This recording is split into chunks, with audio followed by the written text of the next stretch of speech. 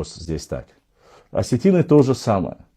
В прямом эфире у меня были представители осетинского народа, дагестанского народа, казачества были лезгины. Очень много раз приходили в прямой эфир адыги, относящиеся к адыге. Это будь то черкесы, кабардинцы или сами адыги. Хотя это все одно и то же.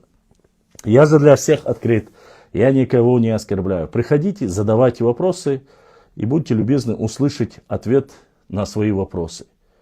Здесь нету. Вот пришел кумык, мы в один день, представитель кумыкского народа, он и так юлил. Я выслушал, и многие там начали писать, ты опять проигрываешь, надо, гай-гуй. Ничего не надо. Этому парню в конце эфира объяснили доходчиво, показали, поймали его на том, что он вообще говорит не в тему. Там разница даже в этих вещах и документах. И мы на хорошей волне расстались. Не нужно спешить, не нужно думать, что там хамял, дайте цадьез, зачем ахуда дойти, что хамял. Это площадка для общения. Это площадка, чтобы мы друг другу высказались, рассказали, показали свои версии. Понимаете? Поэтому довожу до вашего сведения тем людям и сплетникам, балаболам, которые там у кого-то, ни у кого ничего не просил, ни прощения не просил. За правду просить прощения не нужно. Мне, по крайней мере. Что-то по истории, приходите, расскажите свою версию, я расскажу вам свою версию. На этот вопрос закрыт. Итак, Дахмабил.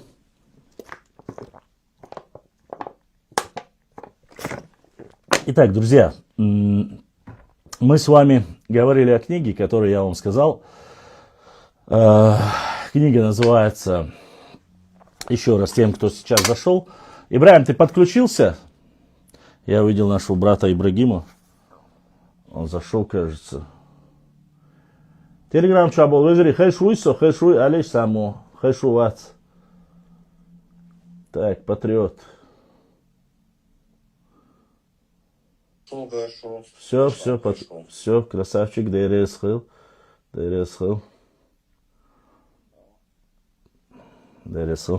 Итак,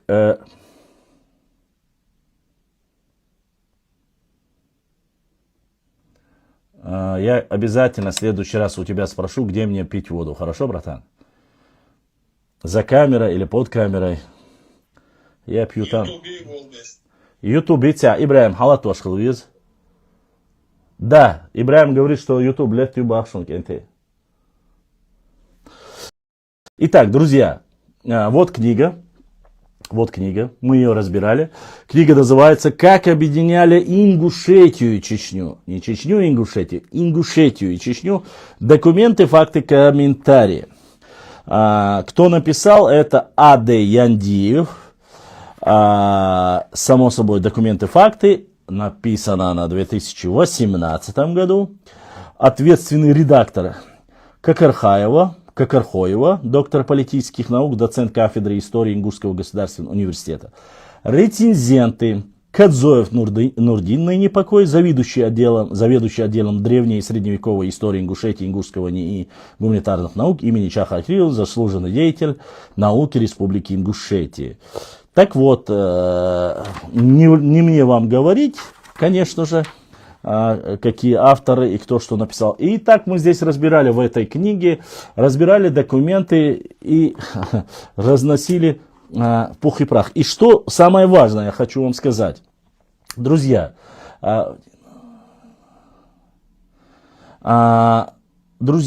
эта книга, ее дали человеку, который мне ее подарил его друг ингуш.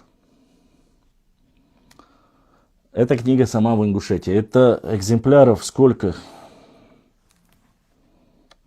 Здесь ограниченное количество. Тираж 1000 экземпляров, даже не так-то уж и мало. Город Назрань, улица Чеченская, дом номер 5. Вот. Компьютерная верстка Кадзоева М.Я. Ну тут прямо целый семейный подряд, я так понимаю. Как объединяли Ингушетию и Чечню, документы Яндиев Абдул Азиз Джабраилович некий. Вот впервые до этой книги не слышал его, чтобы он где-либо выступал, я не видел, по крайней мере.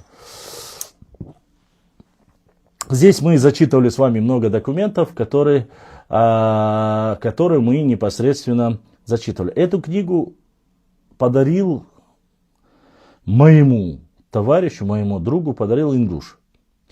И на этой книге он, после того, как эту книгу отдать, до того, он на этой книге сделал отметки. Вот что я хотел вам показать. Вот здесь, чтобы было видно, вот видите, подчеркнутые вот строчки карандашом.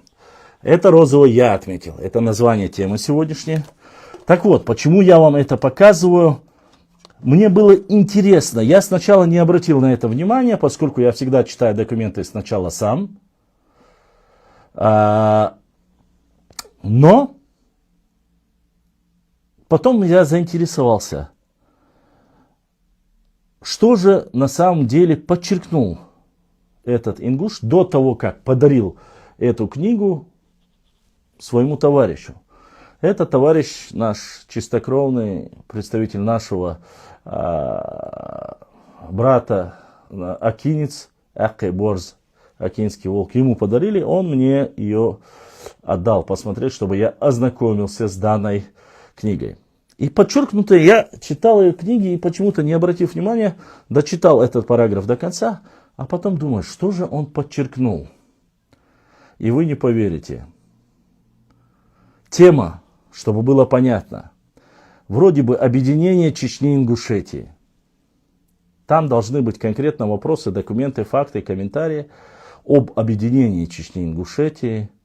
Тема называется «Включение города Грозный в состав Чеченской автономной области». Чтобы было понятно, книга о чеченцах и ингушах, об ингушах и чеченцах, как их объединяли. Документы, факты, комментарии. Так называется книга, я его вам зачитал.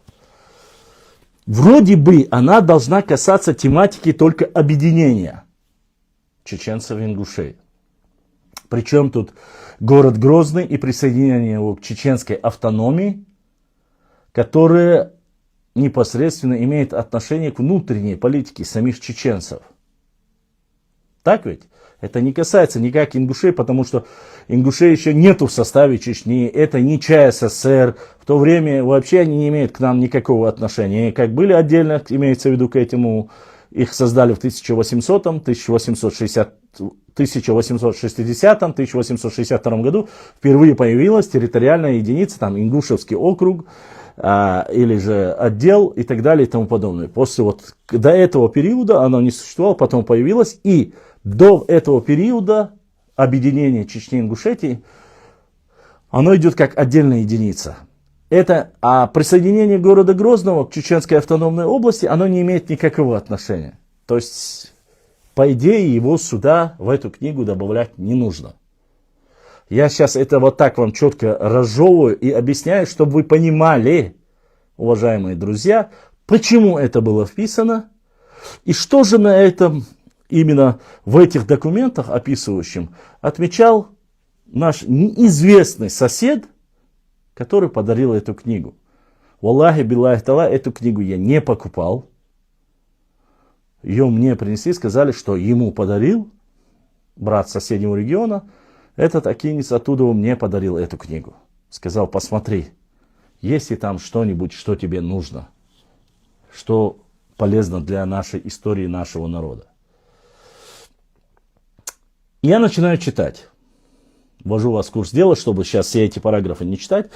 А зачем, я думаю, зачем вообще писать целый параграф, а это без малого. Сейчас я вам скажу, чтобы это не было огульно. Значит, с 98 страницы по 119 страницу, это получается фактически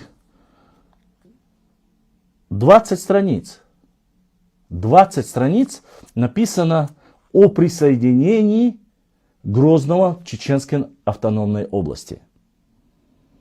И вроде бы все ничего, я начинаю читать, здесь очень скучно, честно сказать, здесь есть документация, почти параллельно с решением присоединением Сунжинского округа рассматривается вопрос о включении города Грозный в состав Чеченской национальной области.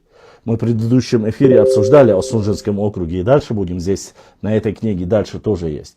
И дальше я читаю там, однако, думаю, будет правильным, если начать историю становления Чеченской автономной области с после Октябрьского периода, для чего обратимся к тезисному докладу председателя Чеченского областного ЦИКа Эльдерханова Таштамира на первом съезде Совета секретаря Кавказского края, состоявшего 30 ноября 1925 года. Хорошо бы ничего, чтобы это внутреннее дело, кем бы ни был Таштамир Эльдерханов, представитель интеллигенции или чеченского, но это мы, чеченцы, и этот наш человек может в политических, а здесь политические моменты очень сильно. Чтобы вы понимали, это как раз-таки период революции, становления советской власти на Кавказе. Я буду говорить сейчас в данный момент, в принципе, о Чеченской автономной области. Это очень важно. Я не буду зачитывать вам все документы, я понимаю, что это многим вам будет неинтересно, но я хочу довести вас, почему написано в этой книге именно, и что, какие моменты отмечены здесь, некоторые тезисные моменты, которые отметили. Для чего вот эти 20 страниц были засунуты в эту книгу. Во-первых, здесь начинается там обсуждение, смотрите, отмеченные моменты. Я хочу, чтобы вам было понятно, что отметил для себя этот ингуш, прочитав эту книгу. Он отмечает для себя, что были исключительно стеснены с целью благоустроить земельное положение казачества, расселенного между горскими племенами. Цитата заканчивается. Там дальше продолжение. Смотрим, опять же, подчеркнуто. Вот эти подлинные причины, которыми объявляется политическим, культурно, экономическая отсталость горцев, вообще в особенности чеченцев. И тут я начинаю понимать. Оказывается, наш сосед с выступления этого документа, опять же, начинает фиксировать оскорбительную часть чеченского народа, подчеркнуто. Здесь подчеркнуто, по обстоятельствам, независимых от трудящихся Чечни, она является наиболее отсталой среди других горских народностей, подчеркнул наш сосед. Дальше смотрим. Там, где царит, вот я только подчеркнутый, Аллахи биллахи та'аля, клянусь именем Всевышнего Аллаха, как он подчеркнул эти тезисы, я вам зачитываю. Там, где царит безвластие, существуют аппараты советской власти. Там, где царил бандитизм, как уголовный, так и политический, наступило успокоение, подчеркивает он.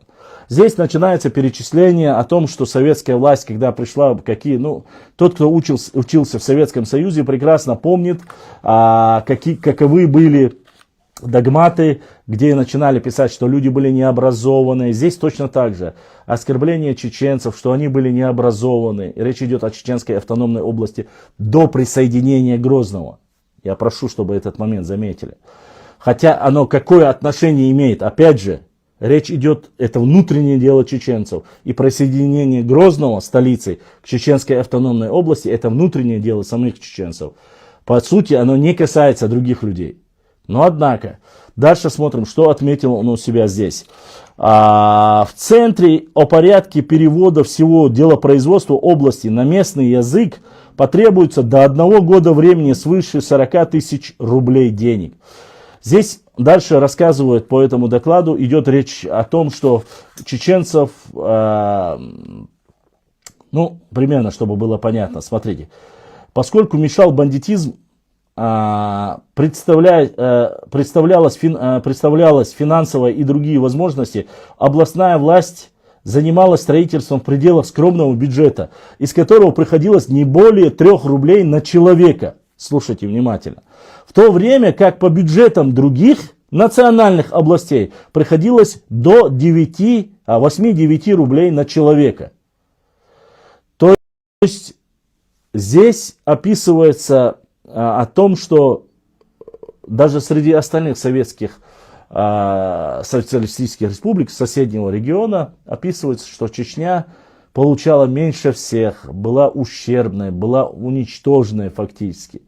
И речь идет о Чеченской автономной области, о том, что была безграмотность. Цитируем дальше. Кроме того, до 8-9 рублей на человека других регионов. Автономная область не получила в наследство ни одной школы. То есть это после царской России речь идет. Здесь он перечисляет. А теперь мы имеем 57 школ первой степени, в коих обучается более 3000 детей. Школу второй степени с интернатами на 50 человек и с общим числом обучающихся в нем более 100 человек. Совпартшколу с интернатом на 75 человек.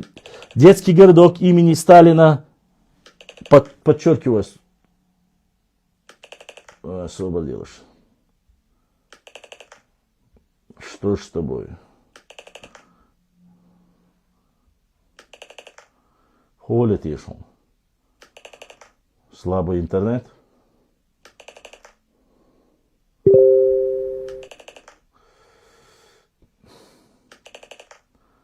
Так. Ага, соцроман, ряд.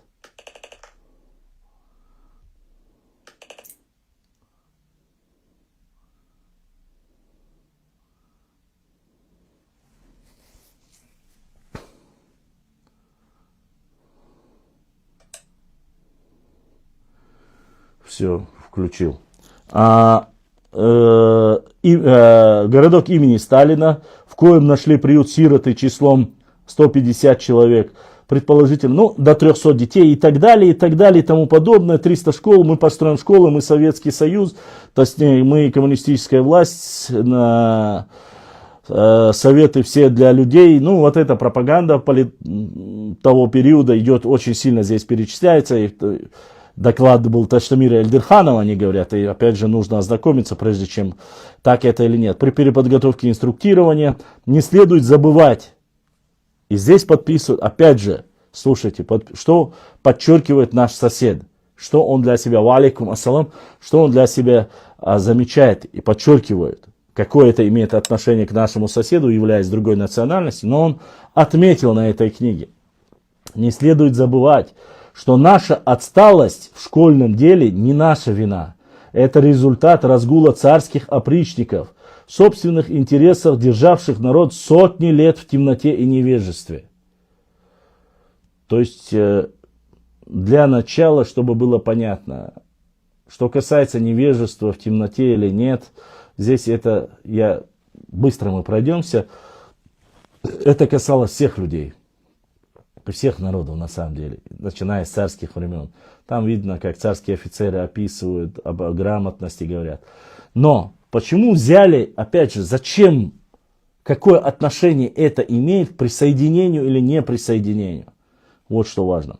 Дальше описывается, подчеркнутое зачитываю, то, что он подчеркнул.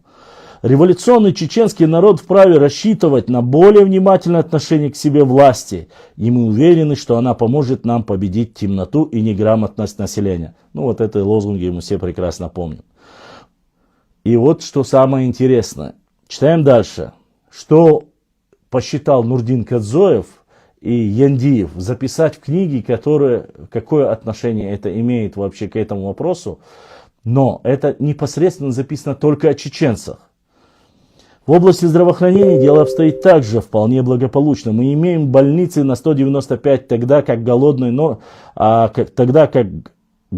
норме из расчета одной койки на 500 жителей потребовалось бы 900 коек. 85% населения, и причем жирно подчеркивает это наш сосед, доброжелатель, 85% больны сифилисом. Он подчеркнул этот важный момент для семьи. Промедление в лечении повлечет за собой вымирание чеченского народа. Это опять результат отношения к нам власти царского периода. Тогда, это подчеркнуто, тогда ничего не было сделано по борьбе с сифилисом. Подчеркнуто. То есть вот этот момент нужно, какое это имеет отношение к объединению, не объединению. А никакого. Здесь нужно в этой книге просто-напросто оскорбить максимально чеченский народ. Другого повода я не вижу, потому что описывать эти моменты, это не суть важно. Но то, что не хватало больниц, школы, я понимаю, что это мог описать Таштамир Эльдерханов. И у него, у новой власти, он должен был договориться, чтобы новые школы, новые больницы были сделаны. Но почему сделана именно ставка на эту болезнь? Почему это специально распространяется? Я не хочу приводить статистические данные современной России, где большинство населения до сих пор больны этой болезнью, хотя она излечима в основном. Но вы можете загуглить и найдете. Ну да ладно, суть не в этом. Читаем дальше, почему это и какое это имеет отношение к объединению Чечни и Ингушетии. Я вам зачитываю. Никакого. Не по охране народного здравия вообще. И подчеркивает, здесь самое интересное, что он подчеркнул, не по борьбе с сифилисом, не по охране народного здравоохранения вообще. То есть он вот эту болезнь зафиксировал, что больше всего чеченцы болели. Он это подчеркнул для себя, что важно для него, он зафиксировал. Дальше. Возможно, за короткий период уже сделано. Точка. Правда, и тут мы обездолены. Слушайте дальше. Правда, и тут мы обездолены по сравнению с другими национальностями. Если размер государственных ассигнований на больницы по Адыгейской области равен 2 рублям и 26 копейкам на жителя, и по Кабардино-Балкарской области 2 рубля на жителя, то по Чеченской автономной области размер этот равен всего лишь 26 копеек. Настолько хранилось, не хранилось, а рассчитывалось на на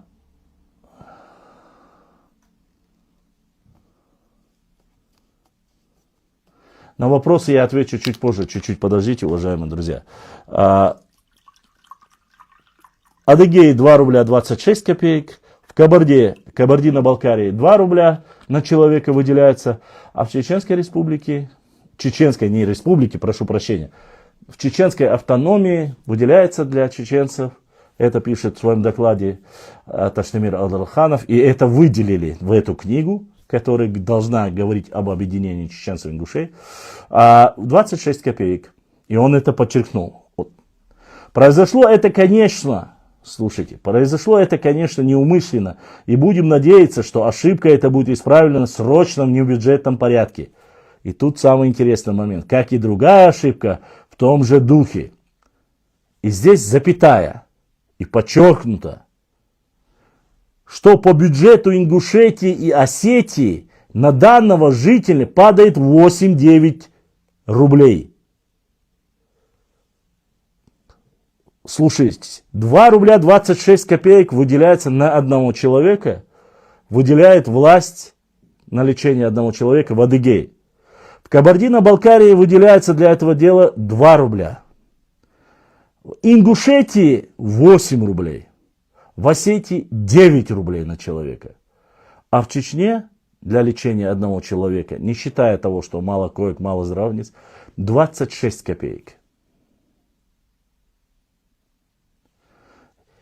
И он здесь это подчеркивает. А у нас в Чечне не более 3 рублей. По отчетам здесь уже другое. 8-9 рублей Осетии и Ингушетии, в Чечне 3 рубля. По отчетам здраводела надо констатировать интенсификацию интересов трудящихся Чечни, отмеченных самым отсталым, подчеркнуто, в Чечне, отмеченным самым отсталым из горских народностей в культурном отношении к медицинской помощи, пользованию бытовыми домашними лечениями у так называемых сельских лекарей. За последние месяцы начинает отходить область, здесь уже дальше идет оскорбление, но в каком плане? Что они обращались к знахарям, они обращались к акушерам, гинекологам, потом, потому что это некрасиво, там неправильно, потом начали, это пропаганда так сказать, того периода. Обычно они говорили все, что было до революции, что они были такими нехорошими, а вот мы советы пришли и так далее и тому подобное. Это мы все пропустим, здесь подчеркнуто больше нет, здесь там описывают, рассказывают, строить мы будем мосты, выделить на это деньги. Но это опять же не касается ингушей и чеченцев. Дальше пишут здесь, шатойские, веденские крепости приводятся частью до революционного состояния, частью в проезжие и так далее тому. по сборам единого сельскохозяйственного налога, нужно сказать, что мы все еще находимся в хвосте других выполнения в этой гражданской области. Я спускаюсь вниз, там рассказывается о суммах, подчеркнутые, зачитываю. Разбросанность территории Чечни, то есть он отметил, наш сосед отметил, что это важно. Разбросанность территории Чечни затрудняла современное вручение окладных листов, а это, в свою очередь, тормозило сбор единого сельскохозяйственного налога, что кампания по сбору развернулась лишь в первых числах ноября месяца. Необходимо продлить там и так далее и тому подобное. Дальше. 21 июня 1928 года, что отмечено, я зачитываю, года, бюро Чеченского обкома ВКПБ по докладу секретаря Чеченского и так далее Булат Г.О., я не знаю почему, просто Г.О. написано, тут фамилии нет, рассмотрела вопрос о слиянии. И вот здесь очень важно, 21 июня 1928 года о слиянии города Грозного с Чечней.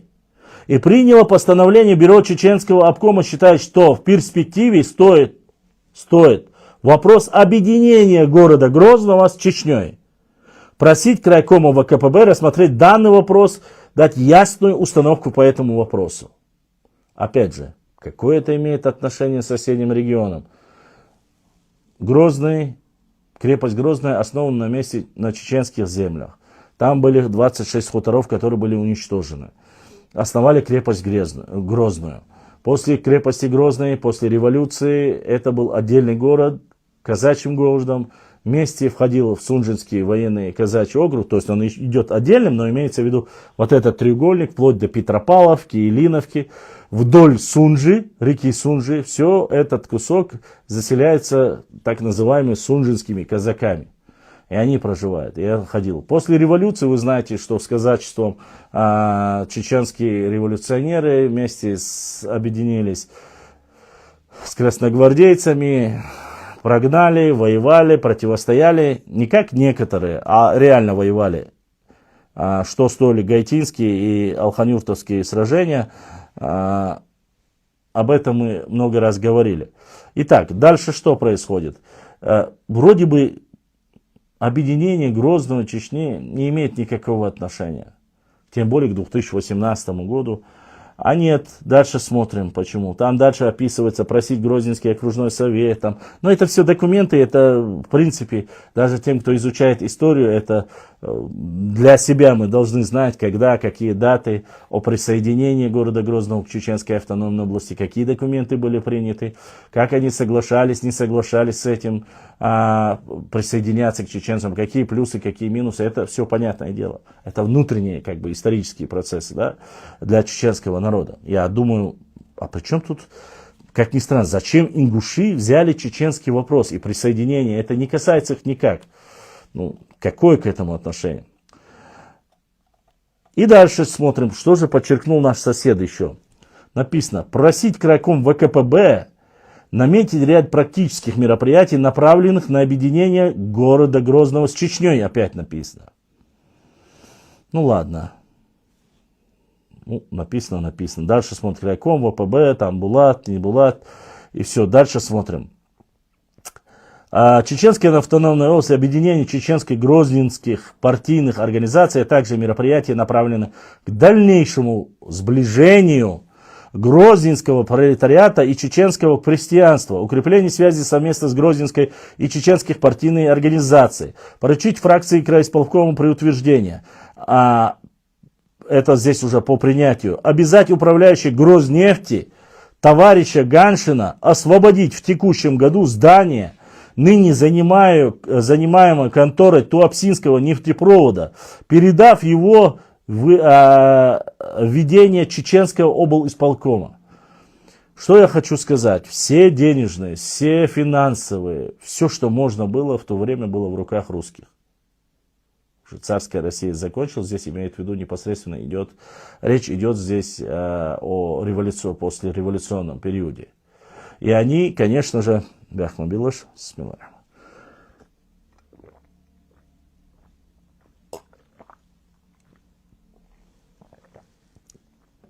Понятное дело, что народ угроблены. Понятное дело, после завоевания, после того, как революции, после революционного периода, что перешло все к Советам. И Советы, опять же, тоже не делились. Но здесь присоединение самого города Грозного, здесь мы уже перечисляем, и когда при перечислении мусульманства, то есть остальные все земли, кроме города Грозный, оно нищенствовало. Нефтепромысла, переработка и все остальное, вот это вообще было не в руках чеченского народа. Только сельское хозяйство, непосредственно, больше ничего как таковое. Все нефтепромыслы были у них. Но это ладно, это что мы знали, дальше мы говорим. Понятное дело, почему не было школ, садик. Ну понятно, здесь царская власть виновата, она ничего не делала. Мы, советы, придем, построим больницы, школы светлые, мы вас научим лечиться, научим 2 раза в неделю ходить купаться, мы сделаем из вас достойный интернационал и так далее. Там, ну, это тот, кто учился в Советском Союзе, я думаю, это все прекрасно помнит. Смотрим, что же ответил дальше. Подчеркнутое. Заслуживает внимания раздел национальные взаимоотношения и справки подготовки к заседанию Бюро крайкома. И здесь начинается интересно. И что я для себя отметил оранжевым таким пунктом. Вот, видно, да? Оранжевый, зеленый. Специально отметил. Здесь я обязательно, здесь записал. Зачитать обязательно. Зачитать обязательно. Почему? Здесь становятся многие вещи очень важные и нужные. Но опять же это касается только нашего народа и нашей истории непосредственно. Поэтому я хочу довести до вас, я вам не буду долго надоедать, но чтобы особенно старшее поколение, которое будет смотреть не сегодня, так завтра, чтобы вы понимали, о чем идет, что начинает и как начинает стучать и доносить в этой книге. Она написана на будущее. Книга написана в 2018 году в Назране. Но вопросы, затрагиваемые этой книги, они направлены, ну, если здесь идет, кроме оскорбления, что мы не больные, не мытые, не бритые, невоспитанные бандиты, и это отмечается в разделе о том, что как объединяли Ингушетию и Чечню, и вообще пункт называется, параграф называется «Город Грозный», как вошел город Грозный в Чеченскую автономную область. 20 страниц, еще раз отмечу, 20 страниц идет описанные работы того периода, пропаганды. Политруки того периода очень хорошо работали. То есть описывали невежество людей, что царская Россия, тот, кто служил в царской России, что они были такие не все... губили весь народ и так далее. И тому подобное. Любая политическая система, когда приходит, особенно в России, вы знаете, ну мы любим какой период, когда заканчивается, так сказать, та или иная эпоха историческая. Ну, в России есть такая привычка, они заходят, говорят, вот тогда было столько плохого. Ну, как мы сейчас говорим, да, некоторые говорят, дал везел Амрибок. И начинают говорить, вот в Советском Союзе все было плохо, они отстой, они там совки, они коммунисты и так далее и тому подобное, говорят. Некоторые. Некоторые говорят, наоборот, люди стали умнее, начали учиться и так далее. То есть и так есть правда. А в период советского периода они говорили, вот во времени царской России это был отстой, они губили людей, в то время было крепостное право, забрали все у крестьян, все было плохо. Тоже часть правда и часть неправда. Но факт остается фактом, когда период меняется, и мы начинаем обвинять тот или иной период. И точно так же я понимаю, опять же, если бы это бы обсуждали, на этой книге обсуждалось, это была бы история Чечни, я мог бы понять. Я мог бы понять и объяснить людям, что вот это написал наш Таштамир Альдельханов, который был там заражен революционным делом и так далее и тому подобное, я бы сказал. Опять же, не вырвав его весь из контекста, из исторического контекста. То есть он, понятно, это политическое задание, он должен был так преподнести, они должны были войти в состав Новой России, ну, уже большевистской России, так сказать, да, или СССР, называйте его как хотите. Это политика. Это я понимаю, что раньше были плохие, сейчас мы хорошие, и вы хорошие, вы нам поможете, построите школы, больницы. Вон там адыгейцам и кабардинцам дают по 2 рубля, а чеченцам дают на лечение 26 копеек, ингушам 8 рублей, осетинам 9 рублей, а чеченцам дают только 3 рубля. Все плохие и так далее и тому подобное. Ну, это все рассказывается, это все политически, как говорится...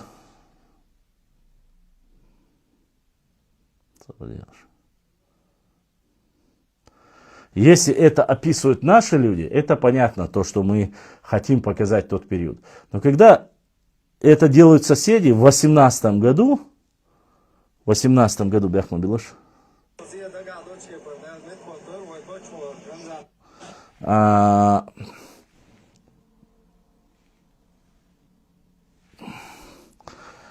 все, что мы видим и все, что мы знаем о периоде нашего, как говорится, нашей истории, мы могли бы это объяснить. Но когда это пишут соседи, мне стало интересно, почему. Почему записывается, отмечается сифилис, почему отмечается бандитизм, почему отмечается именно отсталость чеченского народа. Ну, чтобы вы догадались, это на покупателя.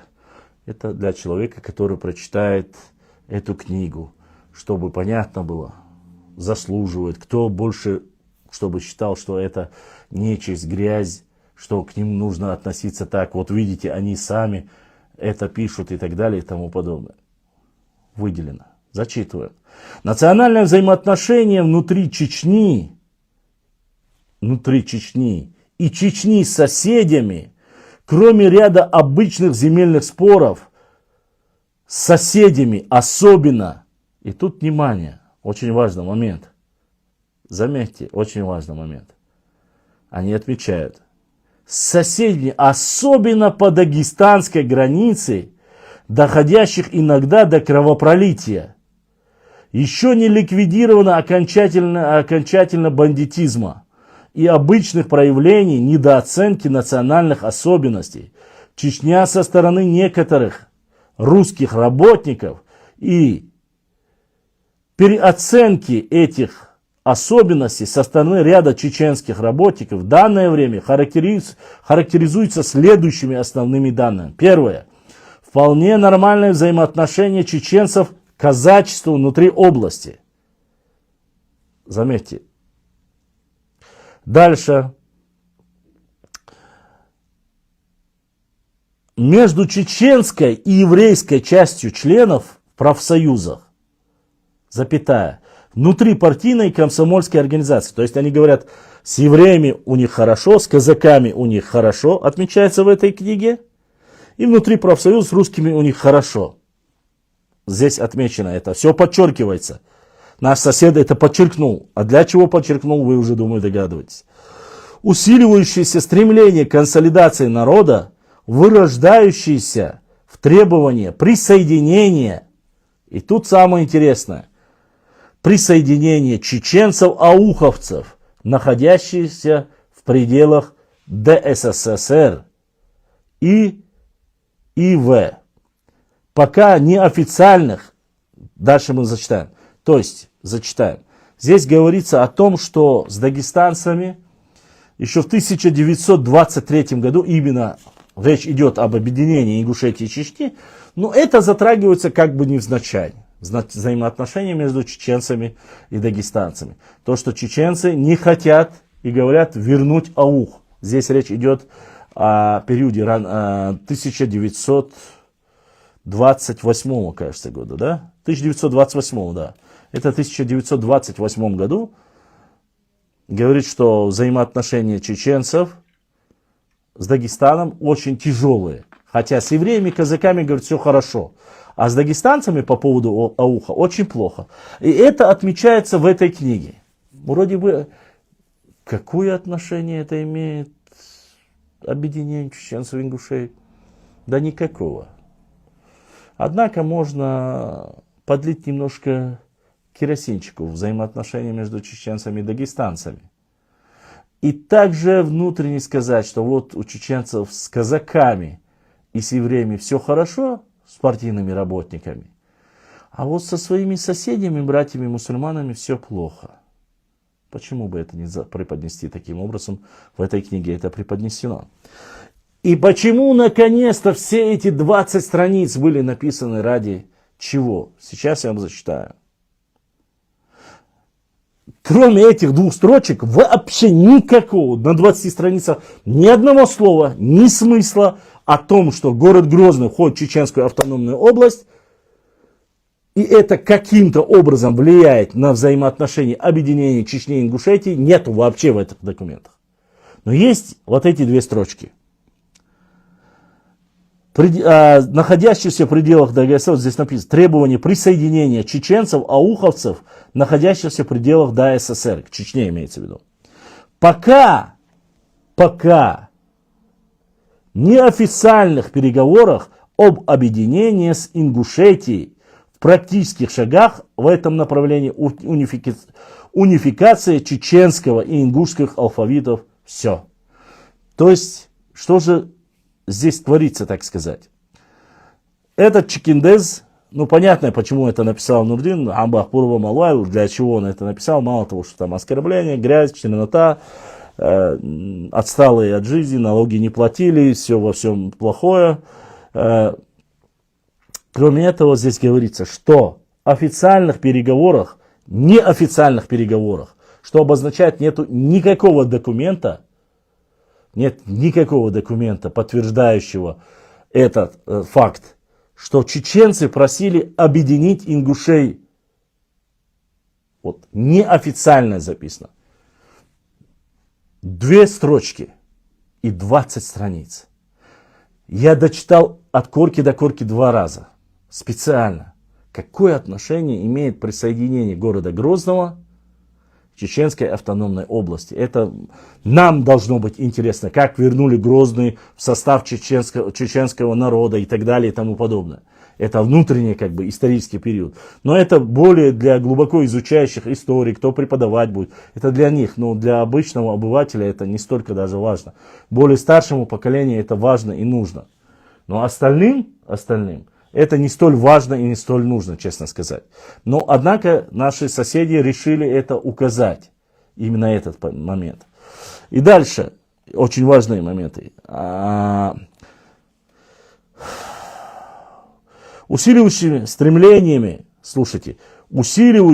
стремлением на присоединение к Чечне города Грозного, как естественного экономического, политического, культурного центра Чечни, с наличием некоторых договоренностей грозненскими организациями по ряду и так далее и тому подобное, отдельными Грозного жилищный вопрос и других. Заселение города Грозного, жилищный вопрос в отдельном проявлении вспышек нездорового. И тут дальше, смотрите. Присоединение Чечни это понятное дело. И здесь фиксируется дальше, слушайте, самый важный момент. Чечни города Грозного, культурного, грозненскими организациями по ряду вопросов. Вовлечение чеченцев в промышленность, заселение Грозного, жилищный вопрос и другие. И здесь я подчеркивает он себя. И отдельными проявлениями вспышек нездорового национализма у отдельных грозненских и чеченских работников. В частности, вопреки решению 12 партсъезда, это подчеркивает он подчеркнул, наш сосед.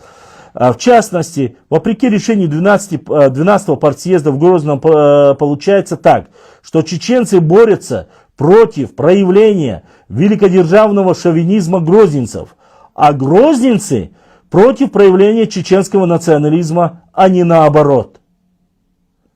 Точка. Заканчивает цитата. И дальше он подчеркивает, чтобы было понятно. Здесь самые худшие стороны нужно выделить и показать людям. Только для этого этот текст. Другого смысла его публиковать здесь нету. Реально нету другого смысла публиковать этого текста, потому что он никак просто-напросто не имеет отношения присоединения города Грозного к Чеченской автономной области, не имеет никакого отношения об объединении Чечни и Ингушетии. Но смотрим дальше. Что же подчеркнул он дальше? Я написал сверху у себя, отметил, зачитать обязательно. Вопрос о присоединении к Чечне ауховцев можно считать созревшим и своевременным. Это говорится еще в 1928 году. Тем людям и тем балаболам, которые говорят, что якобы чеченцы не проявляли, не говорили вернуть аух, что чеченский вопрос не поднимается. Я вам говорил и каждый раз говорю, у меня достаточно документов, которые в период как раз становления большевистской власти, СССР, чеченцы прилагали все усилия, чтобы вернуть Ауховский район. Это факт. И здесь, опять же, в этом документе, я его отметил для себя. Почему? Потому что это вопрос важен для нас, вопрос Ауха исторический. Здесь, например, вопрос о присоединении к Чечне ауховцев можно считать созревшим и своевременным. Об объединении Чечни, Ингушетии и Грозного преждевременным по мотивам, требующим указаний крайкома, в линии которой должны держаться парторганизации Чечни, Ингушетии и Грозного, и о практических мероприятиях к дальнейшему улучшению взаимоотношений. В последнее время, благодаря инициативе чеченского обкома, об этом направлении достигнуты заметные успехи и укрепление связей между чеченскими и грозненскими организациями. Здесь не упоминается ингушскими. Уже сразу понятно, что здесь речь идет непосредственно о чеченцах и грозненцах. То есть Грозный идет как отдельно. Перед грозненскими организациями должен быть поставлен вопрос о необходимости оказания чеченской организации более широкой поддержки в деревенской работе, помимо культшефства в самой решительной борьбе со всякими проявлениями шовинизма у работников и рабочих массах, а чеченскую организацию нужно предупредить об опасности и вредоносности националистических уклонов, являющихся результатом сильного давления на партийные и советские организации Чечни со стороны чеченской буржуазии и буржуазной интеллигенции. Дальше подписывает наш сосед. Он это не отметил, это розовый, я отметил, что важно. 7 сентября 1928 года, как предполагалось, опросов членам Бюро Северокавказского крайкома ВКПБ, данное постановление было утверждено.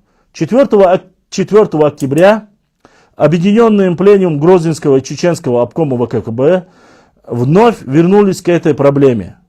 Поставленным вопросов и так далее и тому подобное. Здесь дальше я зачитывать, честно сказать, вам не буду. Здесь лабуда, здесь ацики, там рассмотрение. Это не столь важно. Еще идем дальше. Я отвечаю вопросы, которые... Здесь просто идет много... Грозненский облсовет, облсовет. Вообще не упоминается ни слова об ингушах и ничего этого нету даже. Объединение Грозного в Чечне есть. Зачем они туда засунули Ингушетию? Само собой, чтобы было понятно.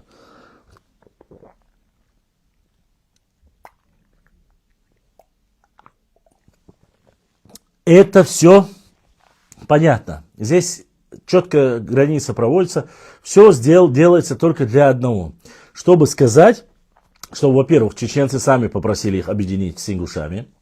Это первый момент.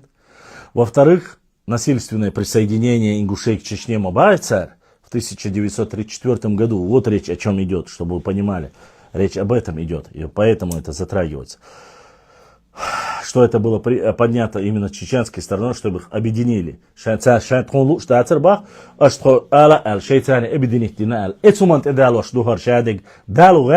Но это такая лажа. Нельзя...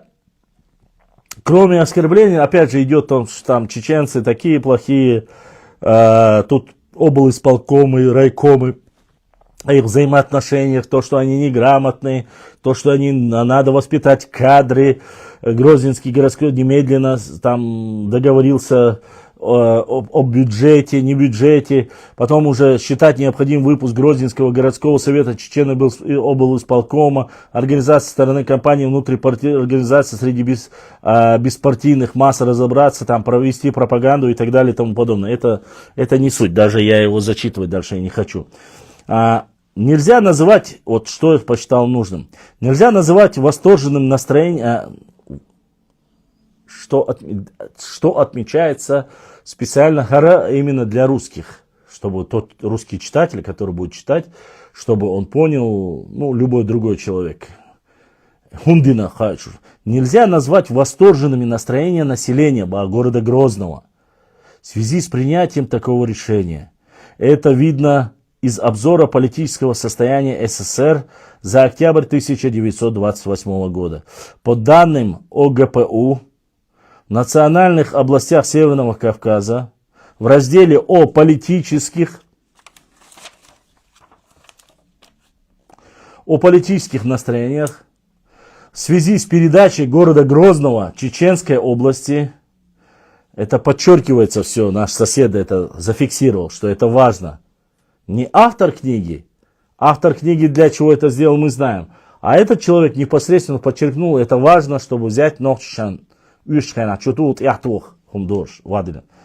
и он здесь пишет, города Грозного Чеченской области. Русские рабочие, первоначально протестующие против объединения из-за боязни чеченизации промышленности, после проведенной разъяснительной кампании относятся к решению края положительно. Наряду с этим имеет место разговоры о возможном ущемлении русских интересов и обострении межнациональных отношений. Служащие русские, считающиеся с возможными новых сокращений, с неизбежной чеченизацией русских учреждений, решением края недовольны. Дальше. Чеченцы, служащие областных учреждений, в свою очередь боятся наплыва и объединения учреждений сильных и грамотных по сравнению с ними русских работников. То есть русские говорят, что они будут чеченизированные, их компании, то есть будут там чеченцы работать с ними. А чеченцы, мол, боятся, что грамотные, правильно, хорошие русские придут, и их, как говорится, по сравнению, даже здесь записал, послушайте только, чеченцы, служащие областных учреждений, в свою очередь, боятся наплыва в объединенные учреждения сильных и грамотных по сравнению с ними русских работников. То есть Нохчи тут ущемляются, оскорбляются и так далее и тому подобное, но это на книге делается специально, выкладывается, чтобы было понятно, какие ущербные, какие плохие, больные и так далее и тому подобное. Дальше читаем. Торговцы и ремесленники, кустари, нацмены оценивают объединение как ухудшение своего положения под начальством чеченцев, высказываясь по отношению к последним крайне неприязненно. То есть ремесленники, базаркомы и все остальные, говорят, оскорбляли чеченцев, к ним отношение, говорят, такое было. Если сейчас объединят, вот что сейчас будет только, то есть нас оскорбляли все приезжие, бахахуар, грубо говоря.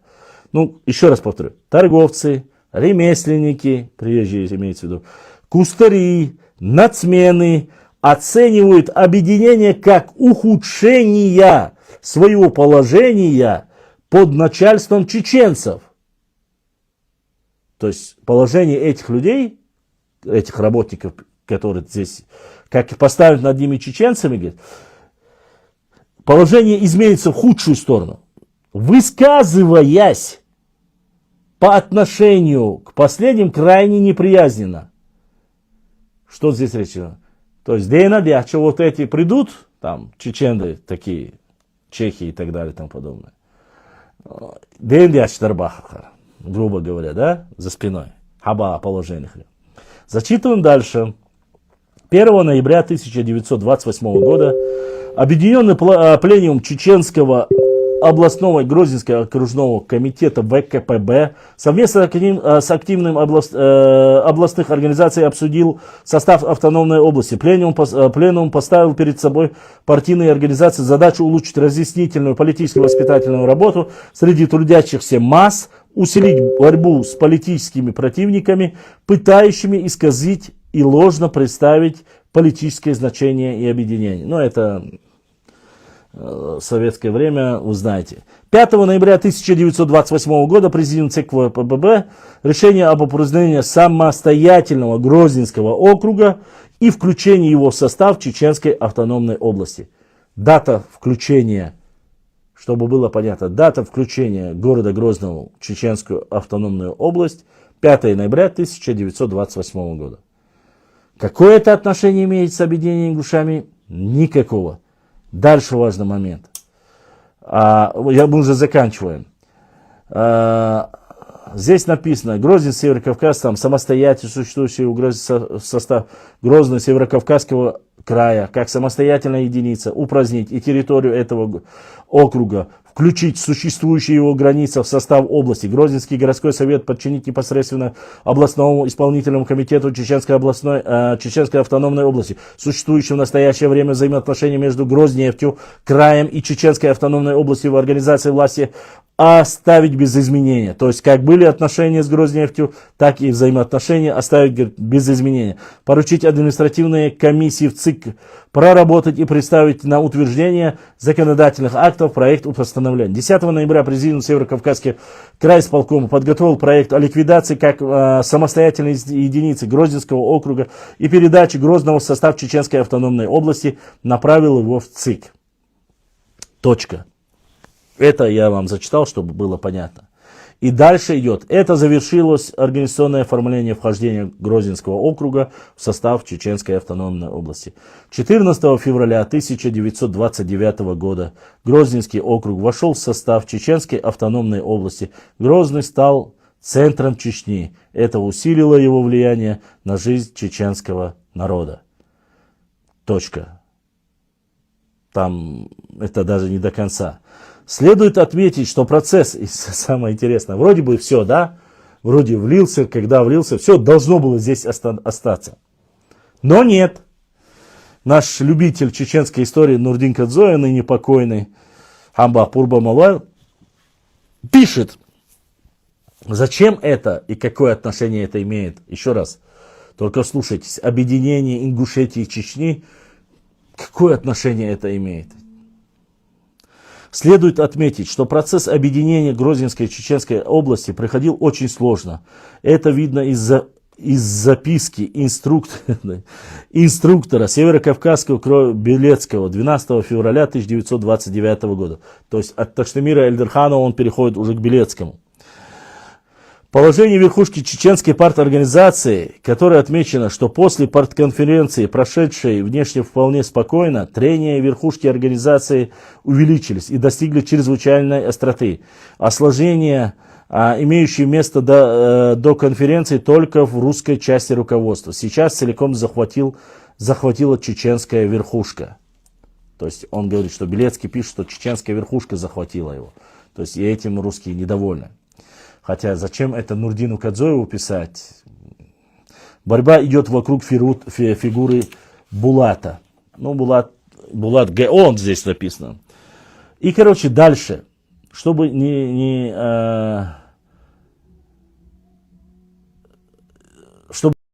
брать лишний раз на себя греха, я скажу так. Здесь дальше... Весь этот вопрос, на этом сейчас я вам могу зачитать, конечно. Для чеченской части эта борьба является прикрытием группировок грызней. То есть между собой описывается грызня между собой. Можно смело сказать, что группировки националы используют для своей борьбы начатую против Булата группой Озерова и других. Принципиальное обвинение, выдвигаемое против Булата, он мало занимается городскими делами, тормозит выдвижение молодого чеченского актива, не имеет твердой линии в проведении национальной политики и сталкивает националов лбами, сам лавируя между ними, городскими делами Булат действительно не имел. Короче, дальше. Они начинают здесь списывать этого Булата, чтобы свергнуть его, что он был алкашом, бухнарем и так далее и тому подобное. Что нужно его свергнуть, свергли. То есть здесь опять же идет оскорбление чеченцев, что они были алкашами, пьющими. То есть этот момент они зафиксировали. И до конца этого параграфа рассказывают, какой же Булат был плохой. Конец. Здесь конец мне нравится больше. Этот вопрос стал предметом обсуждения секретариата Северокавказского крайкома ВКБ, удовлетворить просьбу Булату о освобождении его от должности секретаря Чеченского обкома. То есть он был секретарем Чеченского обкома, и они здесь обсуждают, пишут То есть я зачитывал, читал вот все эти 20 страниц, друзья. На этом мы закончили по поводу вопроса непосредственно объединения. Еще раз повторю. Тема называется, 20 страниц. Тема называлась «Включение города Грозного в состав Чеченской автономной области». Сама книга называется «Объединение Ингушетии и Чечни». Зачем этот параграф внесен сюда? Я хотел, честно сказать, я думал, здесь будет непосредственно очень много моментов, касаемо, там, что послужило мотивацией. Присоединение произошло 1928-29 год. Это Грозный присоединили к Чеченской автономной области. После этого прошло еще 6 лет. И только тогда, через 6 лет, прошло уйма времени, объединили Чечню и Ингушетию. Здесь показывают отсталый чеченский народ в этой книге. Словами Таштемира Альдырханова, якобы. Потом описывают, что секретарем райисполкома был Булат некий, что он там конченый алкаш, не разбирается и так далее и тому подобное. Русские были недовольны чеченскими националистами. Чеченские националисты не были довольны русскими. Чеченцы были недовольны. У них был спорный вопрос с дагестанцами по поводу ауха. У меня возникает вопрос, какое собачье дело Нурдина, этого Яндиева и вообще в этой книге, которая написана в 2018 году, какое отношение? Мы не ЧССР, это не общая проблема. Это не общая проблема. Зачем было это писать? Кроме как стравливать определенных людей, чтобы у них была ненависть и взгляды к чеченцам с только с худшей стороны. Но это типично советская пропаганда, со всем уважением к моему Советскому Союзу. Это первый период Соэфиряву. Да, давай. Непосредственно, кроме оскорбления, безграмотность, вот на этих 20 страницах, безграмотность, сифилис, не лечились, были бандитами. Ничего хорошего вообще как таковой в этих 20 страницах, где обсуждается объединение города Грозного и Чеченской автономной области, ничего нет. И только фактически две строчки на одной странице и одной строчки на другой странице, говорит, неофициально якобы просили присоединить Грозный к Чеченской автономной области и Ингушетии. И Ингушетию присоединить к Чеченской автономной области. Неофициально. То есть нету нигде на бумаге, нету об этом ни слова. Они просто вот этот кусочек добавили и сказали, что 20 страниц. Все это можно было бы там, если они хотели упомянуть именно эти 2 строчки, можно было это закончить все сжато. В таком-то году подняли этот вопрос, в таком-то году обсуждали, город Грозный должен войти. Там же упоминается, что чеченцы, якобы Таштемир Альдырханов и чеченский райисполком ВКПБ предложил присоединить город Грозный к Чеченской автономной области и неофициально, и Ингушетию. Все, там больше не надо 20 страниц. Оскорблять чеченцев, показывать их, что они были немытые, не грязные, больные, изувеченные, что они вообще, понимаете, не люди сан. Вот так получается по этой книге. Ладно, несмотря на все это понятно, что это политическая работа. Я вам не просто так объяснял, что после царизма советская власть хотела показать, что царский режим был плохой, вся эта система была плохая, что они не построили школы, больницы, люди умирали там, а вот мы, советы, все сделаем. Мы слышали эту пропаганду, мы видели это в фильмах. Это такая работа, это политика. Это я могу понять. Но опять же, какое это имеет отношение к нашим соседям? Никакого. Дальше я читаю, смотрю, налоги не давали, были разобщены и так далее. Здесь рассказывается, в этом же вопросе рассказывается о наших взаимоотношениях, что с соседями у них были худшие с дагестанцами, указывается. Именно по Ауховскому вопросу. Ладно, этот исторический момент, ладно. Допустим, если это даже упоминается в этом документе, это получается, что Чеченская автономная область во время существования в 1928 году проявляла и выявляла интересы и говорила вернуть в часть Чеченской автономной области, вернуть Ауховский район. Здесь это говорится. Зачем они это впихнули? А впихнули они все просто только для того, чтобы показать. Здесь указывается, что взаимоотношения с евреями, с русскими и с казаками у чеченцев были хорошие. Вам не кажется странно, зачем это было упоминать? Мы все знаем, что евреев здесь фактически нету. Мы знаем, что терское казачество фактически отсутствует вообще как таковой, как сословие. Не в оскорблении, а и реальной исторической, как говорится, картины. Это не та ситуация, которая была в начале 19-20 века, точнее. Здесь там осталось от казачества, конечно, какие-то единицы, да? Но как таковой они не являются там национальным большинством. И сами знают, что отношение у Дагестана, честно сказать, и даже у тех же ингушей по отношению к казачеству, оно, ну, по крайней мере, они говорят, вот мы с ними воевали, мы против них там, мы вместе с Серго Орджоникидзе там противостояли белогвардейцам и казакам, освободили, ну и так далее и тому подобное. То есть мы красавчики, ненавидим их, а вот чеченцы имели хорошие отношения с евреями, говорит, и с казаками. Но у них были проблемы с дагестанцами. Зачем это указывать в разделе Грозный, входящий в состав Чеченской автономной области? И какое вообще к этому имеет отношение Нурдин Кадзоев, да и вообще Ингушетия? Да никакого не имеет. Но в книге 18 года это нужно было упомянуть. Почему? Потому что... Ва алейкум ассаламу рахматуллахи баракат. Но...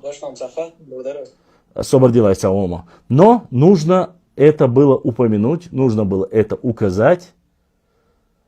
Люди, которые будут читать эту книгу, я честно вам скажу, если бы я не был бы чеченцем, я взял, и эта книга попала бы ко мне в руки, я бы зачитал бы этот параграф, грубо говоря, понимая, что там написано, не бестолочь, непонятно это не прочитать, я бы сказал, насколько тупыми, грязными, неотесанными бандитами, не заслуживающие вообще ничего, даже в принципе на существование, они получили столицу, город Грозный, который не был их, не построен ими. Вот такое бы у меня мнение было у человека со стороны. Я-то это все знаю, потому что мы знаем, как я закончил исторический факультет, я знаю, как это делалось. Да и все знают, в принципе. Когда обвиняли белогвардейцев, потом красные пришли, сейчас красные ушли, теперь Новая Россия говорит, что в СССР было все. Ну, такая ситуация. Поэтому данный параграф мы полностью развенчали, чтобы вы знали. В 18 году чеченцы знать не знали о каких-либо взаимоотношениях, и тем более не писали, как получили ингуши Назрань, и как это являлось, как это повлияло на взаимоотношения между чеченцами и ингушами. Представьте себе, параграф называется, книга называется «Объединение Чечни и Ингушетии», книга название, и внутри там параграф. Параграф называется «Как Назрань вошел в состав Ингушского автономного округа». И там рассказывается о всей грязи, которые были до советского периода, слабости, отсталости, все пишется, но никакого отношения, которое является по объединению чеченцев и ингушей, в нем не было. И здесь то же самое. 20 листов сплошной воды с оскорблением к чеченскому народу. Кто это написал? Написал книги, да, я же Абдул Азиз Янда... Освободил. Вы сейчас что одушу? YouTube что одушу? Сейчас, подождите. Освободил? Конечно, освободил. Соглашуй. Видно меня? Что говоришь, что Телеграм что? Книгу видишь? Нет, книгу не вижу. Как не видишь? Если ты меня видишь в экране. Застывшее видео мне показывают. Да? Sana говорил, что Аусалыр. Вижу. Вот, книга называется «Как объединяли Ингушетию и Чечню. Документы, факты и комментарии». Написал Абдул-Азиз, сейчас я тебе полностью, чтобы, я его никогда не слышал. Абдул-Азиз Джабраилович Яндиев. Компьютерная верстка Кадзоева М.Я. Научный рецензент.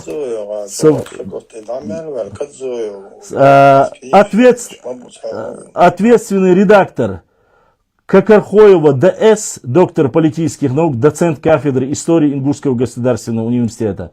Рецензент, ныне покойный, Кадзоев Нурдин, заведующий отделом древней и средневековой истории Ингушетии НИИ. И автор Яндиев, Абдул-Азиз и так далее. И самое главное, здесь начало какое жаркое. У гор и горцев одна душа, и стук в единые сердца. Чеченцу нет роднее ингуша, а ингушу чеченцу. И все дерьмо, которое есть в этой книге, написано про чеченцев. Вот такая вот ситуация, чтобы было понятно. Книга напечатана в 2018 году.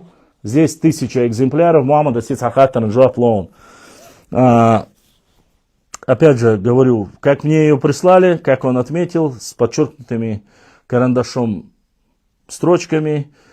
Я полностью вам зачитал. Здесь рассказывают о том, что Булат, чеченец, был бухарем-алкоголиком, что чеченцы были здесь националистами, здесь написано, что они там возглавляют, что нацмены, которые работали здесь, были недовольны, что город Грозный возвращают чеченцам, то есть в Чеченскую автономную область. Мы это и так знали, в принципе, потому что заселение против заселения там это было. Но что так грузины, армяне, евреи, греки, которые проживали в городе Грозном, там еще другие национальности, белорусы, латыши, что они нас ненавидели за то, что мы будем над ними начальниками, и отношение у них к нам с матом идет, да?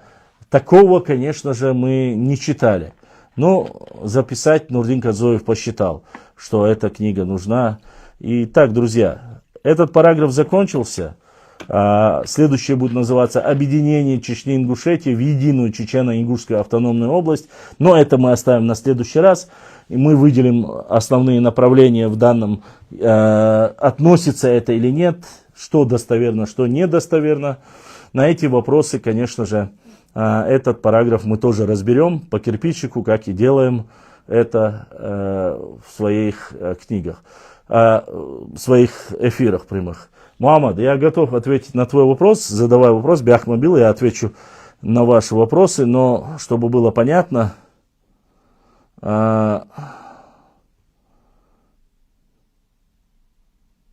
еще раз, я долгое время занимался другими вопросами, имеется в виду историческими нашим касаемо нашей истории. Муаммад, Цуантро, Хахаттар до Элваро, Хахаттан Хуатрачу. Веллон. Солички сейчас сау провокатор, квадинат боже, су провокациям зазон. Юда салам делва. Ва алейкум салам ва рахматуллахи ва баракатух. Термал шейх, ва. Юш хазан. Хаза. Из кабардинец у таха вой омма хуат бо шестац вера стутники то бер салана томра масит тоздони. Это шейх Мансур, это хунадник, это итальянец, поэтому кабардинец у это. Ну, да, конечно, Термал Шейх является чистокровным нохчи, недоумки, потомки ну, короче, Ишбац, им все ненавистно, почему и Термал Шейх, и Шейх Мансур, и все остальные же с ними, они недовольны этим только для одного. Почему они говорят, что они других национальностей? Да дело в том, что именно эти люди занимались оживлением ислама среди нашего народа. То есть это не говорит о том, что мы не были мусульманами. Нет, мы были мусульманами. Но время от времени и там речь идет о том, что эти люди призывали к тому, чтобы мы вернулись к исконному исламу, чтобы оставили там, грубо говоря, там, бухать, курить, инцацаула, уверстину, азлу, хомлуч, ушу, сыц, ат ия нахан, бали, муалтот, насихат яш. Ишт насихат яш, бар элла, бу иштут я, и вот соша бу ишту, бер шейху. Они, странно, бер шейха еще не назвали каким-нибудь там турецким коммунистом. Но я про то, что говорю, Термал Шейх, он здесь захоронен, он является чеченцем. Если бы он даже был братом адыгом, что не является, конечно же, так, абсолютно никаких проблем бы с нашей стороны не было, Мамад. И еще одно я тебе скажу. Распространение ислама шло с востока на запад. Если он был адыгом, даже тем же кабардинцем, ислам должен был прийти к нам с запада на восток.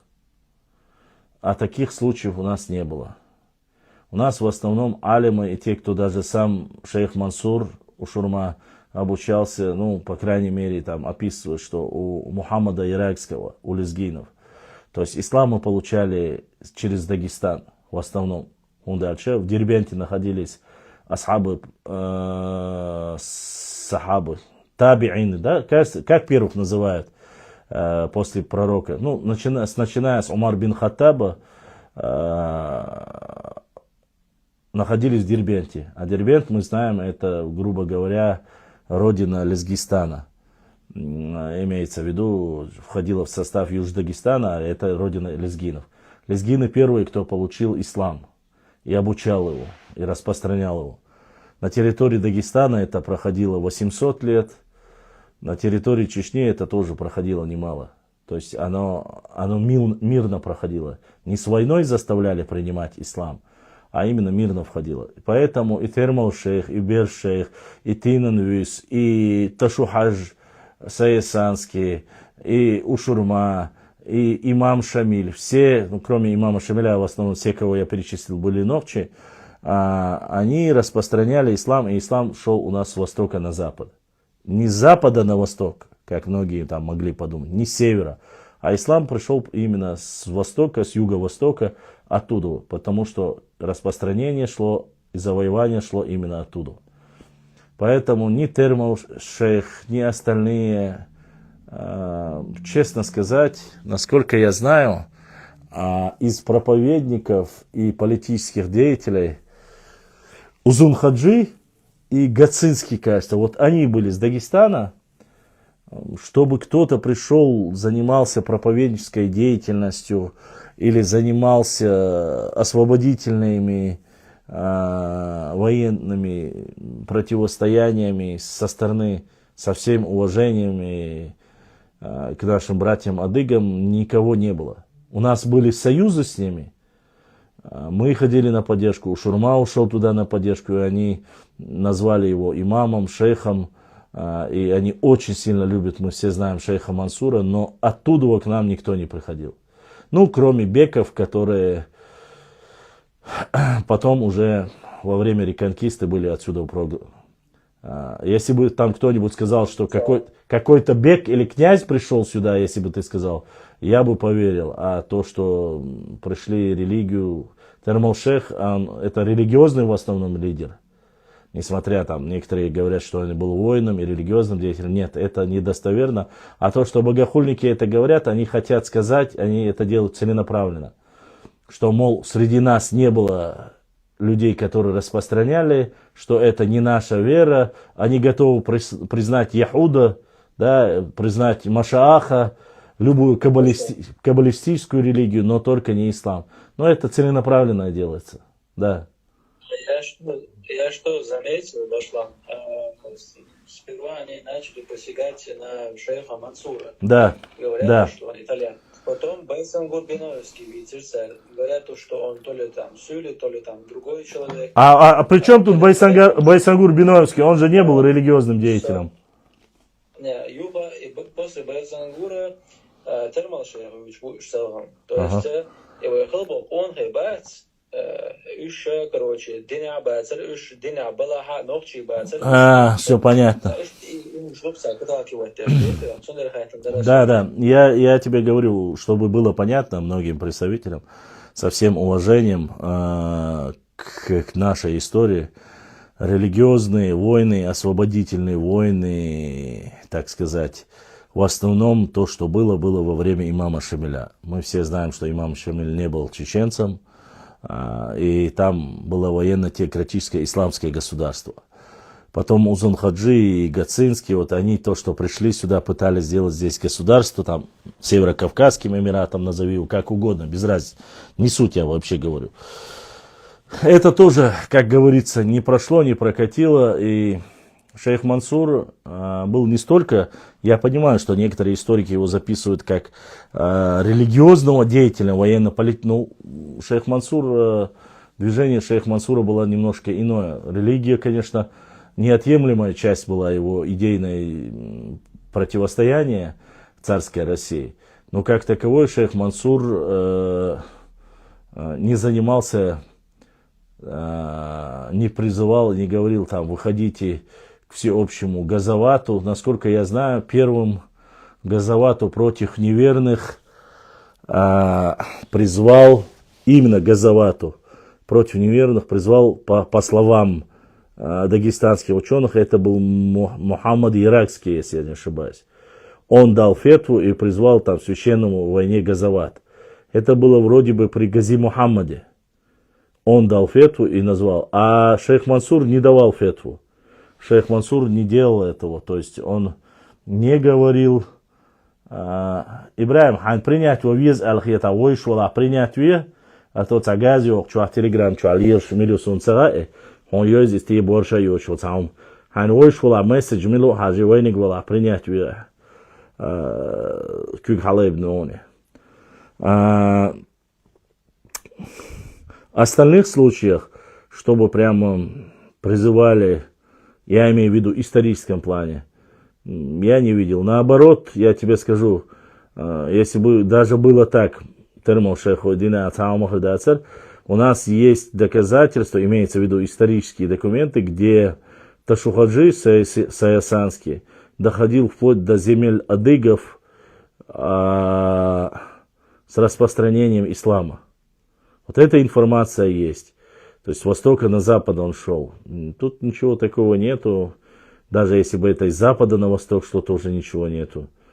Я, честно сказать, плохого ничего не вижу. Но эти люди направляются, делают это целенаправленно. А знаешь, почему Байсангура обвиняли? Потому что Байсангур был одним из одиозных личностей, который принимал и до конца шел на пути Газавата. Им, если бы он был язычником, они бы ничего, и он воевал, они бы ничего не сказали. А поскольку он участвовал в священном газавате, они готовы его назвать кем угодно. Но эти ублюдки, не имеющие ни чести, ни совести, что ты можешь сказать им? Единственное, что, кто с нами оспаривал, вот была сейчас, опять же, я не могу сказать, что это на самом деле кабардинка она, или из народов там братьев адыгов. Сейчас мне прислали человек, где-то 5-6 прислали под кабардинским ником. Одна нарнейка написала, что якобы Зелимхан Харачевский не был чеченцем, что он якобы был кабардинцем. Гашмузукоев там и так далее и тому подобное. Но это, конечно же, тоже является полностью такой ерундой, поскольку, во-первых, у Зелимхана, то есть линии Цюнгарах больше, он прямой эрдат свой, но Цюнвещит Яхьянаха больше есть потомки. Они проживают, и ДНК показывает, что они не имеют никакого отношения, со всем уважением, к адыгам. То есть у адыгов нету такой гаплогруппы. И они, само собой, ваш зелем хелча, зелем хиол ДНК ютюна, и они не имеют никакого отношения ни к адыгам, ни к кому-либо другому. Эти сказки сегодня уже не прокатят. Почему? Потому что единственное, почему я бы хотел в первую очередь, чтобы кто-нибудь нашел бы что-либо там, относящееся к шейху Мансуру, первому имаму Кавказа, чтобы можно было сделать анализ ДНК. И тогда можно было бы обломать этих ублюдков, которые там... Ну, я даже не знаю, ублюдки называть тоже, даже ублюдки имеют хоть что-то такое, знаешь, и веру, и честь. А эти люди, любых исторических персонажей, которые существуют, национальные герои чеченского народа, они пытаются этих людей оскорбить только за то, что они участвовали в священной войне. Там только это, ни больше, ни меньше. Термал-шех является исконно чистым чеченцем, даже из какого тейпа у меня записано.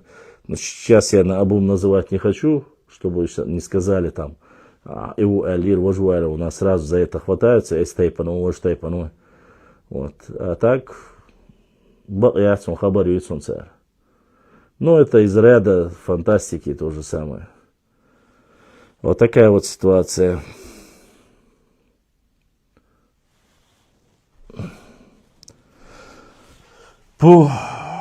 Так, друзья, давайте я готов ответить на ваши вопросы.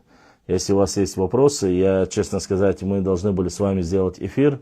Кто хочет задать аудио вопрос, может зайти в телеграм-канал и там задать аудио вопрос. Если вы хотите написать, напишите в инстаграме, и здесь мы тоже ответим на вопрос. На следующий эфир мы обязательно разберем с вами дальше.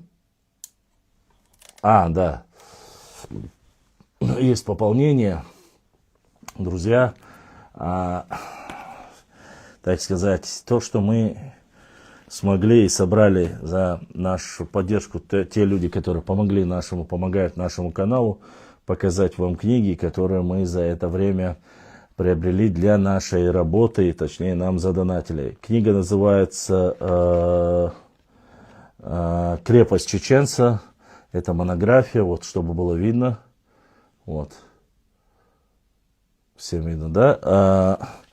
Написал ее Умаев еще в 2013 году, книга 2013 года. Но в любом случае это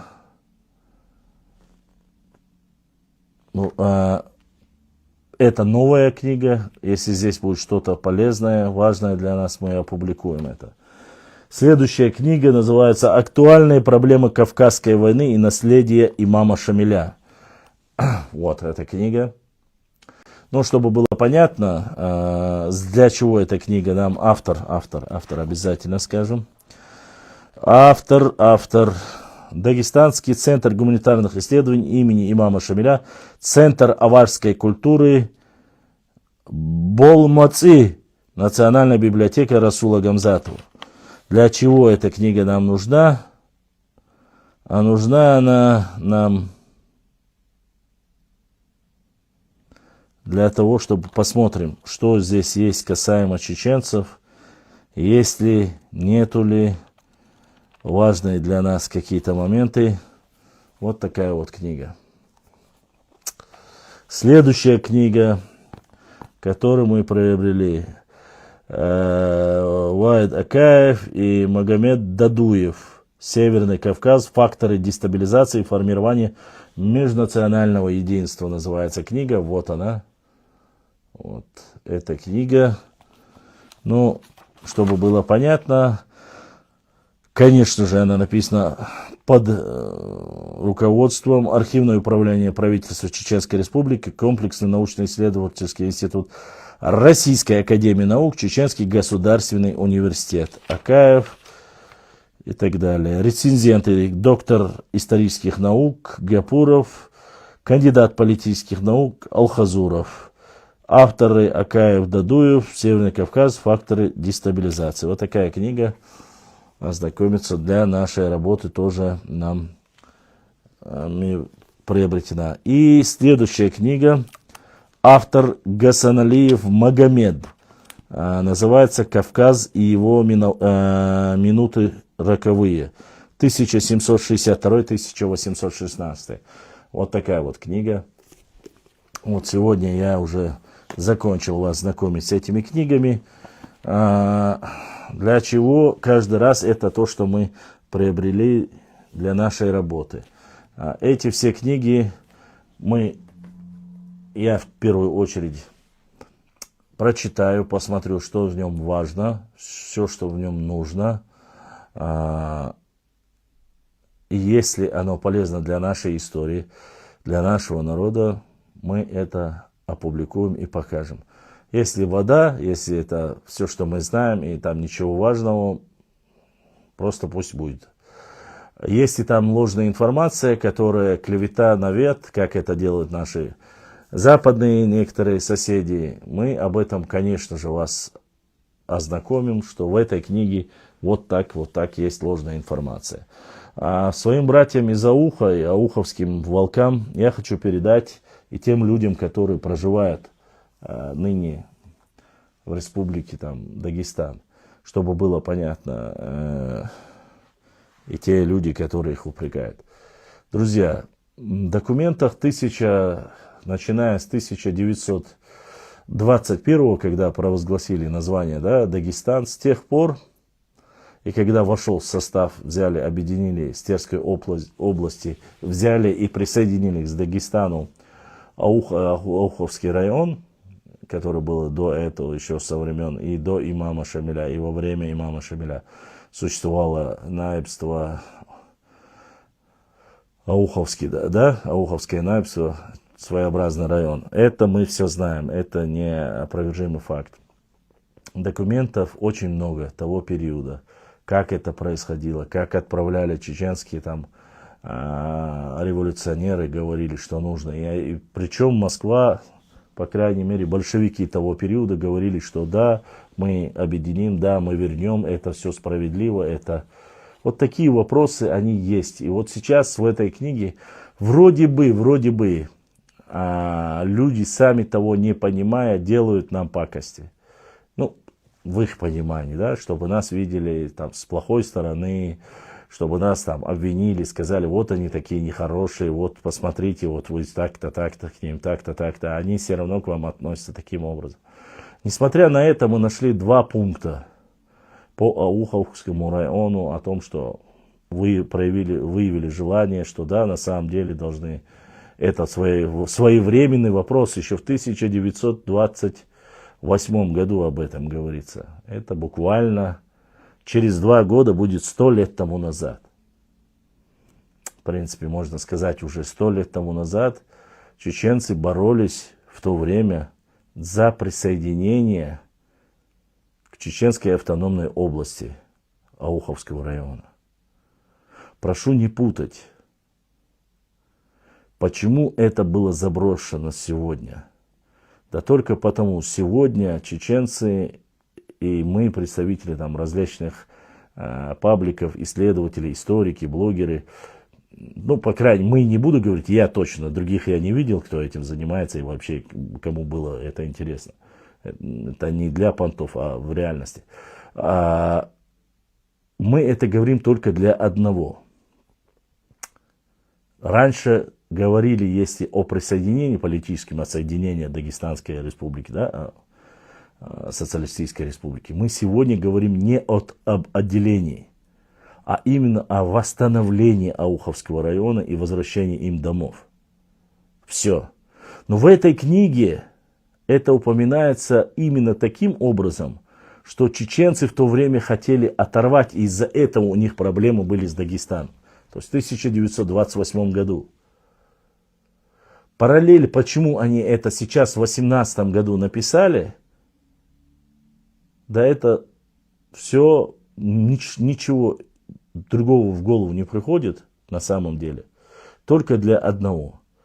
Чтобы показать дагестанцам, что в то время у нас, чеченцев, были проблемы с Дагестаном из-за Ауховского района, потому что мы его хотели оторвать. Сегодня этого вопроса нету. Руководство Чеченской Республики никогда этот вопрос не поднимало. В плане отсоединения, присоединения нет. Руководство нашего региона всегда говорило только об одном. Верните дома людям, которые реабилитированы. Ну, плюс-минус лет там 30-40 тому назад, да, грубо говоря. Закон о реабилитации, вы помните, когда был в апреле месяце, 26 или, сейчас не помню точно. Возвращение домов, возвращение могил, возвращение мечети, не уничтожение мечети, не делать на этом месте там парковку и так далее и тому подобное. Речь идет только о восстановлении прав домовладения и земель ауховцев. Но эти преподносят в этой книге это специально таким образом. И эти моменты, они нужны, вы должны понимать, что не просто так это делается. Эта закидушка не просто так делается. Любой человек, который читает, русскоязычный человек, который понимает и может читать по русскому языку, прочитав эту книгу, скажет, были безграмотные, больными, неучими, бандитами. Вот все, что угодно можно сказать по этой книге. Что у нас не было образованных людей, что мы были такими неряхами, грязными, что у нас ничего не было, ни промышленности не было, ничего не было. Это делается только для оскорбления нашего народа. Поверьте мне. Любой человек скажет, если бы... А потом идут заявления. Почему? Потому что Новчик потом скажет, книга Аязенек Хабарду, у нас в то время были муллы, у нас в то время была медицина, которая на самом деле, и многие ученые, историки того периода говорят, что трепанацию черепа, по тем останкам археологов, которые были сделаны там, в 15-14 веке, которые медицина другая, цивилизованная медицина дошла только в 20 веках, его делали в 15-14 веках. То есть найдены черепа, где медными пластинами сделана там фиксация сделана. Ну и так далее, и многое другое. Я хочу сказать, что лечили очень страшные болезни. Нашли метод вылечиться от чумы, как ограждали, как отправляли, относили еду определенное место. Если они умирали, то они узнавали по еде, еду не забирали. Если еду забирали, они знали, что у человека идет на выздоровление и так далее и тому подобное. Это все в нашей истории есть. И не нужно верить в то, что... Я еще раз повторюсь. Это политпропаганда того периода. Если это даже написал Таштемир Эльдерханов. Да? Если даже это написал. Поэтому, что я хочу сказать. В первую очередь, в этой книге, если бы я там не был чеченцем, я бы сказал, мы, грубо говоря, да, вот представьте, что я человек русский, в Центральной России, без разницы, Ростов, Воронеж, я прочитал эту книгу. Я говорю, мы вас вылечили от сифилиса, мы избавили вас от бандитизма, мы научили ваших женщин там гигиена, как там ходить в больницы, рожать в больнице, не к лекарям, не по разным бабушкам там, и так далее и тому подобное. Мы вам подарили цивилизацию, мы вам подарили промышленность. То есть все, что мы вам дали, это прогресс, цивилизация, а все, что у вас есть, это тьма, дерьмо и нищета. По этой книге получается это именно так. Еще раз повторюсь. Да, еще там указывается, что там чеченцы были алкоголиками. Там Булата описывает, что он там бухал, не вставая и так далее и тому подобное. Написал, если это кто-то написал наш, то есть Новчий написал, он здесь утверждает, что это написано, якобы зачитывает этот доклад Таштемир Эльдерханов, первой части, по крайней мере. Но потом Таштемир Эльдерханов даже в этом, после того, как он там объявил, ему показалось мало, он добавляет туда Белецкого какого-то, который является русским, и который начинает обсирать этого Булата, который был там секретарем райисполкома Чеченской автономной области. Ну, чеченского. Позвольте пару минут. Да. Смотрите, друзья, чудесное время суток, с кем здоровых. Я не вашего, так сказать, рода, но я вашим родом горжусь. Почему? Потому что у вас очень много чести. у вас это тот народ, который честный и незаслуженно пострадал, незаслуженно был обвиновен и которого незаслуженно Депортировали, ты имеешь в виду? сажали. Мгм. Незаслуженно. У вас чести много, и это мне у вас безусловно нравится. Вот. Я все, благодарю. Спасибо большое. Правда, я не знаю вашего имени. Здесь просто Азми есть волк написано. Имени вашего не знаю. Спасибо большое. Но здесь вопрос даже не столько своей истории. Мы, к сожалению, потеряли многие моменты документальной истории, которые есть у нашего народа. Она утеряна, она уничтожена. Нет, она восстановится. Ну, само собой, надеюсь, по крайней мере, понемногу мы будем восстанавливать его, искать и работать над этим. И несмотря на все это, мы хотим сегодня, не пытаемся подняться выше того, что есть, или там показать, что мы такие крутые, там это. Нет, вопрос не в этом. И вопрос не в оправдании. Вопрос сейчас стоит в чем? Мы говорим о книгах, которые описывают наш народ в том или ином плане, не касаясь в данной ситуации, там, если эту книгу написал завоеватель, то есть который распространяет там свою империю, свое государство, это понятно, почему они это делают. Вот что я хочу сказать. Они должны показать нас там чернью, а себя представить как цивилизацию. Это понятное дело. Наше же исследование и работа в книгах, мы должны тем самым показать. Во-первых, мы вошли как равноправные, полноценный народ, у которых был и до вас, была и цивилизация, была и математика, и медицина. И не надо нас показывать как отсталыми и так далее. Потому что сегодня я не загрузил, вы завтра увидите ролики. Я поехал, опять же, был выезд у нас, марш-бросок, Галанчожский район. И Тумкалинский, Галанчожский, Шаройский, Шатойский, Чеберлоевский. Все наши горные районы напичканы святилищами, напичканы башенными комплексами, напичканы замками. Но невозможно, понимаете, у людей, у которых нету ни математики, которые являются такой отсталой, строить на таких скалах, таких ущельях, специально военные коммуникации для обороны. То есть, ну, просто вот реально невозможно. Это народ должен быть реально, неважно, построена в XIV веке, построена в X-XI веке.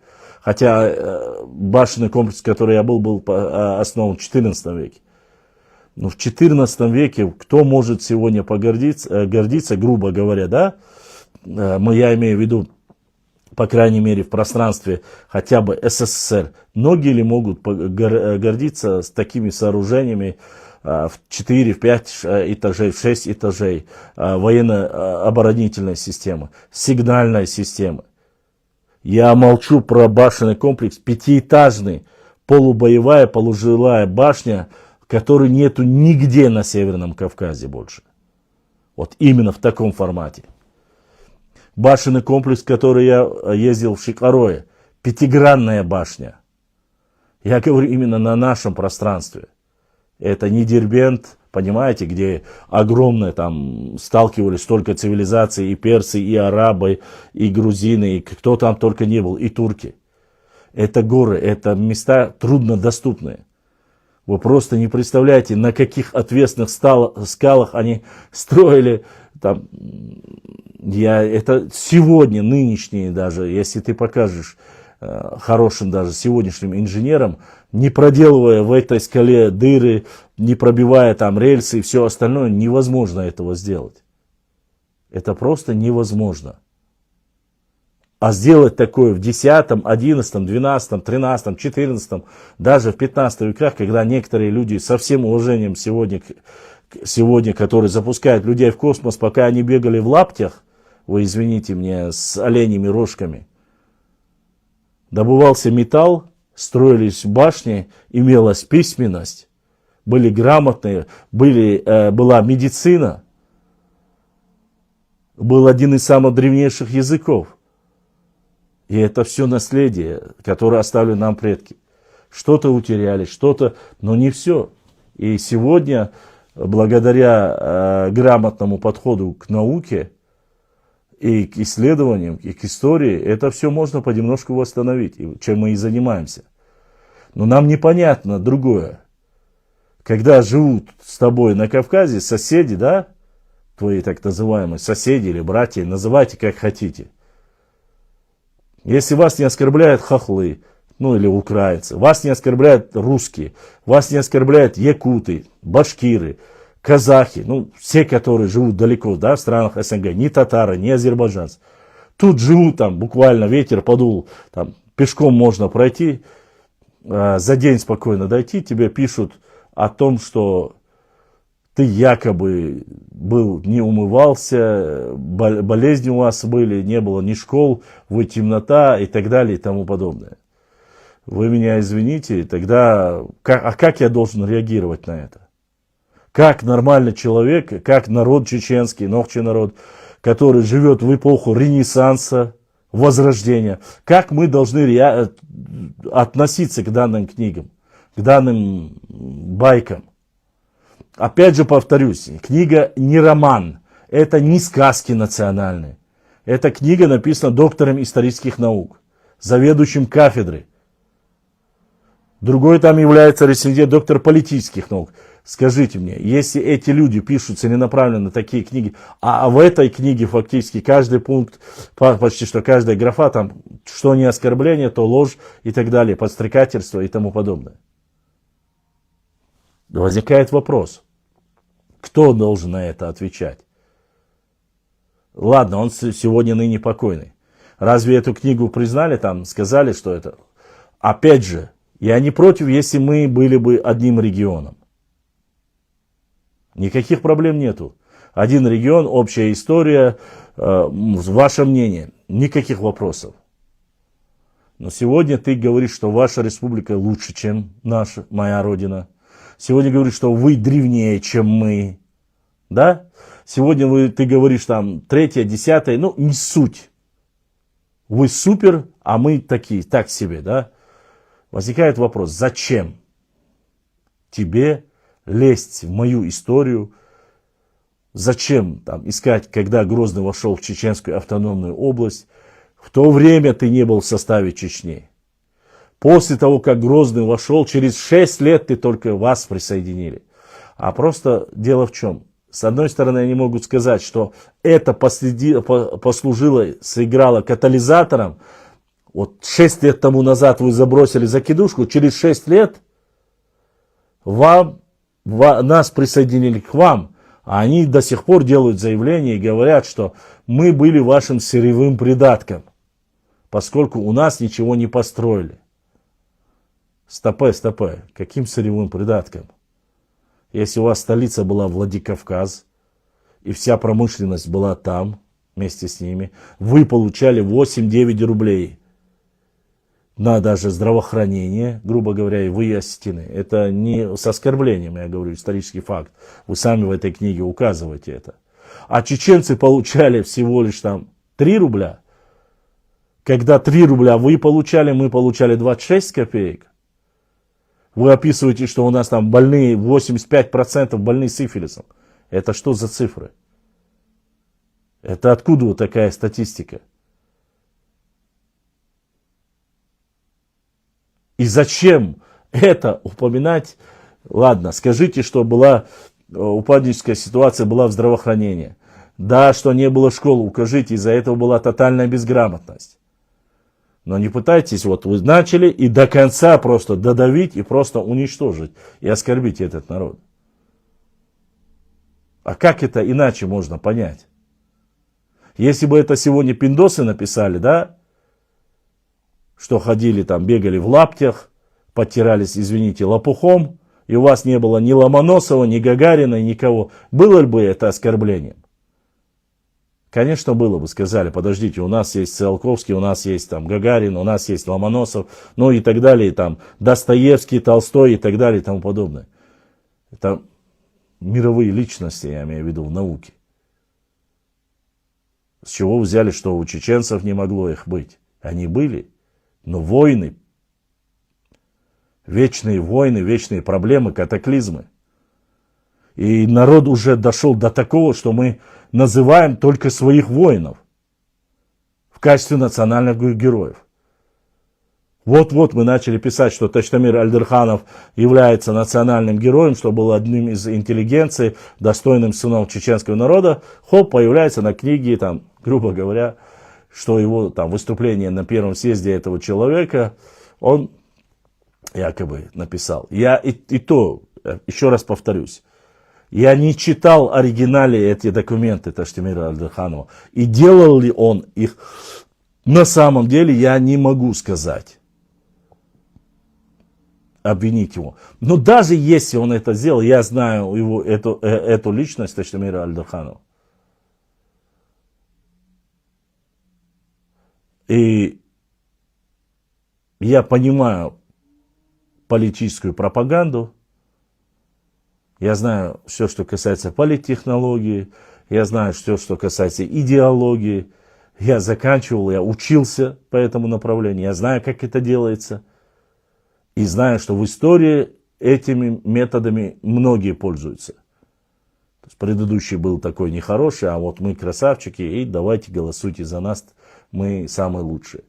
Но время проходит, эта ситуация, эта политическая система меняется. Те приходят, говорят и показывают все изъяны предыдущего строя политического или государства и начинают его хаять-маять. И на этом делают себе политическую карьеру, на этом добиваются, некоторые добиваются там каких-то результатов. Это понятное дело. Тут никто это не оспаривает. Но ладно, сейчас не об этом, но я сейчас, чтобы не было вот предвзятое отношение, не предвзят, нет. Вот я взял книгу про имама Шамиля. Был он 19-20 лет в Чечне, правил. 2 столицы были в Чечне, да? Ведено и Дарго. Вот я вот книгу его взял. Для чего я ее взял? Я еще одну книгу попросил, но почему-то мои братья из Дагестана или глухие, или слепые, особенно ауховцы, я их попросил. Посмотрите в книжном магазине, достаньте ее. Она нужна. Там про вас ложь написано. Дайте мне ее разоблачить. Но никто в директ не выходит, никто не спрашивает. Все хотят, чтобы я сам нашел, сам поехал, сам купил, сам разоблачил и сам до всех до ушей довел. Все сам да сам да сам. Да и желательно, чтобы ни у кого ничего не просил, ни финансовой поддержки, никакой поддержки. Так не бывает. Я не про финансовую поддержку, а вообще говорю. Нужно быть активно проявлять свою жизненную позицию, активно заниматься исследованиями истории и так далее. Там. Я заказываю через там, интернет, по-другому все эти книги заказал в Дагестане. Где-то собрал деньги сам, где-то там в эфире там кто-нибудь там пришлет, там, я не знаю, грубо говоря, 500-600 рублей, я это прибавляю и сразу книгу покупаю. А спецунад, я шумундат, потому что на шейнаха. Валикум ассалам, бюстикл, дал везил, телеграм, чуахаттер, да эйтин хон ас, дерескал, якудза, но ты мог зайти. Сейчас идет прямой эфир в Телеграме. Ты мог зайти и отправить запрос, и тебя примут, руку поднять, и ты можешь не писать и задать этот вопрос. А сейчас я смотреть вопрос твой в Телеграме не могу, потому что у меня там идет прямой эфир. Там сейчас в прямом эфире у меня видно, я, Муаммад Цуантруа, Дзурдзук Этия, Дзурдзук Чечен, Азм Весть Волк, АХС, медали сплошные, Сейдж Инхо, Секрет, Румар. Вот все эти ребята сейчас в прямом эфире слушают. И если кто-то из них отправит запрос, Ибраим примет, он является модератором, или не Ибраим, я не знаю, еще есть у нас там модераторы. Они примут, дадут микрофон, ты включишь, можешь задать там аудио вопрос. А сейчас я прочитать твой вопрос, к сожалению, ответить на него не смогу. Вот. Вот так вот. Что касается остальных вопросов, если у вас есть, я отвечу. Честно сказать, Скажите, пожалуйста, какой символ у вас, у вашего, народа да, волк. благодарю. Символ нашего народа волк, это уже, насколько я знаю, ну, по крайней мере, тысячелетиями идет, об этом говорят и исторические источники. У нас символ и тотем священный еще, так сказать, до религии официальной христианства, ислама, он используется как священное животное. И очень много мифов, легенд, описаний про волка, волчицу касаемо нашего народа. Я, опять же, я ни в коем случае не говорю того, что у других национальностей там волк, там, допустим, у тамбовчан, я знаю, тоже символ волка там России, да? Не потому, что тамбовский волк тебе товарищ, а вообще у них тоже есть, у тамбовчан, я надеюсь, что я правильно сказал, если неправильно, прошу не обижаться, в Тамбове тоже символ волк, там, у других там некоторые тюркские, мне особенно я закинул ролик, который набрал, да, кстати, поделюсь с вами хорошей новостью, поздравив нашего брата Ибраима, ролик с волками у него набрал буквально за 6 дней, на одном ролике 6,5 или 6,7 миллионов просмотров. Один ролик. А за месяц уже 11 или 12 миллионов просмотров наших эфиров, шотов, прямых трансляций на нашем канале YouTube. В Инстаграме 6,9 миллионов просмотров за месяц было. Предыдущим в этом месяце чуть меньше. Я чуть-чуть, как говорится, вы знаете, сейчас идет атака, DOS-атаки, так сказать, да, или идут на Инстаграм, там убирают подписчиков, все на это жалуются, у всех блокируются каналы, не восстанавливаются. Я не знаю почему и что, в чем проблема. Ну, некоторые говорят из-за того, что искусственный интеллект много используется.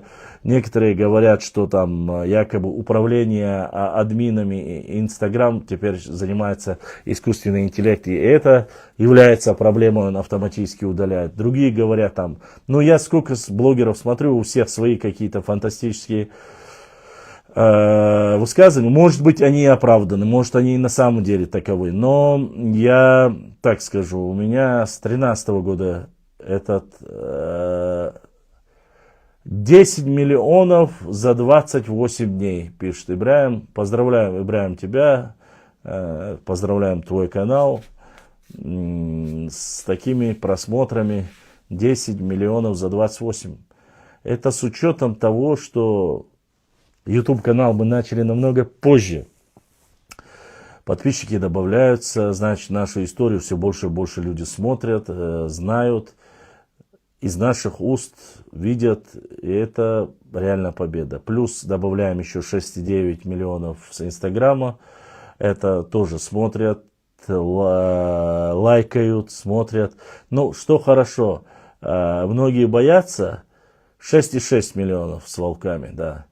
Многие боятся ставить лайки на мое видео, хотя я не знаю, я вроде живу дома, живу в России, я не занимаюсь никакими там политическими вещами, я занимаюсь только историей, своей культурой, да, датами. Ну, не хотите, не ставьте лайки, не лайкайте, не хотите, не пишите комментариев, это ваша проблема.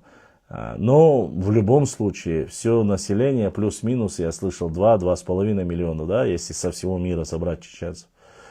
А ролики наши уже для исторического паблика, еще раз повторюсь, не путайте, это не бьюти-блогеры, не герл-блогеры, или как там это, женщины, не женщины, со всем уважением к женскому полу. Да, с конца 2019 года, то есть у нас получается 7 лет, да. Да, через 6 лет после Инстаграма я его создал, подписчики тоже добавляются, 30 с лишним тысяч, да, у Ибраима сейчас на канале. Того получается 16-17 миллионов просмотров, и это только на Инстаграме и Ютубе, а есть еще Трендс, а есть еще ВКонтакте, а есть еще в Фейсбуке, есть еще Рутуб, Ютуб мы же сказали, ну, X. То есть немного, ну все понемногу, мы есть на всех площадках, кроме одноклассников. Вот. И понемногу набираем обороты. А значит, из наших уст о наших национальных героях, о нашей истории, культуре, традициях узнают многие люди. Вот. Вот такие вот дела. Что касается, да, мы про волков говорили, и мне и в Ютубе, и в других местах начали писать, что наш священный волк. У многих народов на земле волк является символом. У многих. И у древних, особенно древних народов. Что мне очень льстит и нравится, у древних индейцев в Северной Америке, у них, у шаманов, у многих тоже является древним символом волк. У многих сибирских народов тоже волк является символом.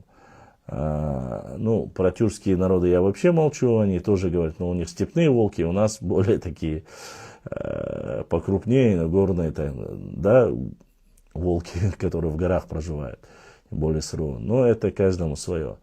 Но факт остается фактом, что у чеченцев, как одного из автохтонных и древних народов, который проживает на Кавказе, священным животным является волк. Ну и у итальянцев, кажется, по крайней мере, Ромула кормила волчица тоже, да, из истории Италии. Ремул и Ромул, кажется, да, основатели Рима, кажется, или Рима. Да, основатели Рима, кажется. Они тоже в истории упоминают, что у них древний символ – это волк.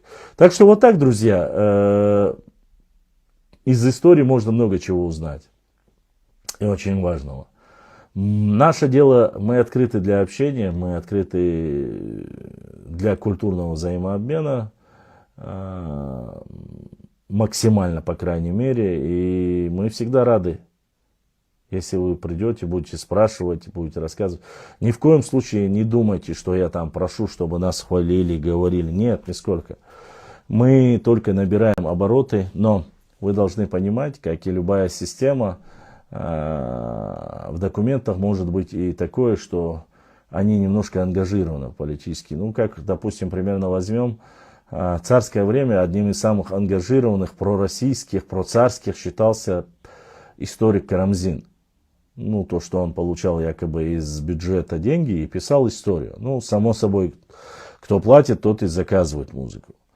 Ну, в отличие от него, допустим, Гумилев, Лев Гумилев, который написал, там, писал о Евразии, да, который Европа и Азия, там, о пассионарности, теории пассионарности, рассказывал, что очень много взаимоотношений между тюркским миром и Россией. Ну, он иначе, взгляд у него немножко иначе был. Его историю, как историю, его не используют. Также у меня есть и по Салтыкову-Щедрину, ну, там более советского периода, это историк, он пишет, по крайней мере, ну, из истории России я имею в виду непосредственно, чуть-чуть по-своему. Поэтому, для чего я вам это рассказываю? Каждая метла метет по-своему, каждая защищает свой строй, каждая пытается показать себя лучше. Каждый завоеватель пытается сказать, что это варвары неотесанные, у них не было ничего до того, как мы принесли вам цивилизацию. Ну, послушайте, это можно было бы сказать, и сделано очень многое, чтобы показать, что у чеченцев нету письменности, что у чеченцев нету того, третьего, десятого. Вполне возможно, есть и наши тоже некоторые, которые верят в эту теорию и которые говорят, что вот наши башни уничтожали целенаправленно, чтобы показать, что у нас не было культуры, что мы были неотесаны. Я не исключаю, что это могло быть, но и доказательств нету. Если это было так, возможности, чтобы уничтожить чеченские башни все, и замки и были и у Советского Союза. Не надо рассказывать мне о труднодоступности в горах, там недоступно, доступно. С тех пор, как альпинисты начали подниматься там на Эверест и Казбек и Эльбрус, все доступно. Да и самолетами можно просто-напросто, даже теми же кукурузниками или другими, разрушить, если бы захотели, никаких проблем бы не было. Ну а с другой стороны, если ты разрушаешь там что-то у чеченцев, тогда зачем оставлять у соседей? Потому что нужно, поскольку Кавказ это колорит, чего стоит один Дагестан, там сборная солянка, 38 национальностей, да, сегодня. А весь Кавказ, если взять там и Азербайджан, и Армению, и Грузию, и так далее, и тому подобное. Грузия тоже, я не вмешиваюсь нисколько в их дела, но там мигрелы отдельно, сваны отдельно, хевсуры отдельно, хотя они сегодня как государство себя считают всеми грузинами, там, аджарцы отдельно, грубо говоря, да, они делились раньше, там, я не знаю, на царство, Кахетинское царство, Мигрельское царство, там, и так далее, и тому подобное. Ну, сейчас не про это я говорю. Было много разных там. Адыгов взяли, разделили на 3 части, сделали из одной части кабардинцев, с другой части черкесов и адыгов. Хотя все знают прекрасно из истории, что все они называют себя адыгей. И 13 обществ входили в один единый народ. Потом есть балкарцы. Можно поинтересоваться? Да, конечно. А что это или кто это, как вы сказали, адыги? Или как?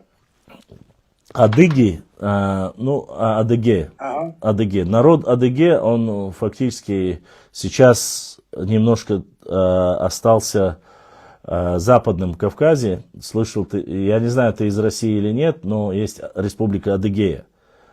Майкоп есть, Донбай есть, Сочи, Красная Поляна.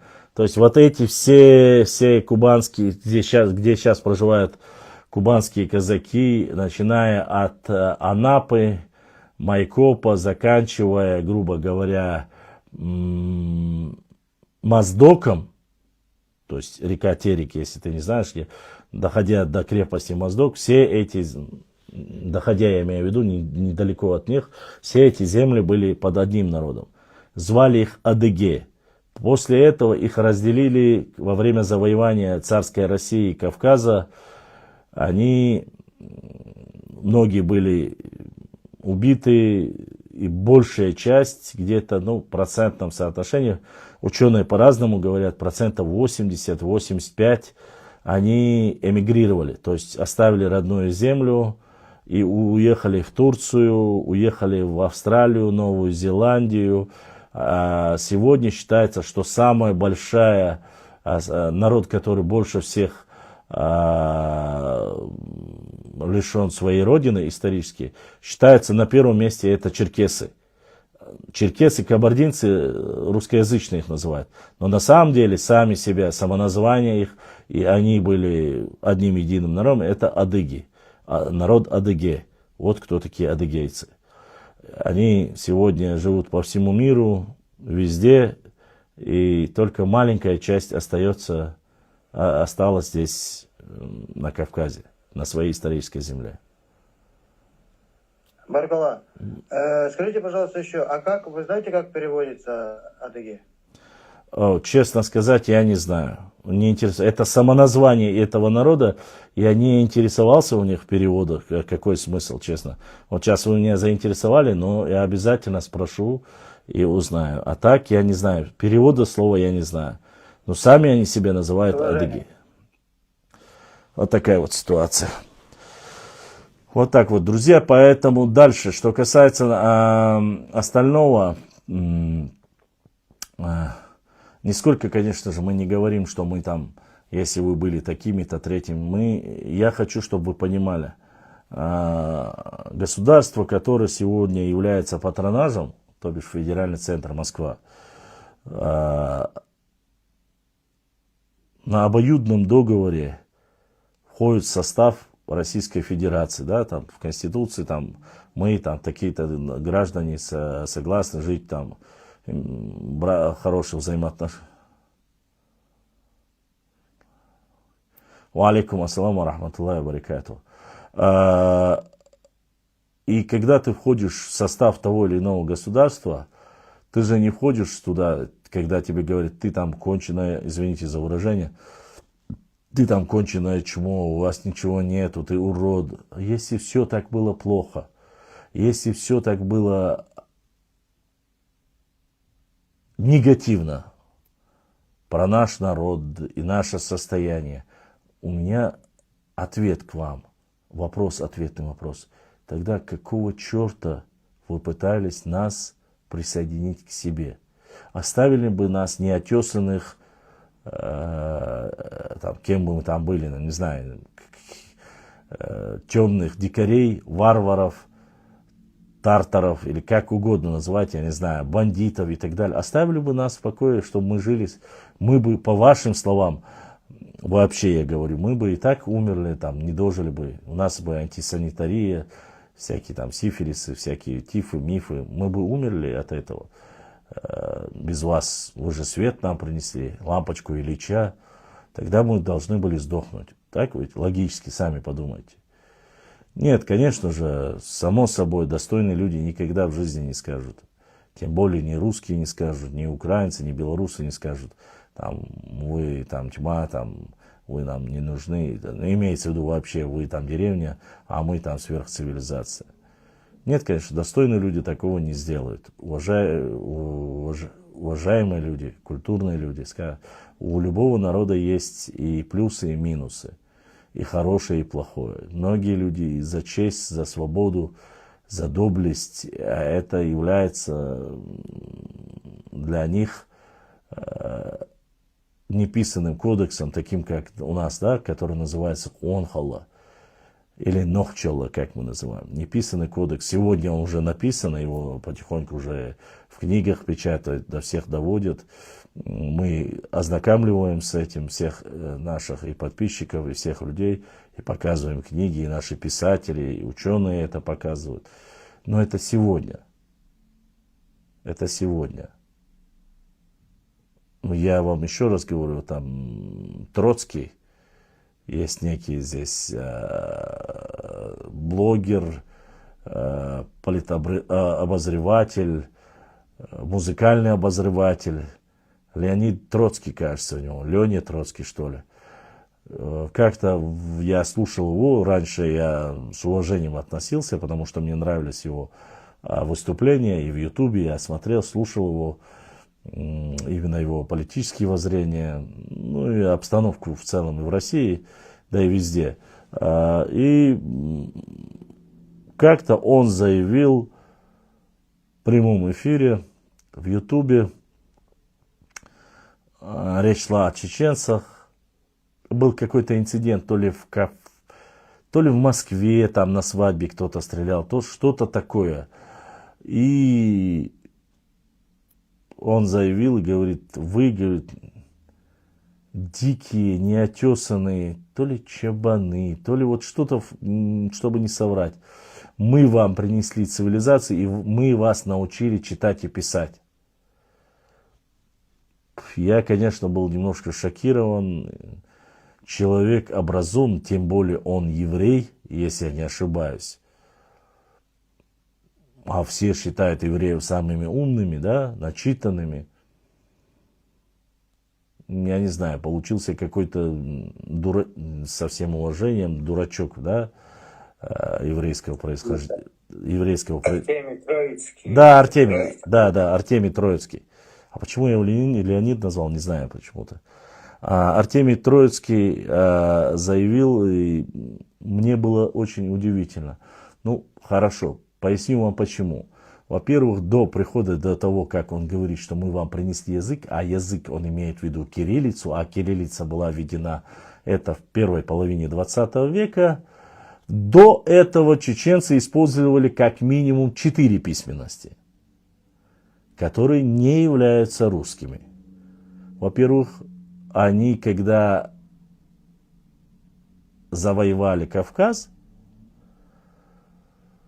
до кириллицы чеченцы использовали два языка. Во-первых, использовали латиницу, это светская власть, и духовная власть использовала арабский язык.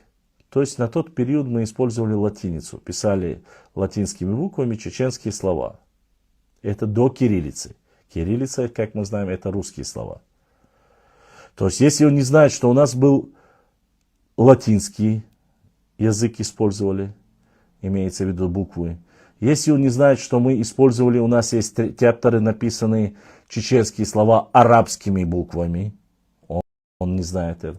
Если он не знает, что мы использовали грузинскую вязь, а то бишь одну из самых древних, Асавтамруле, А есть доказательства, археологические раскопки, где написано на чеченском языке грузинскими буквами.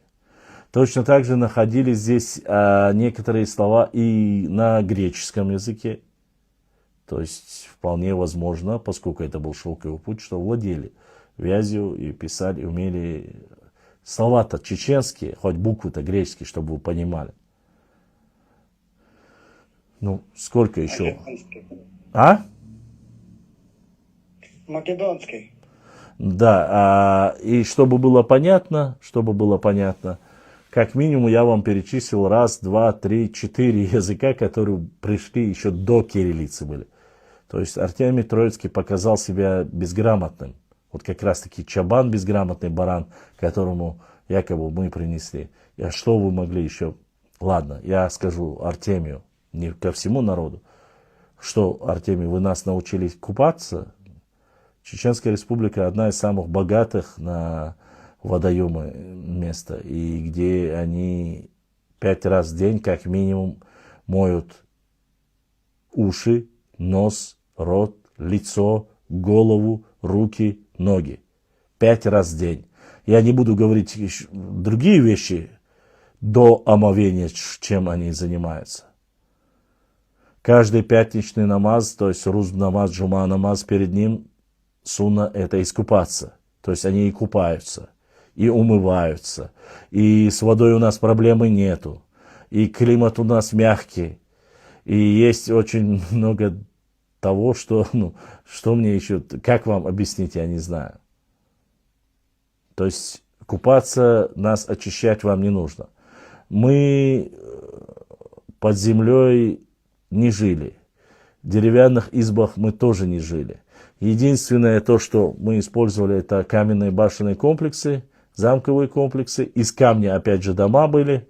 Но после того, как изобрели пушки, и вы начали расстреливать их, вы начали сжигать наши села во времена Кавказской войны, чеченцы начали использовать очень хитрые турлочные дома. Это сплетенки, обмазывали глиной, быстро строили этот дом. Почему они были на равнине? Поскольку башни уничтожались, каждый раз восстанавливать их было невозможно, а военные операции были, фактически, так сказать, да, карательные экспедиции были очень часто, невыгодно было строить дом. И чтобы быстро можно было уйти, оставить все, и не жалко было, строили вот эти дома, укрывали их. Но только как полностью военные действия заканчивались, чеченцы строили замки, дворцы и башни. Тому пример в истории новейшей есть. Посмотрите, Чечня, Грозный 2000-х годов. Грозный считался самым сильным, разрушенным в современном мире городом. Я здесь жил, я знаю, я никуда не уезжал, все 2 чеченские войны. И я знаю, сколько домов было в городе Грозном, и где было место, где мы встречались, и так далее, и тому подобное. Не мне нужно это рассказывать, и многие, кроме меня, те, кто остался в Грозном, знают это.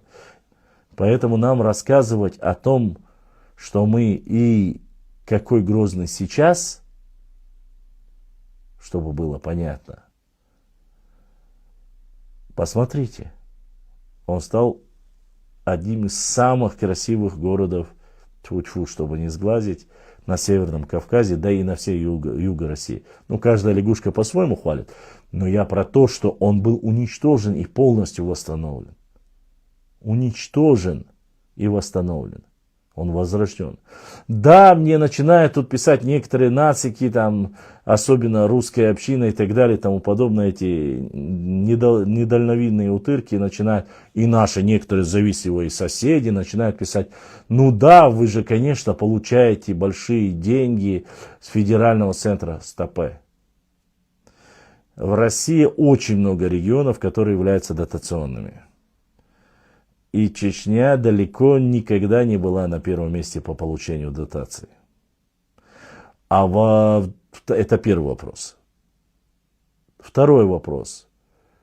Когда вы говорите, что Чечня там, получает дотации и так далее, федеральный центр Москва называет Первую и Вторую Чеченскую войну контртеррористической операции. Так? Ладно, будем, грубо говоря, чисто юридически, чтобы там не нарушить закон. Окей. Если это было две контртеррористические операции на территории Чечни, после любого окончания контртеррористической операции, если есть разрушение, если есть уничтожение инфраструктуры, кто должен восстанавливать его, поскольку бандиты уничтожены, террористы уничтожены, кто его должен восстанавливать? Федеральный центр. Так ведь? Потому что, ну, насколько я знаю, у боевиков не было ни самолетов, не было авиации, не было артиллерии, не было ракет дальней дальности и так далее и тому подобное. Ни гаубицев, ничего такого. Тогда кто его должен восстанавливать? Федеральный центр. Так ведь? Но! Чтобы было понятно, все, что восстановлено в городе Грозном, построено руками самих чеченцев. И это самое важное. А что за материал нужно было покупать? Стекло, там, конструкции в Москве, в Питере.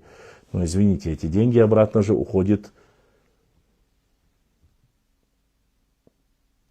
лично, уходит, опять же, в федеральный центр. Это развитие экономики. Мы не закупаемся нигде, где-то там и так далее, в Америке, в Германии и тому подобное. Строится Чечня. Это субъект Российской Федерации.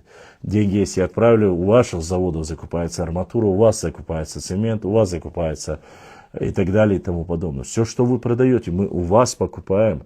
И то, что было уничтожено, мы возрождаем. И так возродилась Чечня. В чем мы не правы? Разве вам за это время, пока чеченцы строили свою родину, свою столицу, со своим главой во главе, кто вам запрещал, вашим губернаторам кто запрещал? Кто запрещал вам это делать? Почему вы не восстановили это? Никаких проблем нету. Это говорит только одна зависть. За это время вы могли это все сделать и без нас. И сами. Вот и все. Итак, здесь один возмущается, что я не читаю комментарии. Я вообще-то, честно сказать, ни один не читал комментарии. Ну да ладно. Так. Я до 2023 года не знал, что творят эти чудеса по имени Нарнийцы. Я просто в шоке с их ненависти к Нохчи, тем, как они чеченские хотят присвоить себе. Ну, 23-й, ты опоздал, 18-й, на 5 лет. Ну, лучше поздно, чем никогда. Ва алейкум ассалам, Evil Crazy 95. Башлам, неужели нарнийцы верят, что все чеченцы умрут и останется 15 тысяч всего лишь нашего народа, и в этот момент они вернут Ачхой, Мартан и другие их земли? Ну, пускай верят. Я уже давно вырос, и в сказки не верю давно. Все в руках Всевышнего. Это первый народ, который войдет в обитель обетованную. Дальше. Башлам, почему некоторые наши соплеменники всерьез утверждают, что именно мы потомки Ноя, мир ему, ведь это нет научного объяснения, насколько я знаю.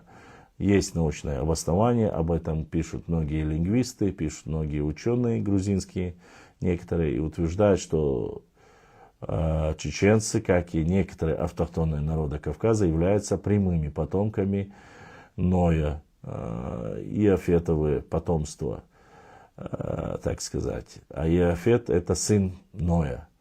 Чтобы было понятно, не обязательно Ноев народ, почему-то у нас понимает это, что вот Ной и от него там появились, и сразу Нохчи. Нет. Если появились потомки от его сына Иофета, то они точно так же являются потомками Ноя. Не мне вам объяснять. Если сын Ноя, от его сына появились дети, это и есть потомки Ноя. Потому что Иофет является потомком Ноя. Поэтому они имеют основания, и, честно сказать, я один из тех, кто в это верит, и мне эта теория намного ближе, чем все остальные. Конечно, это дело каждого, там есть несколько версий, но я придерживаюсь этой теории, этой аксиомы.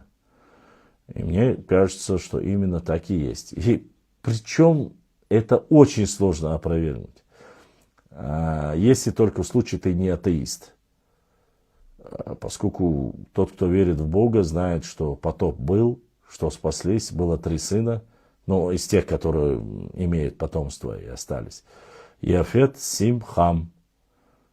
От Сима появились семиты, от Хама появились хамикит, ну, имеется в виду уже азиаты, и от Иафета появились так называемые кавказиане. Но потом во времена Сталина это переделали и назвали их европеоидной расой. Вот. Ну, дальше. Позвольте дополнить. Да. Сестра еще была у них. Ну, вот, честно сказать, возможно, я вот про это дальше не вмешиваюсь, я именно непосредственно, что касается нас, говорю. Вот такая вот ситуация, поэтому наличие в нашем народе таких сказочников, как нашел Бузуртанчика, вполне весомый аргумент, что у нас есть что-то общее, а именно нарнийцы.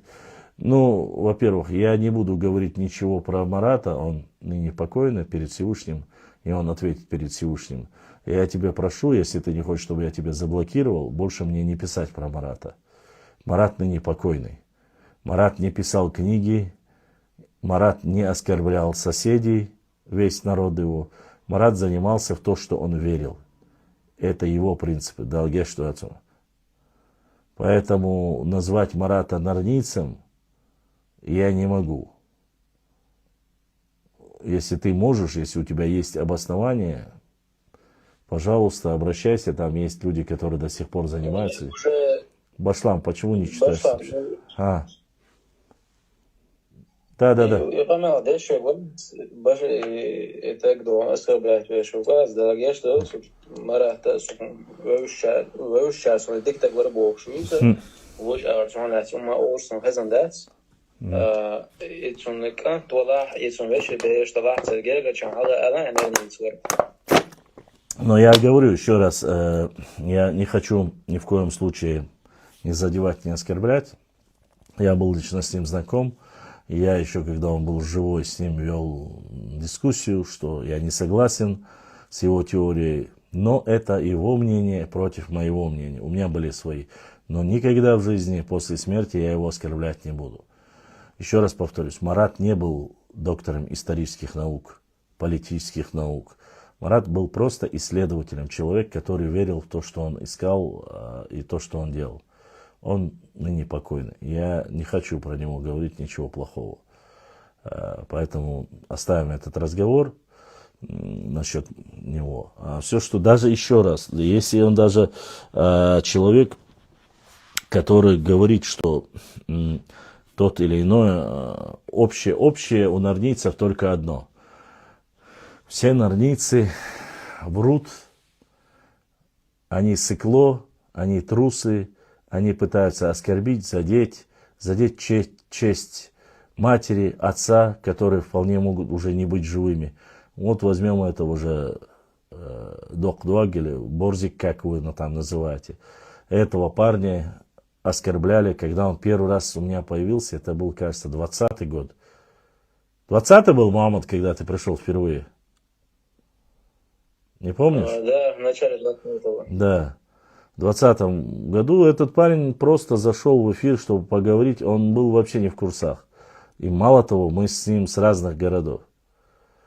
Я-то его биографию более или менее знал, поскольку непосредственно, когда начали приписывать, что он там получает зарплату, что мы там одна контора, я этого парня вообще не знал в то время. А потом уже, когда вы начали мне его интересовать, я узнал.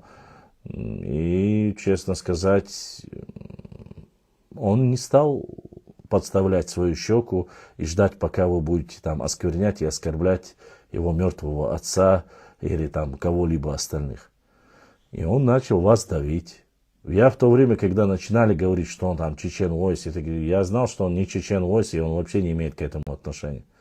Этот парень зашел с первых дней, сидел как танкист в этих наушниках у меня в эфире и высказал свое мнение. Он сказал: я Мухаммад, я Цуантро, я с этого города, я с Гудермесы. Все. В то время он в Гудермесе был, не знаю сейчас, где он там. Поэтому сами воспитали, сами сделали, сами оскорбили. Вот можно ли назвать его нарнийцем? Нет. Он с первых дней назвал свое имя, назвал свой тейп, он ни от кого не прятался. Он говорит свое мнение. Создать чужую аватарку, тем более ни своей национальности, неизвестно женского ты мужского пола, сидишь, оскорбляешь, сочиняешь какие-то сказки, конечно, он нарниец. А достойный человек, зайди вот сегодня, начни разговаривать, как если я солгал, если я назвал не ту книгу, назвал не ту дату, что-то остальное, скажи: Баслам, ты не прав, вот эта дата официально такая, вот этот герой не герой. Там. Ну скажи, приведи свои аргументы. Я скажу: ладно, окей, ты прав, я не прав. Тут никаких вопросов нету. Ассаламу алейкум. Ва алейкум ассалам ва рахматуллахи ва баракатуху. Модуш мудовый, амачнер. Ва алейкум ассалам, альхамдулилlah. С каких это пор ты стал мертом? Теперь что ты придумал? Это просто так, короче. Что ты только не придумаешь, Дейрвану. Сачудиков. Версия пошла. Сейчас, подожди, я попрощаюсь с инстаграмными, хорошо? Мы продолжим в Телеграм.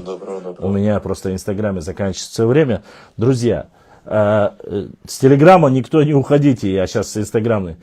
Уважаемые друзья, с Инстаграм. Дальше вы можете посмотреть нашу трансляцию на YouTube-канале bashlam.39 Live или перейти на наш Телеграм-канал. К сожалению, время моего трафика в Инстаграме закончилось, и осталось буквально минуты 2-3, и чтобы он не оборвалось, чтобы это сохранить, я на этом с вами прощаюсь. Подписывайтесь, лайкайте, показывайте видеоролики, переходите. Я понимаю, что долго, я понимаю, но здесь реально обсуждается много интересного, много нужного, важного для нашей истории. Сейчас мы продолжаем свой эфир, но только в Телеграм-канале. Всем братьям из Инстаграм, ассаламу алейкум. И в конце, как каждого эфира мы говорим, я прошу, если я каким-то образом задел вас, оскорбил вас, я прошу прощения у вас ради Всевышнего Аллаха. Я не хотел никого не оскорблять и задевать, и народы, и шахары, субэтносы, этносы, никого. Просто мы читаем, мы рассказываем так, как понимаем историю, так, как ее мы видим. Вы можете соглашаться, можете не соглашаться. Это площадка для общения по истории нашей Родины, Кавказа и, в принципе, и России. Мы можем говорить что-то только в рамках законодательства Российской Федерации, чтобы не было вот этих перегибов, как чтобы не ныли. А остальное дальше мы тему по этой книге продолжим. Я вас обязательно до конца с ней, мы закончим эту книгу, чтобы завтра, послезавтра, если кто-то начнет говорить: мы этого не делали, мы этого не говорили, вот Баслам специально. Нет. Валлахи, биллахи, талахи, у меня нету ненависти ни к одному народу. Всех люблю, уважаю, ценю честных, добрых, порядочных соседей, мусульман, братьев по крови, без крови, там, не знаю, на антифризе, без разницы.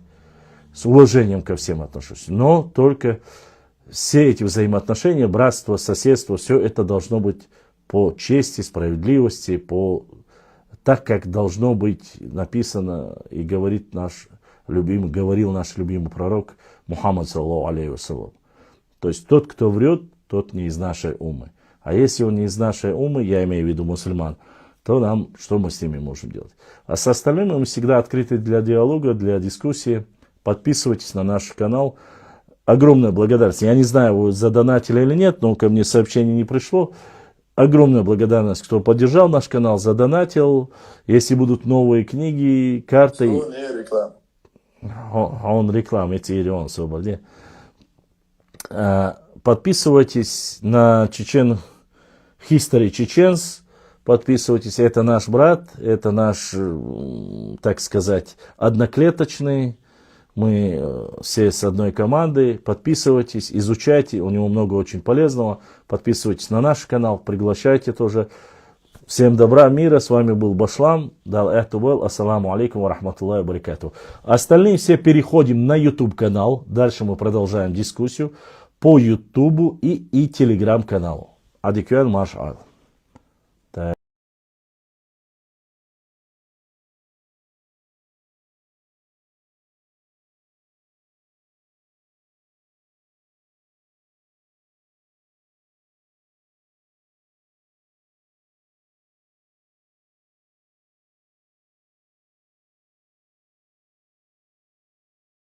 А Инстаграм не стану, у него Телеграм и все дела. Ну, через Инстаграм, я Telegram поговорю вообще- с ним. Нет, через Telegram это тоже отлично, конечно. Я не против. Просто Ну, Инстаграм. короче, ты не против, смотри, я с ним завтра созвонюсь, пообщаюсь, если у него Инстаграм есть, вообще четко будет, я хочу именно через Инстаграм, чтобы его видно было, тебя видно было. Нет, видно-то можно и в Телеграме сделать тоже. Это тоже, в принципе, несложно. Но можно через Телеграм, я не знаю. Он же в Абхазии живет, правильно? Да, Абхазия. Тогда, если он в Абхазии живет, у них же Инстаграм не заблокировано. Не, у них все работает. Ну, тогда я думаю, что это вообще не проблема будет, если ему захочет. Вот, не знаю, что у них там ситуация с Телеграмом, но мало ли. Вот. Мы тебя проведем, либо у меня проведем. Мне без разницы, можем у тебя провести. Зачем мне? Зачем? Не, я вообще говорю, если ты сам... Ну, давай тебе наберем подписчиков чуть-чуть. Да, у меня подписчики еще. Не, я вообще говорю, если ты свободен будешь, да, можно... Я свободен. Главное, чтобы мы это не днем делали. Днем я не смогу. Днем я работаю. Только вечером. После 6. А в любое время. Днем просто-напросто, ты понимаешь, я никак не могу, я работаю на другой работе. Ну, я так предупредился ранее, я это тоже сам Да, вообще. никаких проблем нету. А что ты хотел сказать? Кроме этого, есть что-нибудь? Я думал, ты хочешь какую-то тему рассказать. Ну, если тему поднять надо, да, много тем, на самом деле. Так. То есть ты еще не определился с темами? Да, у меня много тем, то есть. У меня сопутственные карты всегда есть. Как захотеть? Тусовка, ролей, вольтовку, кого кидать? Ну, здесь люди слушают тебя, начни, и, может, тему поддержим и продолжим. Смотри. Позвольте с вами включиться в диалог. Конечно. Вступайте. Я представлюсь, бо я извиняюсь, не представился. Асези тот, Асим Есим. Родители величали мой лик Александром, духовные наставники волком. Вот. Друзья по-разному, и даже дурачком. Вот. Я любому зову рад, но не на любой зов отзываюсь. Вот. Про ваш край вкратце. Ваш очень изобильный край был. Цвели деревья и сады, и то, что было, ух ты, было. Это правда. У вас такого края, не сравнится, наверное, ни с чем. Было сравнение, но ваш край велик был. Его немножко уничтожили, бо там много у вас скрытых реликвий захованных. Благодарим Александра, благодарим. А сами откуда будете, если не секрет? Сам у нас есть землянин, но в данный момент мой край, где проживаю, это там, где война. Все, можете не говорить, мы поняли. У нас есть чисто историческая тема, наша история, общаемся, если вам история интересна. Если есть вопросы или темы, то не проблема. Мне интересно общаться с друзьями, а история это и есть мы. Это то, что нас, так сказать, нам направляться. Бо без истории мы никто. Тоже правда, спасибо. Перешел долго. Пошла, слухаешь вы? Ой. Смотри, вот у меня одна тема, из которой нужно обсудить на самом деле, все вместе. Так. Вот мы находимся в треугольнике на самом деле. Исторического плана. И мы с этого треугольника очень тяжело выходим, да? Чисто в каких рамках мы сидим, да? Это Сурцукетия, Кистетия и там третий кто-то еще найдется. А чисто вот такая изолированная история, да, вот, к сожалению. Мы почему-то думаешь? сидим именно в изолированной истории, то есть. Сейчас, в современное время, много что выскочило, да, и ТНК, и археология. Ну да. Уже потихоньку подтверждается то, что мы не являемся всю жизнь высокогорным, изолированным народом, как нам это преподнесли коммунисты, да, сталинисты, да, власть такая сталинская, советская пропаганда, то, что мы всю жизнь изолированный горный народ, мы никогда не были на равнине, моря не видели, наши близкие нам родственники только с Юли, да, грубо говоря, и все. Мы такие горный бандитский народ, да, такие бандиты, которые в горах скрываются, все дела, да. И эту тему назвали, грубо говоря, нахо-дагестанской семьей, северокавказская семья, ну, ересь полная на самом деле. Если смотреть с современностью, то это полная ересь. Сейчас и ТНК, археология подтверждает то, что мы выходим на аланов, мы выходим на сарматов, мы выходим на скифов, мы выходим, да, даже на этих же киммерийцев мы выходим, да, как бы удивительно, да, грубо говоря.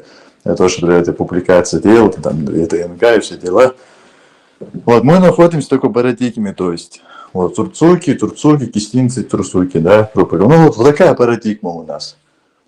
Ну, с чего ты взял, друга? Мы хуриты, урарту пишем, и дзурзуки, и кисты пишем. Просто ты не понимаешь, здесь такая ситуация, чтобы тебе понятно, я не говорю, что ты не знаешь, но парадигма такая, что мы отвечаем на нападки. Когда нам говорят, что дзурзуки не являются чеченцами, что это не имеет к нам отношения, и хотят за счет этого удревниться и сказать, что мы вот древние, а вы, так понимаете, или пришлый народ, или смешавшийся народ, мы отвечаем на неадекватные высказывания некоторых людей. Ты должен понимать. Но параллельно это не говорит о том, что мы не изучаем и лингвистику, не изучаем все остальные материалы. Занимаемся. Просто ты сейчас немножко перешел на другой уровень. Ты начал общаться за пределами с людьми. Но ты должен понимать одно. Я тебе в прошлый раз, когда мы встречались, мы говорили с тобой. О чем? О том, что я тебе сказал, спустись немножко на землю, не уходи, потому что ты начинаешь бить, это знаешь как, начинаешь бить тяжелой артиллерией. Тебе говорят, начни с мелкашки хотя бы изначально стрелять, а ты сразу с гаубицы начинаешь. Люди не понимают. То есть ты записываешь мы ассы, мы яссы, мы там скифы и так далее. Доведи людей до этого. Где это упоминается? Почему ты говоришь?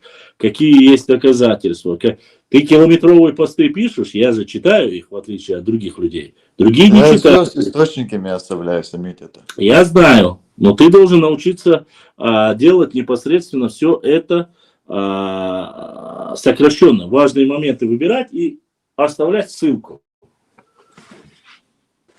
Я хотел бы, не обессудь пошла, я хотел бы релиз сделать между твоими словами, релиз хочу сделать. Смотрите, Энди, Давай.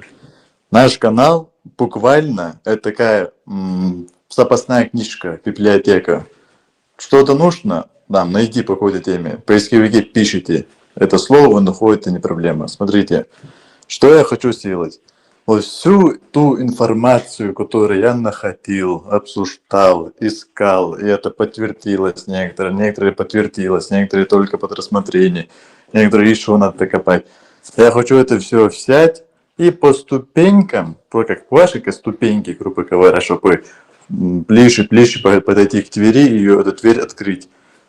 Публиковать такие видео или посты, ну, или даже, не знаю, там, статью написать, да, чтобы, вот как ты сказал, чтобы люди понимали, что к чему идет, да, вот такой релиз я хочу сейчас здесь это высказать, то, что это все будет, не волнуйтесь, это все потихоньку делается. Угу. Итак, друзья, Дышнинский волк, Лорс Дышни задонатил. Дышни Дересхил, да, Духуахуэл. Считаю, что мы можем купить одну книгу, по крайней мере. Дал Сейдуэл Баркал за то, что задонатил. Вот донат пришел, поэтому сразу хотел сказать вот здесь в эфире. Что касается твоей работы, которую ты делаешь, не отступать, конечно же, вести дальше. Но смотри, ты же говоришь, оставляешь, что полные ссылки к документам. согласен. Но чтобы было people how, чтобы людям было просто, социальные сети, такие как Инстаграм, Телеграм и Фейсбук, конечно, можно длиннее, но если ты будешь оставлять до 200 слов, то есть составлять текст 200 слов и оставлять там, грубо говоря, в эти 200 слов 108 слов и оставлять ссылку на документ там, точнее имеется в виду, ну там написано в этой книге, сноска страница, это. Не мне тебе это объяснять.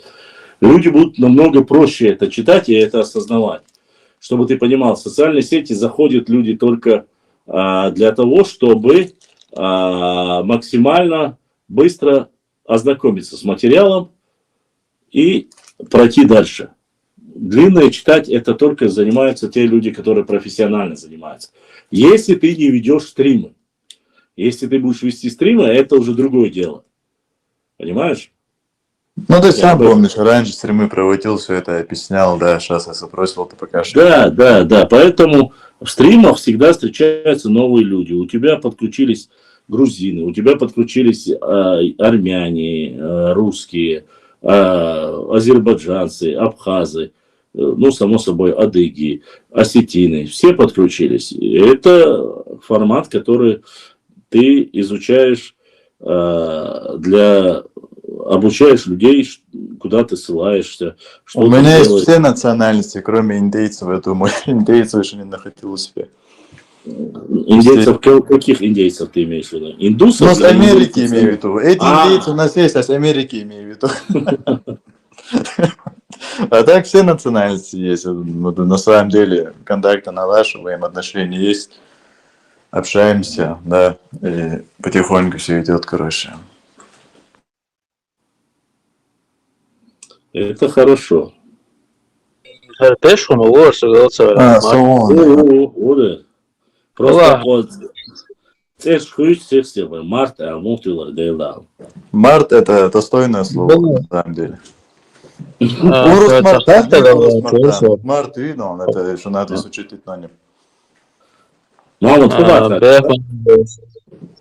Просто цацилцом, просто счастье.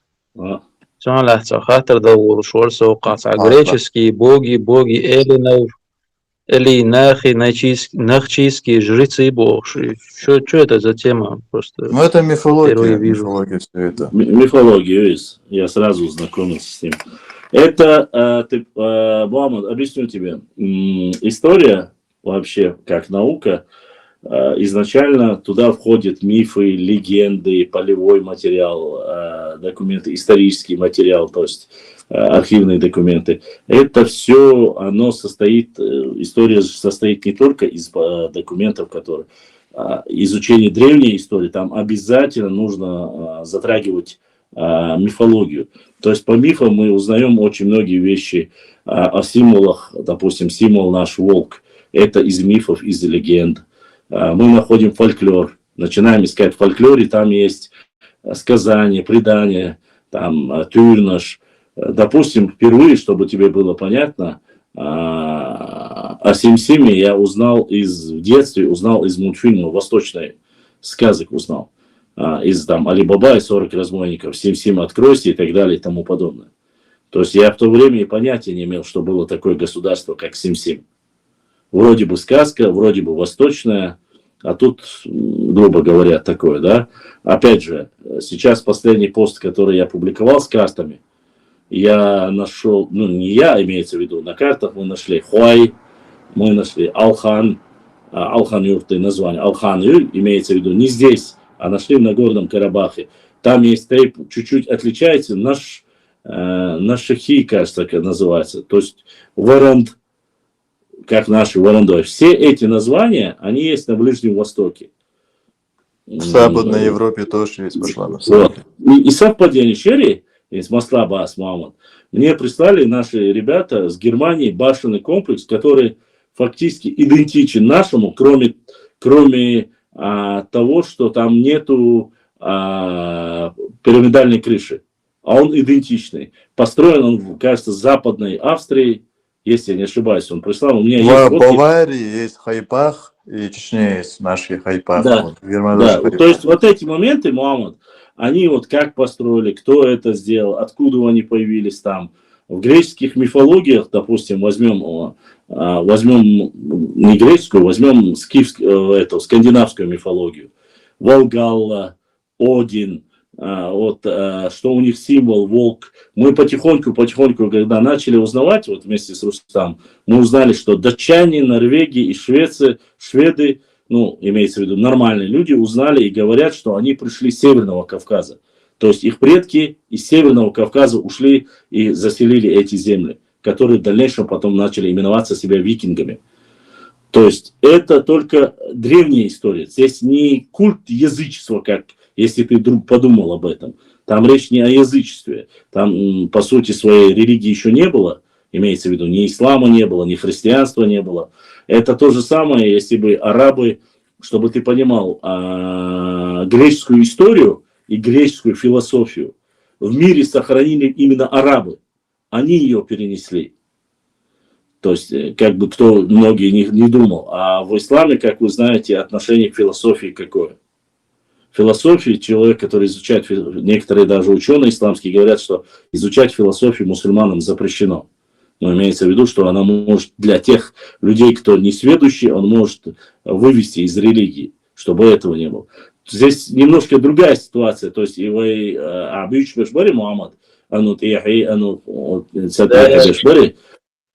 люди, это не имеет отношения. Они это следят в интернете, там, чтобы было понятно, когда я с ними вел дискуссию, когда как раз из-за шейх Мансура Хачнир в социальной, я уже не выдержал, заскочил, я начал говорить, назовите своих богов. Их там 2000 богов шумерских, они не знали их названий даже. Они не знали. И мало того не знали. Я у них спросил, расскажите мне о богах нахчи народа, древних богах. Они не знали и наших древних богов. То есть со времен Джахилии, я говорю, с точки зрения истории. Это просто-напросто они насмотрелись, есть на РЕН-ТВ канал, там показывают эти ящеры, что люди это ящерицы и так далее и тому подобное. Вот из этих родов. Они даже не знали, что анунаки на самом деле не являются, они именно анунаки, они не являются верховными богами. Это как раз таки подземные боги. А Ики и Гики, они являются верховным божеством, которые были выше анунаков. То есть эти вещи, если бы ты закончил примерно истфак, ты бы знал, что это, грубо говоря, да, я тебя нисколько не оскорбляю, что это ближневосточное божество, шумерские, хурийские, ну, об этом нужно, это как древняя история. Только поэтому Рустам их изучает, а не как там культ или вывода из религии. Насколько я знаю, пока Цунцан Цайгуч Диалдат, и он никогда такого не говорил, и думаю, не скажет этого даже. Это ересь полная на самом деле. Полная ересь хотя бы.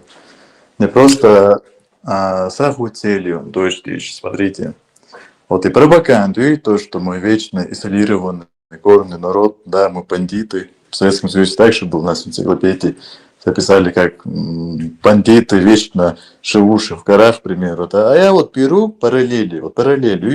Вот Арби Вакапов, он очень хорошую работу писал, там нахско-германские параллели, там нахско-славянские параллели. Да? Он вот параллель составлял, и Арби Вакапов пришел к выводу, то, что нохчи являются индоевропейцами.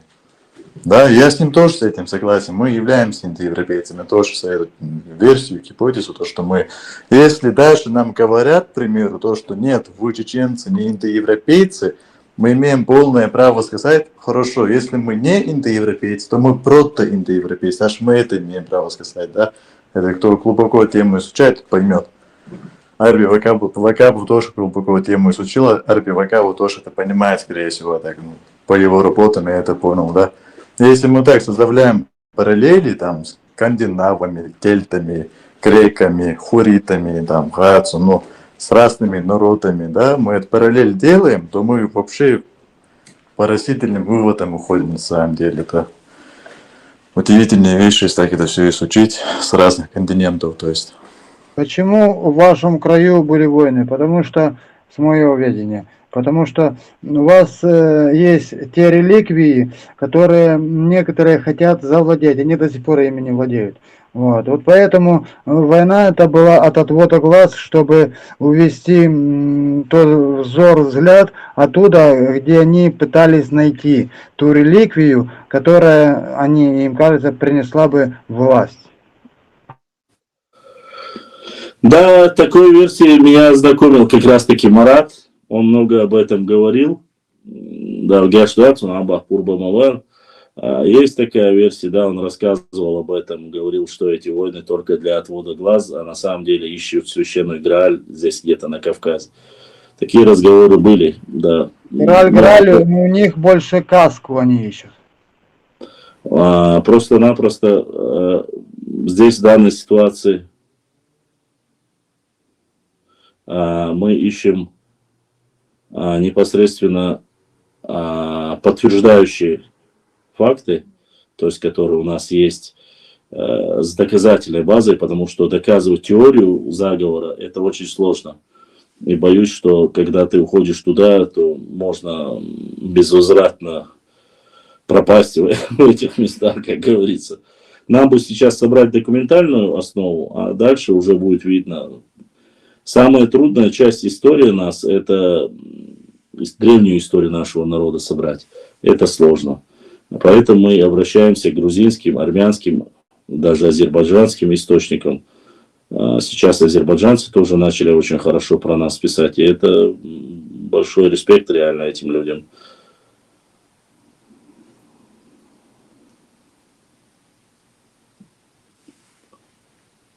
Март, говори, что ты еще хотел? Мухаммад. Хорошо, просто ждал, пока закончите. Смотри, пошла. Вот я заметил, что я заметил. Будучи, да, мы живем вот в сегодняшнем дне, у нас есть ТНК, например, Масала, это же Каймановый надмогильник, Запорожская область, царских скифов по ТНК, вот прям удивительно было, может быть, это знаешь или не знаешь, у них чеченские ветви, они попадают, эти царские скифы, именно чеченскую ветвь. Да, это удивительно, хундуй на самом деле.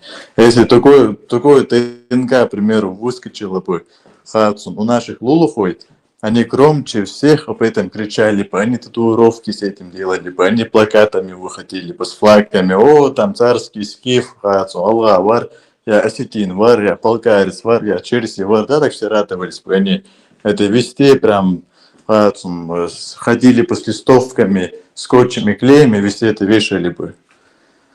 А мы как-то молчим. Вот если это уже я смотрю остальные каналы наши чеченские, вот я заметил, только я это публикую.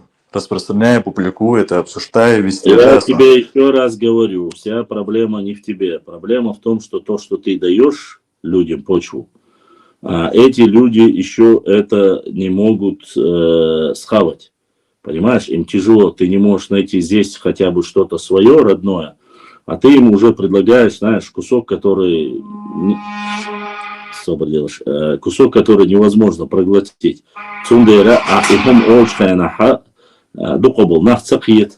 То, что скифы, это же нужно к этому людей подвести. Есть люди, которые не признают, что мы аланы, а ты говоришь о скифах. Понимаешь, вот в чем проблема. Я тебе об этом говорю. Просто смотри, людей... пошла. Проблема в том, смотри, я решаю момент скажу. Ага, да, говори. Смотри, тот же Олег Мутрак, да, Олег Мутрак, знаете, кто это такой, да, историк, археолог, он там золотоморяцкую культуру изучал, там, на Дону и так далее. Он доказал то, что чеченский язык был на территории Дона, на территории Западного Кавказа, юга Украины, да, он это доказал, то есть с помощью там языка и письменности. И он издал официальную работу, то, что этноним Алан имеет чеченское происхождение. Ну, об этом Хизриев написал намного раньше, чем он, конечно, я понимаю. Ну, вообще, я говорю то, что ног чего-то, что и мутраки, ног чеваться, аски войсы колцевялся, русский он, да. То есть, смотри, даже я вот беру не источники, что написали чеченцы, да, вот мы знаем, что чеченофобов очень много на этом белом черном свете и трудно бывает, да, вот я беру от других национальностей, не знаю, там немцы, не знаю, там русские, другие, так, которые про нас писали. Вот недавно, вот новые данные, да, Вот Олег Мудрак стал работу, этноним Алан, имеет женское происхождение. Мы можем это брать и людям показывать. Смотрите, дочь Мудрак, это. Это надо Ну, показывать. это не распространено у нас, видите, распространено в Умдате, к сожалению. Опять, тебе пример говорю. Если бы Мудрак написал бы то, что массала, просто пример говорю, я не хочу этим никого обидеть, валахи не хочу, просто пример. Если Мудрак написал бы то, что этноним Алан имеет ингушское происхождение, либо осетинское, либо карачаево-балкарское, да, вот пример говорю, они каждый день про это говорили бы. Хоть кто в теме, не в теме, пошел яц, они это говорили бы.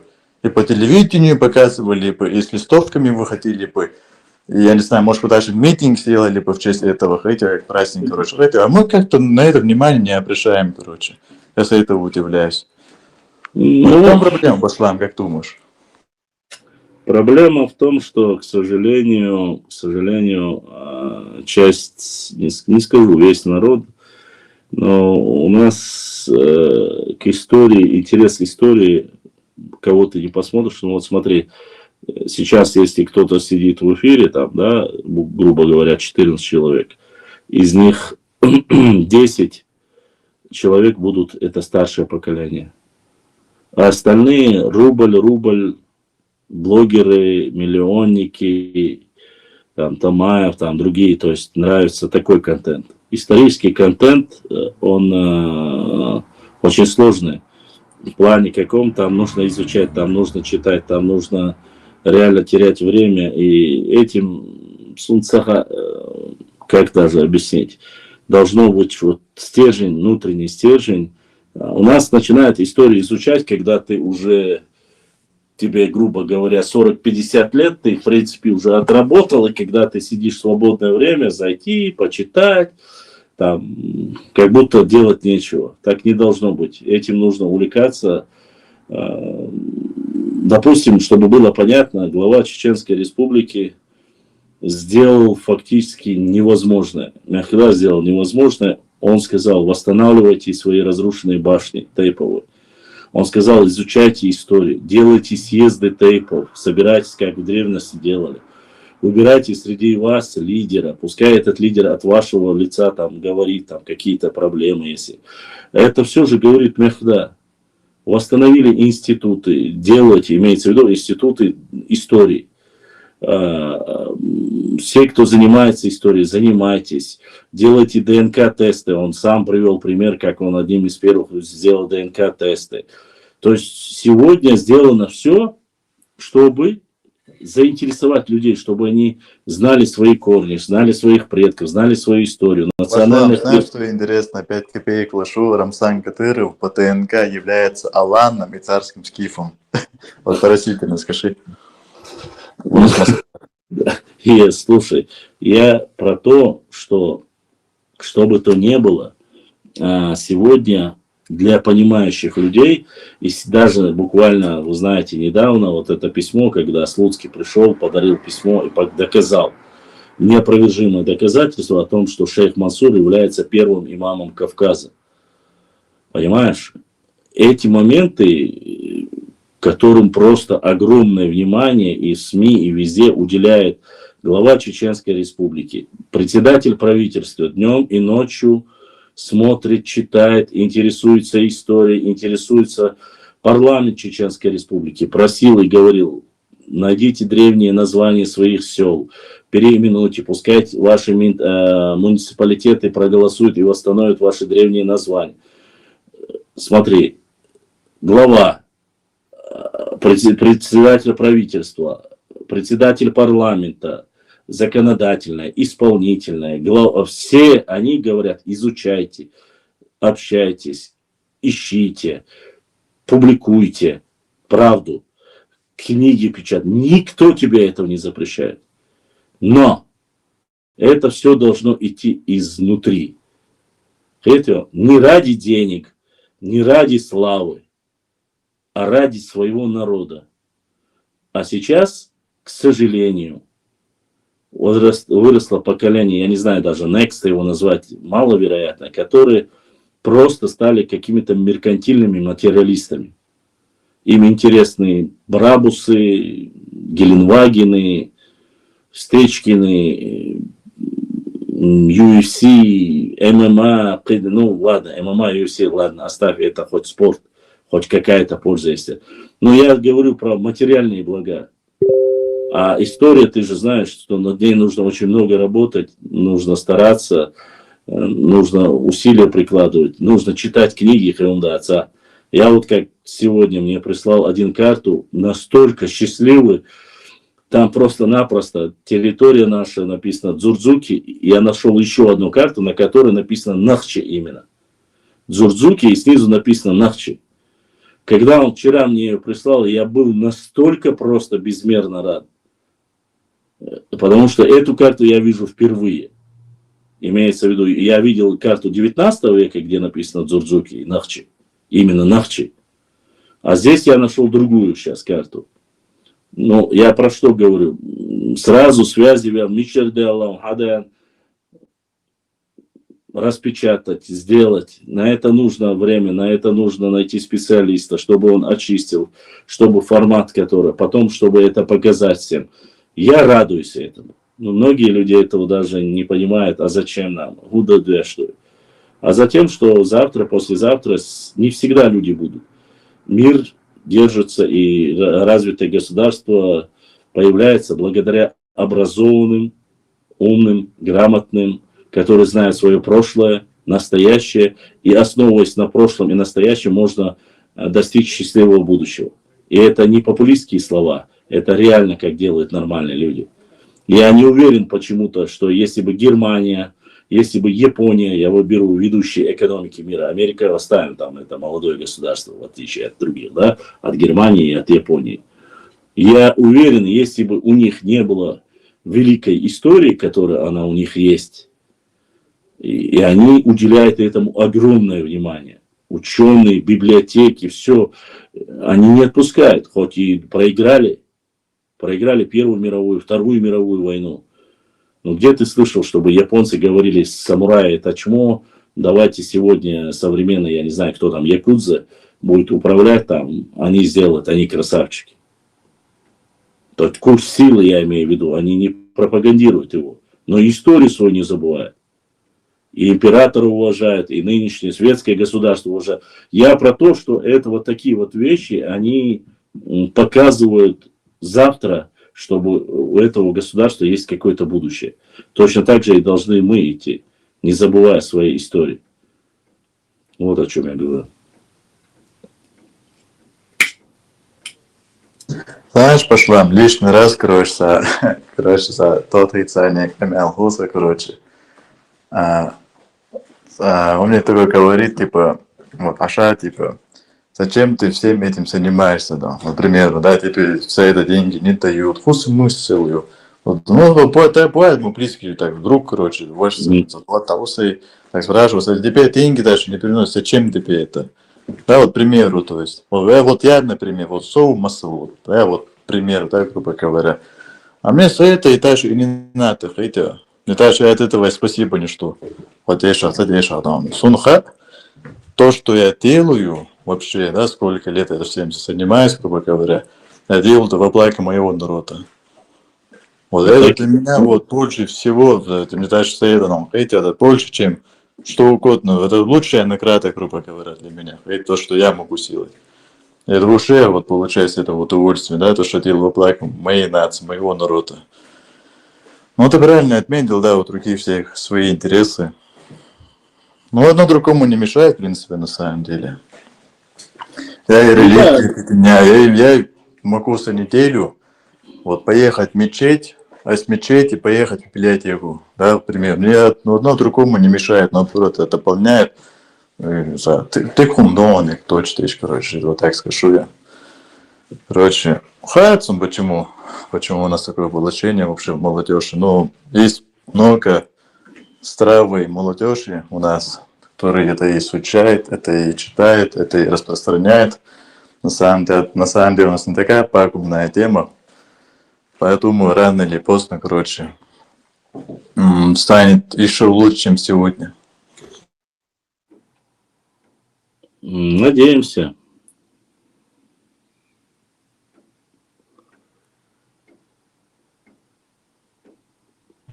А лучше верить.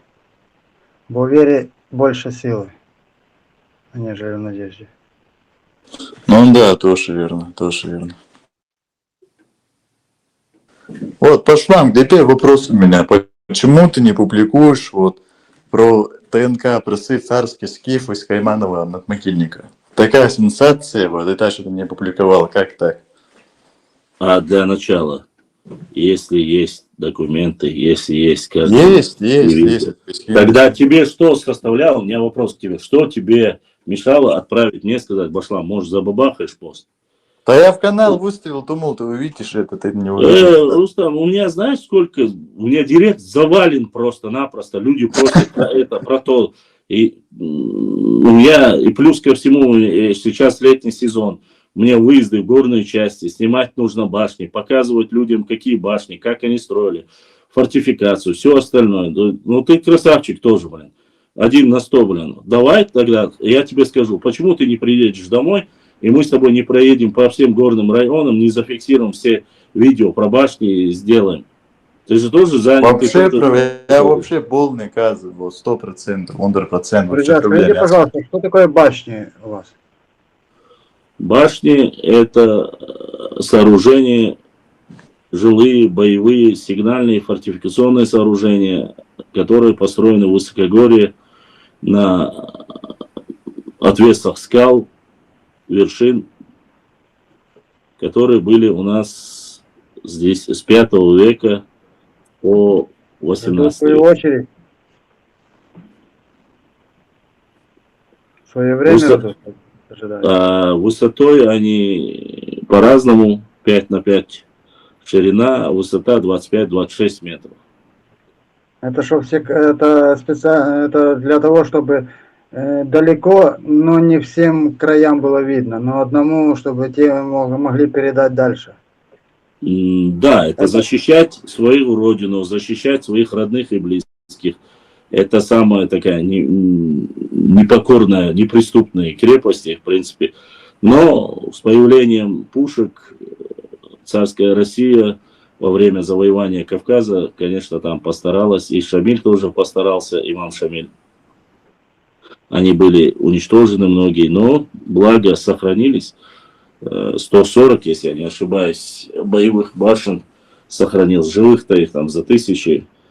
141 Это высокогорье, Чечня, это наша родина, это наша история, это то, что строили наши предки тысячелетиями на нашей территории. Солнечные склепы, могильники, захоронения культовые со времен язычества, так сказать. Вот. Но мы их изучаем. Если Да. вы закончили, смотри, я могу на днях в Чечню приехать, а слова не могу дать, потому что у меня есть свои дела, обстоятельства. Например, вот в этой неделе я приеду, но договариваемся, то, что мы в горы поедем. Паша, смотри, все. Красавчик, подожди, когда мы будем выезжать, я сейчас буквально дня 2 тому назад был уже, я материал еще не загрузил. В Галанчоже был, когда я буду очередной выезд делать, я тебе вперед за неделю где-то или 5 дней сообщу, когда мы будем. Никаких вопросов нет. Если будет время, приезжай, поедем. А так, чтобы было понятно, это не все так просто. Экспедицию делать, даже если ты на простой машине едешь. Пошла Эндер Вала, что-то мой друг сошел, вот Иллирия у него нет. Можешь ты микрофон включить? Албанец, уй, оман, албанер, уй. Ты накос, а то тауй. Вот зеленая аватарка, во. Ассаламу алейкум, Росенберг. Алейкум салам, рахматуллах. Как ты, брат? Альхамдулилlah, все отлично. Машаллах. Тоже, ты пошла, может, знаешь нашего историка? Да, чуть-чуть видел, да, ролики в Ютубе, да. Короче, познакомлю, пошла Хар Асмайлердан, Албанец, Вух, Оман, Албанер, Уй, Сунтик, ТНК, Кинетик, есть. Короче, войну Оманы, Туата, Уй, точно. Но мы только как зовут? А? Имя правильно как твое произносится? Мое имя? Да, имя. Чамиль, Чамиль. Не Шамиль, но Чамиль. Все понял, Чамиль. Очень приятно с тобой познакомиться. Мы рады в любом случае, тем более, если ты албанец, нам очень приятно. Буквально, не могу сказать, где-то, кажется, месяца 3-4 тому назад я опубликовал пост про Албанию, про албанцев. У вас есть северные албанцы, именно северные албанцы, которые, я думаю, ты свою историю лучше меня знаешь, но проводили... Он сам является северным албанцем. Да? Что такое? Ну, ладно, тогда тем более хорошо, Чамиль, чтобы ты знал, проверяли, сравнивали легенды, и нрав суровый более у северных албанцев, он более такой древний, более свирепый. И когда проводили анализ, он был, честно тебе сказать, еще ныне покойный, один из лучших историков нашего народа, его звали Хасан Бакаев. Он написал статью, я перепубликовал ее, тоже полностью поддержал. Он привел сравнительный анализ, что у нас очень многие, некоторые адаты и традиции фактически совпадают именно у албанцев и у чеченцев. Именно вот северные албанцы он указывал. Она у меня есть, кстати, можешь посмотреть на инстаграм-канале. В ютубе, кажется, я тоже публиковал, нет, не знаю, но там пост с албанским флагом, вашим национальным флагом, и можешь посмотреть, там проводится анализ. У него был друг знакомый, он где-то с ним в Бельгии или Франции познакомился, и как-то они обговорились с ним, и он рассказал о нравах и традициях албанцев. Потом, когда тот рассказал, познакомились друг с другом, ознакомились с культурой, мифами, легендами, так сказать, законами, именно более свирепыми законами. У нас дальше язык похож пошла, у нас параллели тоже смесь насчет языка. Ну, здесь я, конечно, у нас с многими языками очень много параллелей, ты знаешь, это и со скандинавскими странами, не только, грубо говоря, Албания это все-таки ближе к Балканам, если я не ошибаюсь, да? Да, это Балкан, да, Балкан. Да. Поэтому Балканы, как мы знаем, не так уж и далеко, нам близки, как говорится, от нас, не так далеко, в отличие от тех же скандинавов. И параллели, конечно же, будут. Особенно, если я не ошибаюсь, и по кровной мести, и по... Да. За своими женщинами, то есть культ женщины тоже в основном очень есть совпадение. Но это не удивительно, опять же, я повторюсь, если то, что говорят немецкие ученые, антропологи говорят правду, в свое время в 19 веке говорил еще Блюменбах, без разницы, албанец, немец, француз, ты со всем уважением ко всем, но считается, что все-таки прародина всех европейцев это Кавказ. И отсюда ушли. Они, как многие ученые предлагают и предполагают, что с Африки там появились, а потом разошлись. Поэтому вот это предположение немецких ученых, которые указывают, что те самые древние могилы, которые были найдены, подробно, я, кстати, его тоже публиковал, этот материал, он рассказывает, что многие европейские страны, то есть такие более мощные, древние, они, корни у них с Кавказа. Я не говорю, что чеченские корни, не забывайте, я говорю с Кавказа. Кавказ, вы знаете, такой по масштабу. Так что и не забывай, что европейская раса называется как в Америке? Как христианская. Правильно, абсолютно верно. Белые люди, они в основном, имеется в виду вот европейские люди, они считаются Caucasian. То, что касается европеоидной расы, это термин, который придуман уже ближе к 20 веку. Поэтому параллели между нашими и балканскими странами, и культурных традиций, совпадения, это неудивительно. Все-таки не на разных планетах живем. Ну да, вот это древний индоевропейский мир считается, да, прародина Кавказ, это Харвард университет тоже публиковал тоже балкано-кавказская раса, как бы, и Да, да, да, изначально да, да. первые древние индоевропейцы, особенно наши северные ветви, где-то 90% по отцовской и по аутосомам выходит от, по английскому, Кавказу слова Волга Клайн. Они ушли от Кавказа где-то 6 тысяч лет назад, да.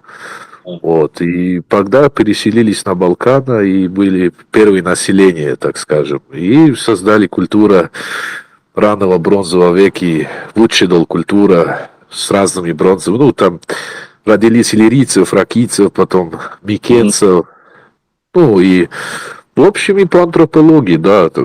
Знаешь, что самое важное, Чамин? Да. Важность албанцев и уважение албанцев, это люди даже те немного неграмотные, так скажем, простые люди заметили вот в характере, в традициях, когда замечали, говорили, что в Европе, вот если даже есть албанцы, у нас схожесть очень большая. Нравится мне в албанцах то, что именно в северных албанцах, я хочу отметить, которые сохранили те самые древние традиции и не дали им раствориться. Вот это самый важный фактор. Понимаешь, 5000, 6000 лет без разницы. Но если они уже на протяжении этого времени сохранили свои древние традиции, и они в религиозном плане, а в культурном плане именно говорю, это стоит очень много. И не растворились, понимаешь? Ты же знаешь, сколько стран европейских, которые растворились и сегодня не знают от кого, что они, да и ценности мультикультурализма распространяют. Понимаешь, я вот об этом хотел сказать. Да, да, совершенно верно, да. Ну, да, схоже есть, конечно. И да, как сказал Пешу, и по слову, я сам заметил тоже в Европе, когда я был давно, да, там тоже думал, что я из Кавказа, что... И, в общем, когда я видел кавказцы или чеченцы, тоже думал, что они из Албании, из Балкана где-то, да. Вот такое есть, да, есть схоже очень. Ну, это, скорее всего, от древности, да, от явной культуры Да. и, да, явная культура, охотники, собиратели и так далее, да, вот это, да. Чамин, хотел вопрос тебе задать, такой, может, он немножко правильный, нет, не знаю, но здесь есть такой момент, что ты слышал про армян, да? Да. И есть, я читал в некоторых документах, особенно и азербайджанцы их публикуют, что этот народ, армяне, что они их в свое время взяли, перевезли из Балкан и заселили в эту местность. Ты слышал что-нибудь об этом? Знаешь об этом что-нибудь? Да, я слышал, что это были типа фиргийцев, да, армяне, ну, уже есть там разные мнения и так далее. Я считаю, что армяне по отцовской линии, большинству своего тоже от север Кавказа где-то, впереди север, перешли на юго, ну, давным-давно по отцовской линии, да. А так, по аутосомам, конечно, и местные, Месопотамия и так далее уже и так формировались. Ну да, там не смешаться невозможно было, честно сказать. Да. Все-таки цивилизация зародилась в Ближнем Востоке, одни из первых государств. И Хурита-Уральское государство, и Месопотамия. Поэтому Да. тут, как говорится, не поспоришь. Они же не жили там как-то на отдельном острове. Смешения в любом случае будут.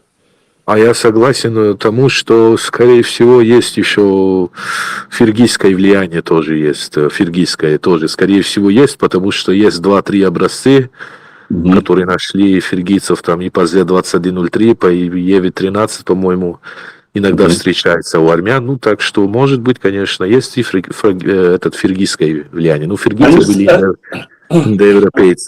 индоевропейцы, которые из Востока пришли, Анатолия, да. Я, честно сказать, от самих армян я не слышал этого. Это очень сильно как бы распространено здесь, особенно на юге, Южном Кавказе, о том, что непосредственно их переселили, что из Балкан. Но они сейчас, сами ты должен понимать, с этой теорией не согласны, поскольку быть пришлым на Кавказе это какое-то некое клеймо, даже если 1000 лет тому назад это было. Ну, я последнее время начал сталкиваться с этим. Многие пытаются доказать, что это все-таки некогда балканский народ, который в свое время переселили и в основном основали уже, взяли другое название сегодня. Не, армяне, конечно, как народ, очень древний народ, и у них, да, в общем, если их не как бы, ну, как бы объективно посмотреть и говорить и по науке, и по всякий, да, письменность, ну, как-то, если, например, азербайджанцы говорить, что они там пришли, это, ну, для меня, как бы, вообще неправда, да. Армяне очень древний народ на их территории и близкие, Ну, да. они понятно, почему у них там территориальные претензии друг к другу. Они пытаются доказать, кто из них там коренной. У них именно из-за земли эта вся проблема. Насколько я... Шамиль, и вопрос такой личный про Албанию. Албания же 100%, да, все мусульмане?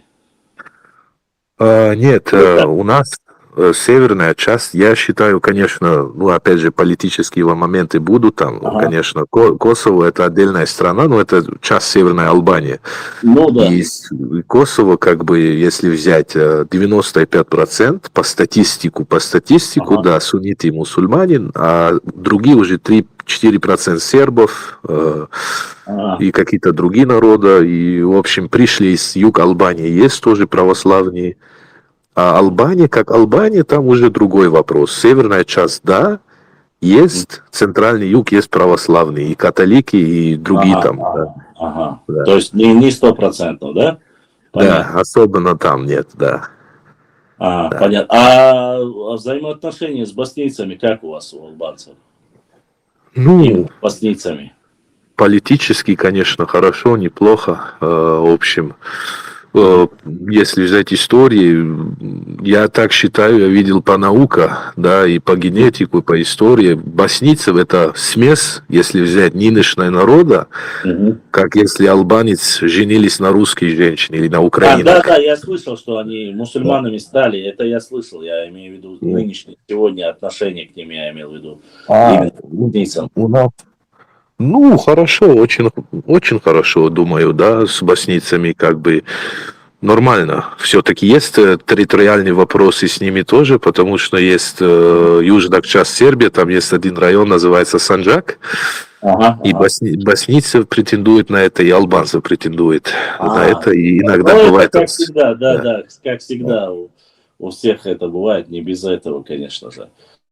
Так нормально, все, никогда никакие проблемы не были. Наоборот, когда в 90-е годах войны были, там у меня свои личные родственники, где я родом, именно война начиналась, и в Косово, и они пришли там в Боснии, их помогали, да, вот такое отношение. И с Хорватией тоже, как бы нормальные отношения тоже с ними, ну так, все. Да. Ну, в принципе, там ситуация же была, когда распадалась Югославия. Там нужно, хочешь не хочешь, там были коалиции. Но хорваты, насколько я знаю, там вроде бы они все католическая церковь, да, у них они по вере. Да, именно, да. Но несмотря на это, политический союз у них был с боснийцами, с албанцами, ну, во время войны я имею в виду. Да, совершенно верно.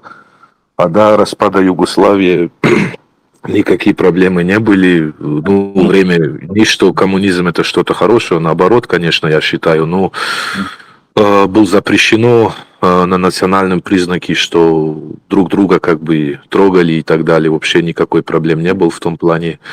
А когда Тито умер, потом уже все начиналось, как бы, да. 300 тысяч или около погибших, да. Это в этой войне, да, в Югославской войне они погибли? Да.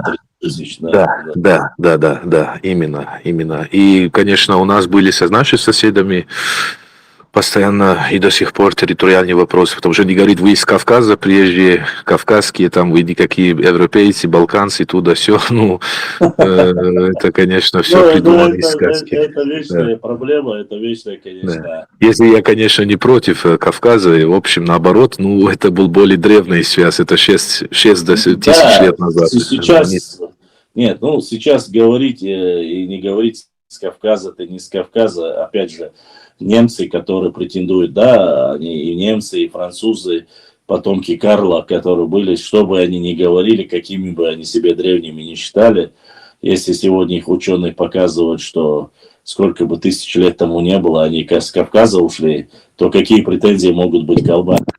Шамиль, а Албания же не входила в состав Югославии вроде бы, или входила? Не, Албания не ходила в состав Да, Югославии. Были отдельные насколько я знаю, вы их поддерживали просто-напросто, но входить в состав вы не входили. Да, не ходили, как бы, Второе мировое, албанцы, особенно северные, Косово были, ну, против коммунистов, так скажем, мягко говорят, и потом, когда Югославия, в конце концов, все вместе выиграли, особенно где я родом, из Косово, центральное Косово, они отделились от их территории и взяли, и албанцы стали там, Албания, Нверходжа, и Тито там взял свои там, да, партизаны, коммунисты, и создал Югославию. И вот так отдельно. А ну, у Албании был, конечно, сложный. У них все закрыто было. Взаимоотношения сложные. Да. А Югославия, кстати, не был, они свои коммунизм держали, они отделились от Сталина, не хотели Да, с ним я уже знаю. связываться, и да, все. Но сегодня Сербия тоже же говорит, что они с Россией вроде бы, но некоторые политические решения им с трудом приходится принимать. Они говорят, европейцам говорят, что мы европейцы, а когда встречаются с Россией, они говорят, что мы самые близкие братья и так далее и тому подобное. Это заметно и сегодня даже. Хотя 100%. Хотя сегодня Венгрия, Орбан и Словения, Словакия больше даже поддерживают Россию в этом европейском направлении, чем даже сами сербы. Ну да, у сербов есть, конечно, свои, как бы, моменты интереса, да, и так далее. У нас, кстати, где я родом, про чеченцы, особенно 90-е, и потом уже много переживали, особенно где я родом, из-за Кавказа в целом. У нас жили черкесы очень много, могу сказать, 10 километров в мое село, там переселились черкесы давным-давно, им дали земли, а хотя наши как бы очень такие негативно были всегда с чужими раньше, особенно раньше, со славянами, со цыганами, со другими. Ну, черкесы сразу от души восприняли, побратились. И, в общем, да, в целом, наши старшие очень хорошие отношения с Кавказа было. Слушай, Чамиль, знаешь, что у вас взаимоотношения с Румынией не так хорошо, если вы к цыганам нехорошо относитесь. Да. Чамиль, спросил бы тебя, а у вас там в горах есть вот эти башни жилые, боевые, вот такие вот постройки, как здесь? И еще, есть ли у вас легенды, вот предания, откуда вы мигрировали, как туда попали, или там всегда жили, или вот что-то в этом роде есть у вас это сейчас? Да, ну, насчет башни есть, чуть-чуть отличается от вашей там, да, башни. Ну, есть башни, были башни, у нас называется это Кула, да, это есть до сих пор. А насчет прежде нет, у нас всегда говорили, что мы родились здесь, когда здесь никто не был. Автохтонный народ. Автохтонный народ, палеобалканцы. А так, по истории, даже древних времен, и были югославянские ученые, говорили, что первое население индоевропейцев, да, иллирийцев и фракийцев, и на нашем соседи были скифы и сарматы, всегда говорили, что они первое население здесь, но они где-то из Кавказа, скорее всего, пришли на Балканы, когда на Балканах, по сути, почти никто не был. Что такое у нас там было популярно, да. И сейчас наука подтвердила это, 5000 лет, мы уже здесь, да. Вот. Да, уже 5000 лет Скоро некоторые там, башни, но в общем, миграция все равно была, да, хоть сколько тысяч лет назад? Хоть и давно. Да, он же говорит. Ставропольский край сейчас недавно нашли протоиндоевропеец, степняк был Ставропольский край, это наши ветви, именно два наши ветви, J2B, L283, это, кстати, охотник-собиратель Кавказа, тоже Z533, который в Кавказ нашли, Котьяса, 10 тысяч лет вместе с J2A, Z646, и они вместе с R1B пришли на Балканы, и там встречались опять там Кавказу подобные, так скажем, древнеевропейцев, J2A, там, G2A, EV13, и так формировались вот этих этнос. И на Кавказе то же самое было, по сути, свои, ну, там, ну, тоже свои культуры, Да-да-да. свои, там, Майкопская. Ну, да. здесь, Шамиль, Паннония место это далеко от вас? Вот Паннония? венгров, да. Нет, нет, это от меня, допустим, с машиной ездит. Ну, 3-4 часа, да, не так далеко, да, на север, там, через Сербию, да. Вот эта Паннония с вами какое-либо ДНК сходство имеет? Или Да, у них имеет. родители? Паннония, у Паннония, у древней панонцев, так скажем, да, или если взять Римская империя, там нашли наши ветви всех. Там нашли наши ветви, там нашли сарматы, языги. И вот когда напали вместе на Римской империи, и там нашли все, и J2B нашли, и J2A, там R1B, EV13, наши гаплогрупп, так скажем, грубо говоря, там нашли в Паннонии. Это была иллирийская территория. Граница Австрии, до границы Австрии, до Греции, северная часть Греции, это все была иллирийская территория. А на востоке был фракийцы, наши родственники, так скажем, да. Вот. А сегодняшние жители, которые в Паннонии живут, они какую гаплогруппу имеют? Ты не в курсе? Ну, да, я в курсе. В Венгрии, если взять, там у них есть, они каша народа, там есть славянская примесь, есть германская, есть наши древние балканская примесь, там наши гаплогруппы, там у венгров существует 15-20%, честно сказать, да, и даже у сербов, если честно, да, даже у сербов, которые были ранние православные, перешли только на славянский язык, потому что греки им дали церковный язык Византийской империи, а у албанцев считались полуязычник, полухристианин, там типа и албанцы не заслужили, и уже стали, убегали от этого все в горах. А этих всех ассимилировались другими языками, да. И сербы половина, и венгры там 20%. Вот у них такие. А с другой стороны, румыны. Румыны? Ну, видишь, румыны это даки. Даки фракийцев 30-40%. Уже есть германское влияние 10%. Есть славянское. Ну, славянских, кстати, немало. Там у них тоже 40% где-то у румынов. Да.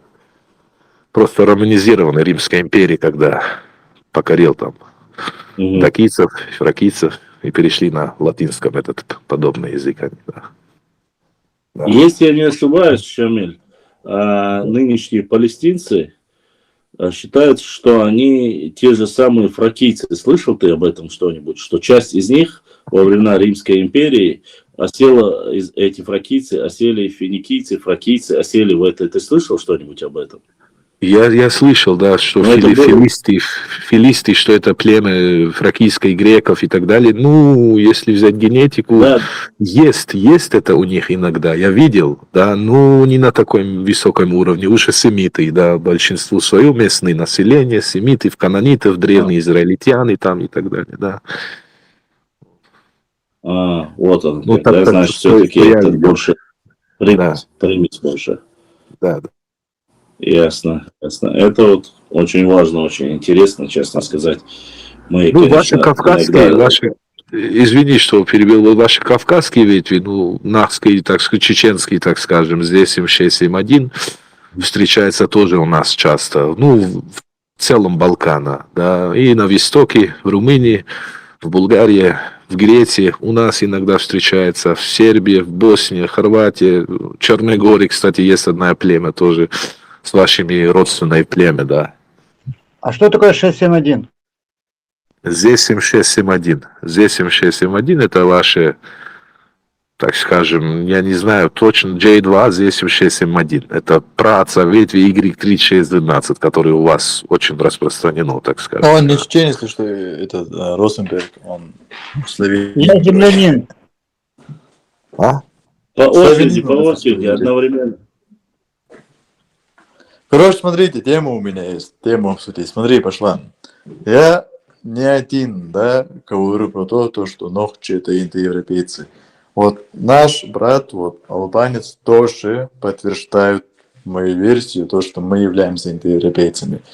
А ну, Розенберг, Шамиль, слышишь меня? Смотри, я насчет этого скажу Что он сразу, четко, он прежде чем. четко тебе тоже растолкует пошла. Я еще не ответил. Смотрите, ладно, чтобы было понятно, когда мы говорим по очереди, микрофон выключайте, чтобы не фонил. Смотри, Да, какая да. ситуация. Чеченцы не говорят, что неправильно будет говорить, что мы не имеем отношения к индоевропейцам. Это неправильно. Но и неправильно будет говорить, что весь чеченский народ, этнос, да, что он является чисто индоевропейским. Это тоже будет неверно. Поскольку мы живем на Кавказе и являемся автохтонным народом, и по Джамирзаеву Саламу он же рассказывает об этом, что у нас есть и царские сарматы, есть и скифы, есть и кемерийцы. То есть они есть, и ты должен понимать, что формирование народа фактически оно состоит из разных гаплогрупп. Но говорить одновременно, что только индоевропейцы индоарийской расе относятся, это тоже будет немножко неправильно. Все-таки не забывай, что у нас 5 основных больших веток в нашем народе. Это в первую очередь J1, J2, это потом у нас идет L3, Арийские гаплогруппы, он процент. потом уже идет и Q, и G2. То есть это вот буквально 5 столпов, которые наиболее самые широкие, сильные, имеется в виду, больше входят, большие тейпы входят и формируют целый народ. Поэтому я не противник того, что ты говоришь. Я не говорю, что мы не индоевропейцы, что среди нас нету. Это, не забывай, все, что мы обсуждаем, это в основном это же все-таки это гипотеза, это теория, и говорить однозначно, что мы только являемся там одной из там только индоевропейцами, не забывай, что чистыми самыми, как говорится, арийской расе относятся и цыгане, относятся и, как бы не показалось бы... Это ересь, пропаганда, это ересь ну, не знаю, ересь, не ересь, но научные работы есть, и таджики являются арийцами, и другие, опять же, опровержение данного, то, что ты говоришь или я говорю, что это ересь, это научно нужно изложить, не забывай об этом. Смотри, пошла. Есть... По моей версии, Нохчи Вот. это аланно-хуритский народ. Я могу это подтвердить, то есть подтверждение и так далее, проблем нет. Но если говорить сегодня, какую Ну ты, сегодня... подожди, смотри, ты говоришь, по моей версии, Алана хуритский народ, ладно, Алана, правильно было бы Урарта, Алана урарский народ, уже потом хуритский народ, но не суть, не важно, не об этом, Урата хуритское государство возьмем. С другой стороны, ты говоришь, да, Чамиль, скажи, что мы там относимся к индоевропейской. Где индоевропейцы и где находятся хуриты-урартийцы? Ты же понимаешь, что это не одно и то же. Или не понимаешь? Хурит-урарту это другое немножко. Это Ближний Восток. Это вот как раз таки область Ван. Это нынешняя Сирия. Это нынешняя Армения. Это нынешняя часть Турции. Это вот Месопотамия. А то, что ты говоришь, индоевропейцы. И часть Персии. Да, конечно, и само собой, и часть Персии, абсолютно верно, Тимур. Так ты понимаешь, то, что там жили, там были тейши, кельты там были, тейши, там другие индоевропейские народы там тоже были, находились. Нет, ты сам, я тебя, послушай, я же не Ладно, говорю... хорошо, Пашан, давай пусть он скажет, да, ты ему вопрос задал, пусть он ответит. Чамиль, говори. Не, я согласен, что Башлан говорит, это совершенно верно. Я тебе скажу, почему. Я говорю про точки зрения генетику. С точки зрения генетику, если взять чеченцев, да, там у них есть, если взять по научной калькулятуре Харвард университет Америку, США, до 40% ямники есть, 35-40 там. Есть, если взять бронзовые веки, уже, как он говорил, да, там разные культуры кавказская, и Закавказье, и Южно-Кавказье и так далее. Это уже генетически, это как индоевропейцы. Почему? Потому что нынешние индоевропейцев, если взять южногерманцев, немцев, у них то же самое. И анатолийский фермер, у них 40-50%. Есть ямная культура, шур керамики, ну, по-разному, потому что каждый народ изначально У них были всегда такие разные как бы культуры, и тогда формировались протокультура. Как в вашем случае, скорее всего, ну, протонавская или чеченская и так далее, вот Да, так, да, да. да, И да. я тоже так же считаю. Ну, у меня как-то лингвистически я читал про у лингвистов немцев, я немецкий язык тоже знаю, как родной. И там на английском и на немецком был схожий нахский слово, чеченский, и индоевропейский, древний. Ну, так скажем, пусть иврийский, фракийский, древнегреческий, древнегерманский и так далее. И такой связь есть. Если взять от древности, если настратический макрофемия, там, ну, и выходит индоевропейский, выходит и другие языки, да. А так меня не удивляет, если даже этот язык, который вы говорите, что это даже был какая-то ветвь протоиндоевропейская. Вот это я имел в виду, да.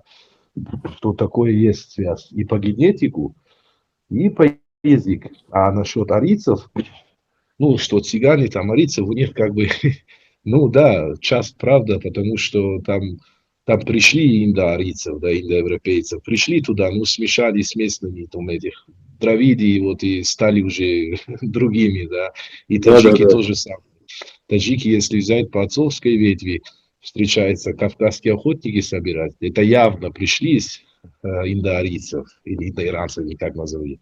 И вот там, когда пришли туда, и другие гаплогруппы из Кавказа и так далее, они перемешались. Ну, говорит, выиграл язык, большой часть индоевропейский язык, ну, смешанный, да. А у вас, или у нас, или у Европы, да, сохранилось более-менее, вот более этот архаичный древний индоевропейский Да, тип. Вот, да. это разное, да. Вот.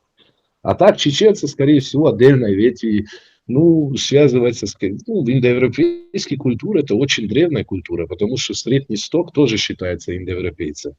Это 6 тысяч лет назад. И то же самое Золотаровка и так далее, и Майкопцев там уже был влияние. Вот так из этого, это нахски все, вот это все могут быть, да, какая-то ветви отдельной, что ли, что такое подобного. Да. Скорее всего, может быть, да. Ну, генетически, да. Да. Вот об этом я и говорил, Март. Как раз-таки фактически мы схожи в своих гипотезах, теориях. Все-таки для нас, для европейцев-то, возможно, генетические данные это намного раньше они использовали. Ты же знаешь, в Советском Союзе до 1957 года, до смерти Сталина, грубо говоря, генетика считалась уже наукой.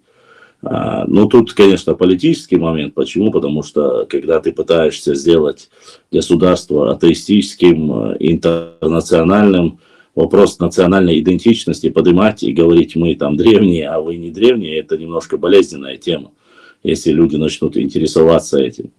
Вот. Что касается остального, я же говорю, изначально, когда начали говорить о ДНК, я видел в этом вред. Почему? Потому что я читал некоторые европейские заголовки, так сказать, тезисные выражения по ДНК-генетике.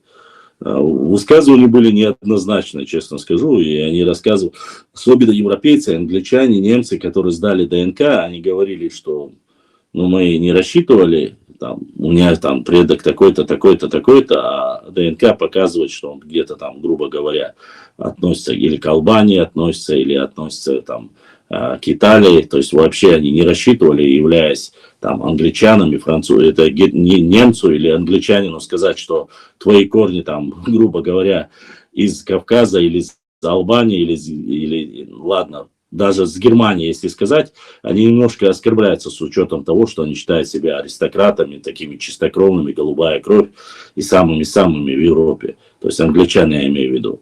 Потому что, мол, и Америка фактически это когда-то бывшая наша колония.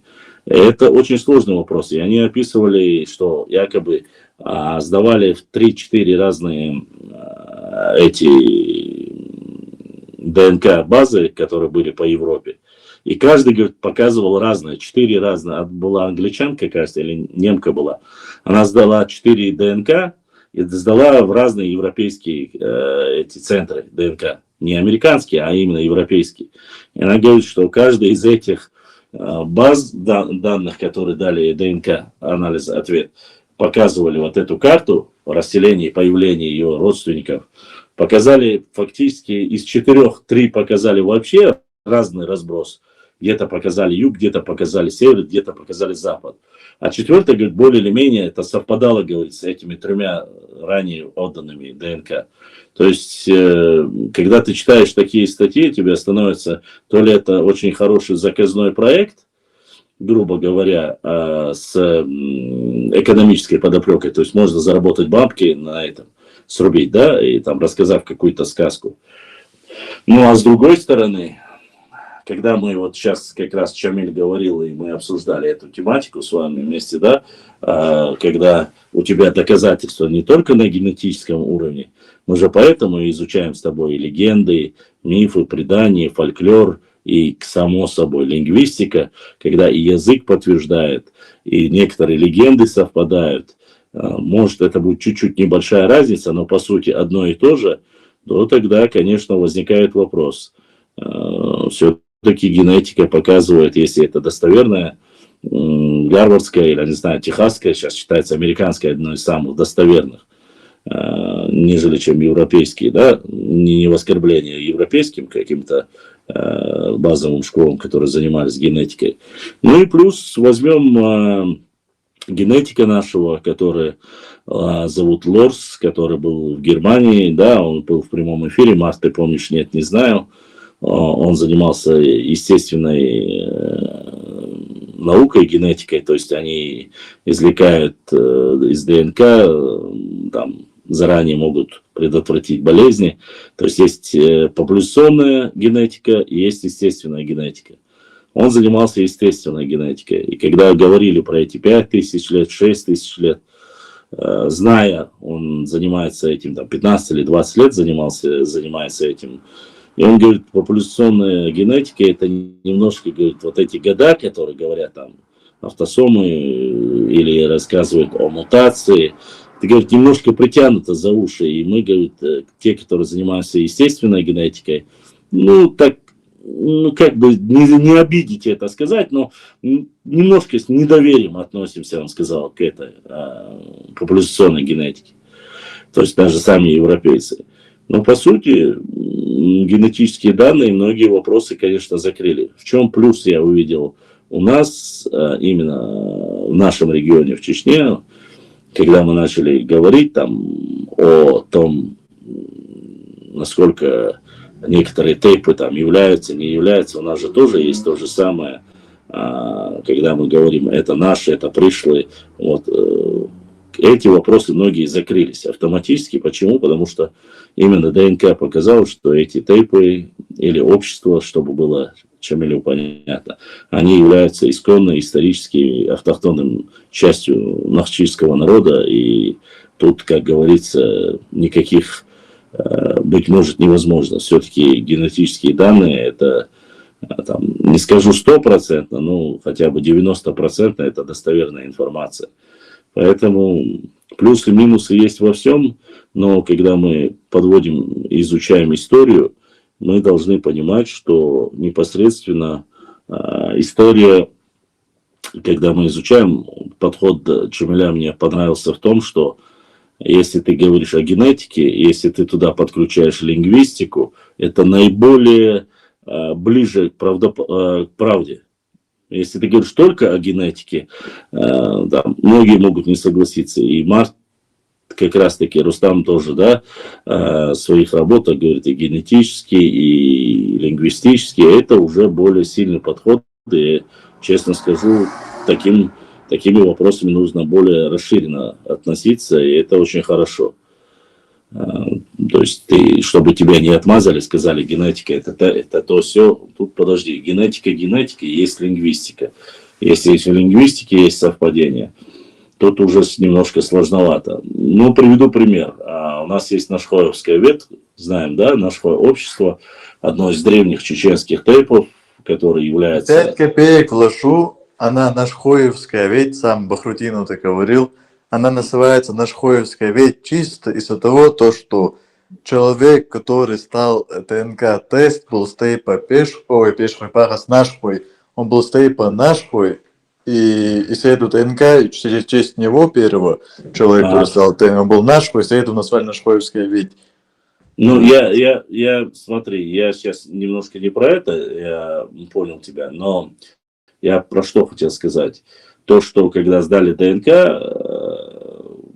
у нашхоевца, да, чистокровный нашхоевец, там, никаких не может быть. У него показала гаплогруппа очень редкая, причем и на Кавказе редкая она, и показала его гаплогруппу Т. И его общий предок показали с викингами. Там 5000 лет, если я не ошибаюсь. То есть тут возникает вопрос, если ты начинаешь изучать и общаешься с датским университетом или с норвежским, или с шведами, которые себя считают викингами, и у которых там и мифы, и легенды, и слова тоже, в принципе, да, совпадают очень. Но там они между собой, кто более чисто викинг, это их тема, не будем туда влазить. Но факт остается фактом, генетически показывают, что должно быть так. Нашхоевец, который пришел с севера и поселился среди нашего, или же должно быть наоборот. Отсюда ушел предок и основался там среди викингов. И показывают общую гаплогруппу. Вот. Но там он говорил, что вроде бы кто-то еще есть, то ли в Судане, то ли где-то в арабских странах тоже есть гаплогруппа Т. Он говорил, что показывает родство. Но не суть. Я про то, что генетические данные, конечно, могут удивлять. И потом начинаешь изучать дальше и показывает. А то, что сейчас огромное количество чеченцев уехало в скандинавские страны, и мы с ними общаемся, и ты знаешь, сколько много слов мы находим идентичных и по значению, и по смыслу, чисто с чеченскими, и обозначает один в один, но это дает почву для работы, исследований. Нужно узнать, как на самом деле обстоят дела. Чамиль, у албанцев с немцами гаплогруппы пересекаются? Ну, я хотел еще добавить насчет, что Башлав сказал, да. Ну да, вот я в том плане согласен, но там этих и разные компании, фирмы, которые есть там, этих рекламы сделать, это одно, да. Ну, научная работа, конечно, от биотехнологии, генеалогии, так скажем, как Рейша или Лазаридис, и профессор Докторы, вот они, конечно, уже более точные информации дают, чем какие-то сказки, вот эти мифы, которые там Да.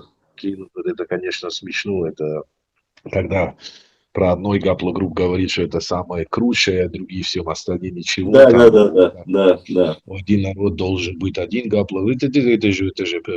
Это бред, да. Вот это, конечно, люди использовать это как сказки, да. Ну, когда они говорят, это уже будет более серьезно. И они также включают тоже истории, археогенетику, археологию, биотехнологии, ну, все вместе, и сделать это научные публикации протяжении 5 лет, и потом будет публиковать это. Да? И вот это, конечно, более серьезно я отношусь, я объективно смотрю на это, генетику. Ну, я вижу иногда, конечно, особенно у источных славян какие-то претензии, когда будет вопрос индоевропейцам и так далее, они не могут понимать, что у индоевропейцев, особенно гаплогруппы изначально, которые из Кавказа были. Да, вот это факт. А насчет твой вопрос, насчет немцев, ну, у немцев есть культура, называется на английском Bell-Beaker culture. Вот это их культура была. Ну, у немцев по аутосомам взять, у нас есть сходство, конечно, да. Ну, у них более молодые мутации есть у немцев, потому что у них есть этот У106-1Б и 1. Кстати, у англосаксоны нашли мой ветвь, и у протоанглосаксоны тоже. Есть совпадение, есть схожие. Но я считаю, что у них очень долгий процесс, пока они начинали быть какие-то этнос. У них очень долго, и они очень поздние, молодые, если равнить протоиндоевропейцев с ямники, предки албанцев, которые даже по гаплогруппам в степях были больше всего, чем у немцев. Они были меньшинство. Предки немцев и наши предки, когда мы были одной вместе, они меньшинство были. И очень недавно они стали народ. Я говорю, ну, первым, втором веке, когда пришли на юг Германии и взяли земли кельтов. И кельты среди всех этих северных народов были более мощный народ. Потом стали германцев какое-то время и так далее. А есть какие-то сходства, есть от древности. Ну, мы по антропологии, я говорю, более сохранились это древние янки. А этот, который говорит, там все должен быть светлые волосы, голубые глаза, это тоже сказки, бред, потому что это был мутация у них. Да, да. Одна культура, которая чем называется Globular amphora. Это Globular amphora, когда они перемешались с ними, родились какие-то светлые волосы. Ну, изначально были большинство темные волосы индоевропейцев, ну, настоящие первые индоевропейцев. Конечно, по внешности европеоидные и так далее, или кавказоидные, назови как хочешь, например. Ну, там были иногда светлые волосы, светлые глаза и так далее. Ну, эта теория, что все были светлые волосы и так далее, у них это была эта тема. Это смешно, это вообще неправда. Знаешь, что самое смешное, Чамиль? Я хоть оставлю сейчас свои 5 копеек, как говорит Пешо. Самое смешное, человек, который говорит о светлых волосах и голубых глазах, Гитлер сам был темными волосами.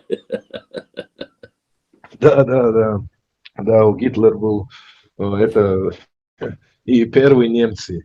Ну, от культуры Белбикера они были больше, изначально говорю, да, я говорю про 4 они все были каштанные волосы, темные волосы, но их не предки, да, так скажем. Это, так что, ну да, вот это, конечно, да, это всякий, вот называется на английском нордицизм, вот это какая-то фетиш, это у них бывает раньше, я помню, генетикой я занимаюсь давно, в 2009-2010 типа говорили про наши более гаплогруппы, которые из Римской империи были, J2 там и другие, R1B, J1 там, EV13.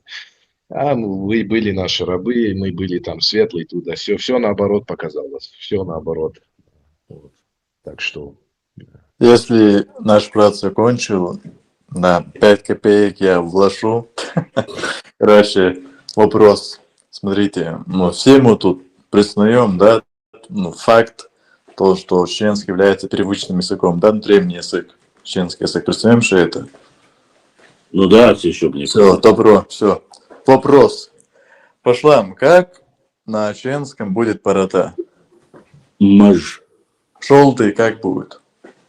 Мож. Хорошо, усы как будет? Мяк. Ячмень как будет? Тоже мяк будет, да. А ржавчина как будет? Ржавчина. Мек. Вот. Скорее всего, я предполагаю, да, то, что в древние времена большинство нашего народа были блондинами рыжими. Вот это вот мое скептическое. Подожди, или рыжими, или блондинами, опирайся хотя бы. Это, знаешь, рыжебородый, но блондин, короче. Да, вот, конечно. Ассаламу алейкум ва рахматуллахи ва баракату. Ва алейкум ассалам ва рахматуллахи ва баракату. Знаешь, что самое интересное?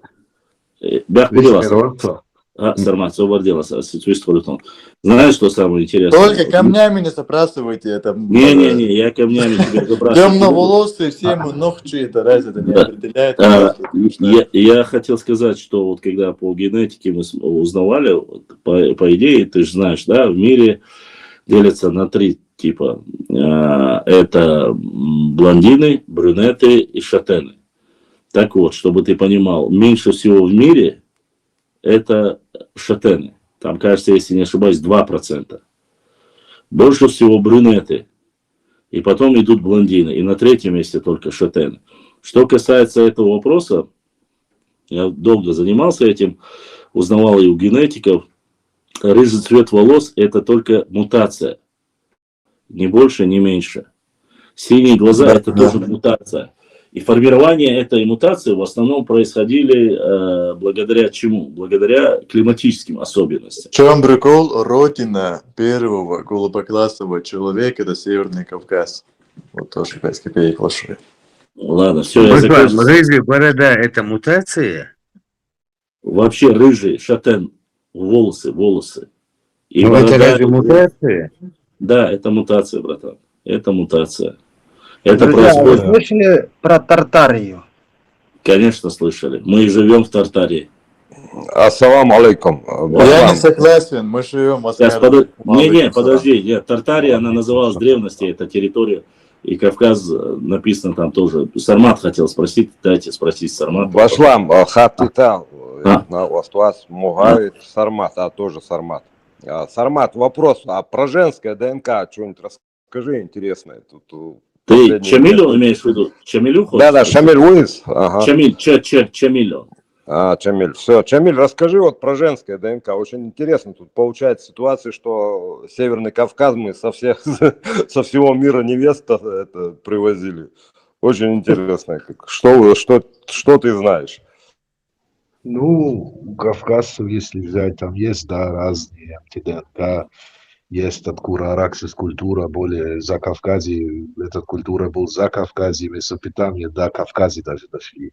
Там есть женская ДНК, есть палеевропейский женская ДНК, ну, это вот Google, это буква У, вот U на английском, или H1 и так далее, там разные ветви есть. Ну, и так есть тоже везде, по сути своей, да, не только на Кавказе даже. Ну, есть и на Балканах, есть и в Центральной Европе и так далее.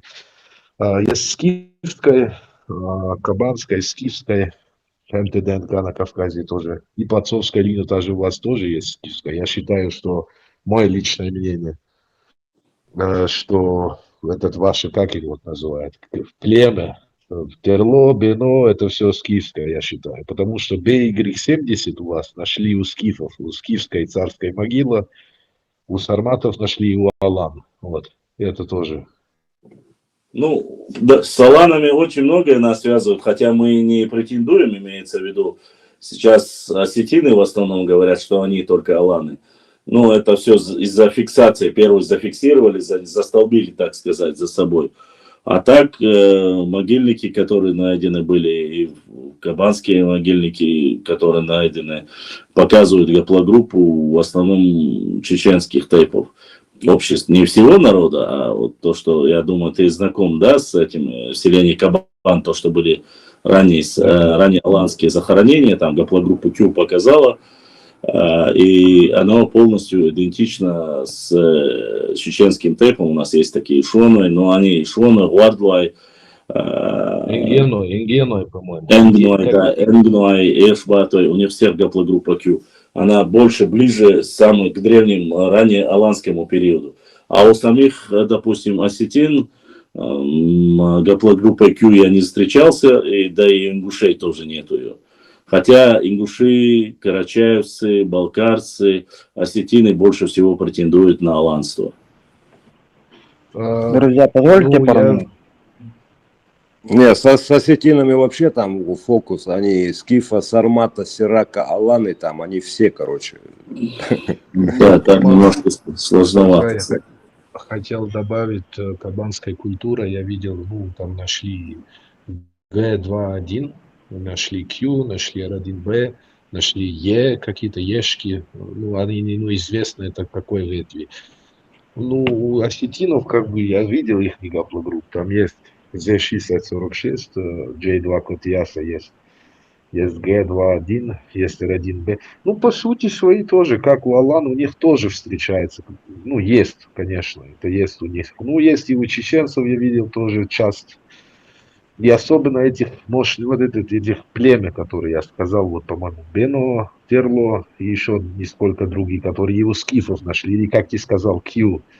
Да. Это тоже, да, это есть у кабанской, у скифов, у сарматов. И, кстати, этот Q много путают, что это какое-то азиатское, но это не азиатское, это индоевропейское. Это нашли у Средний Исток даже 6000 лет назад нашли Q. Это очень да, ты знаешь, когда я начал, я, честно сказать, не интересовался этим, но когда я начал изучать, там речь зашла о, в первую очередь, с индейцами, североамериканскими индейцами вот, из обществ.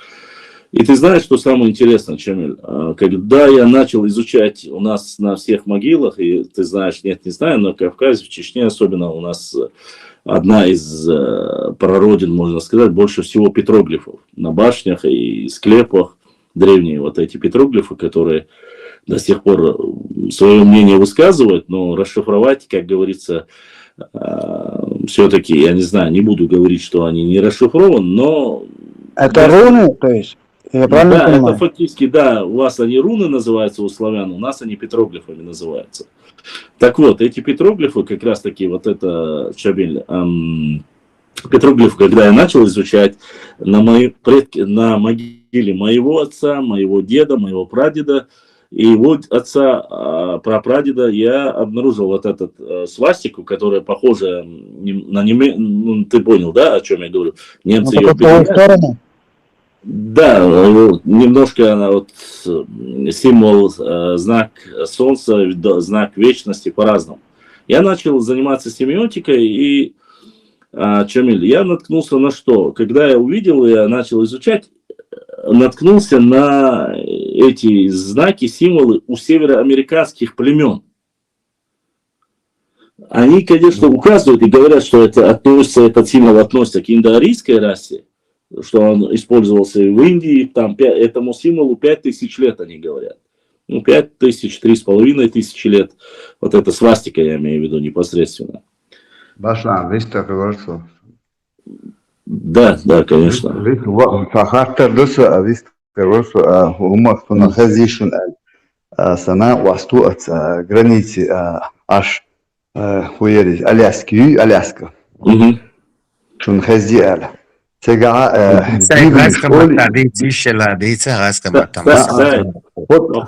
товарищ у меня знакомый, короче, живет на границе Аляски, короче.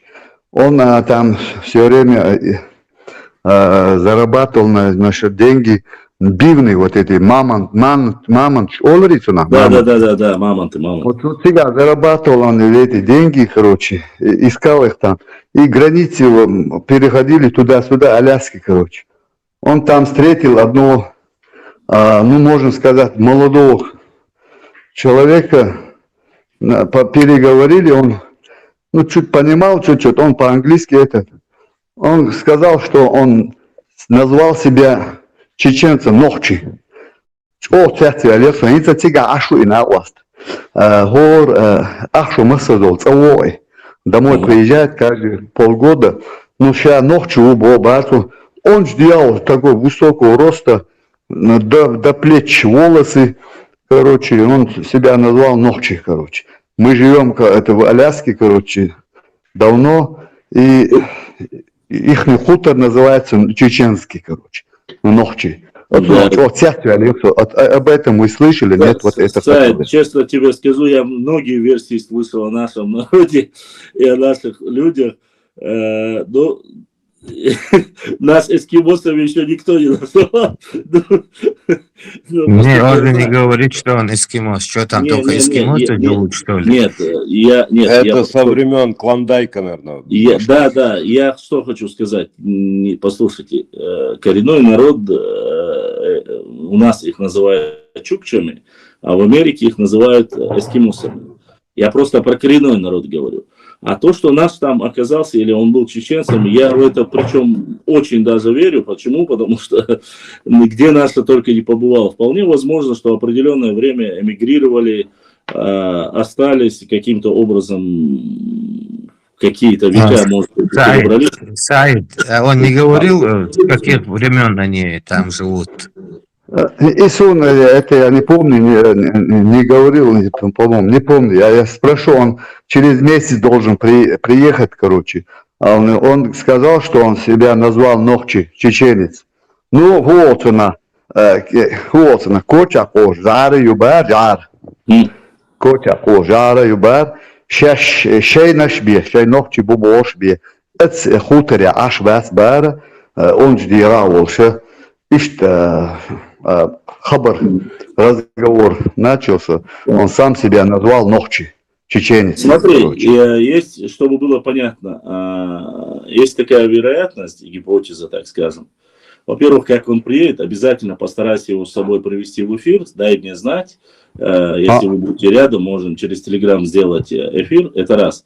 Во-вторых, что очень важно и возможно, мы знаем, прекрасно знаем, есть случаи, когда очень многие на Кавказе во времена еще Кавказской войны и после депортировали и отправляли в Сибирь.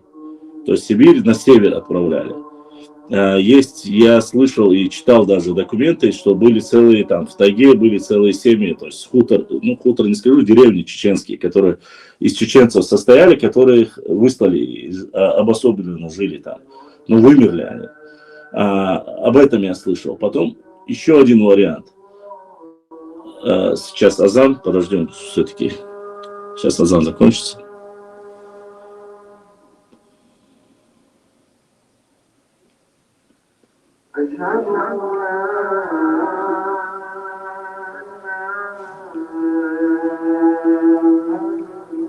Пешко, я пока не слушают. Да. Стримир и... Стримы, ну я не смог ваться пока что, я буду стараться сегодня или послезавтра сделать днем. Если по швам, конечно, делать не будет, то я сделаю. Нет, днем я не делаю. Ну, башлам же только выходные дни делает. Но сегодня, правда, понедельник. Уже вторник. Машаллах, машаллах.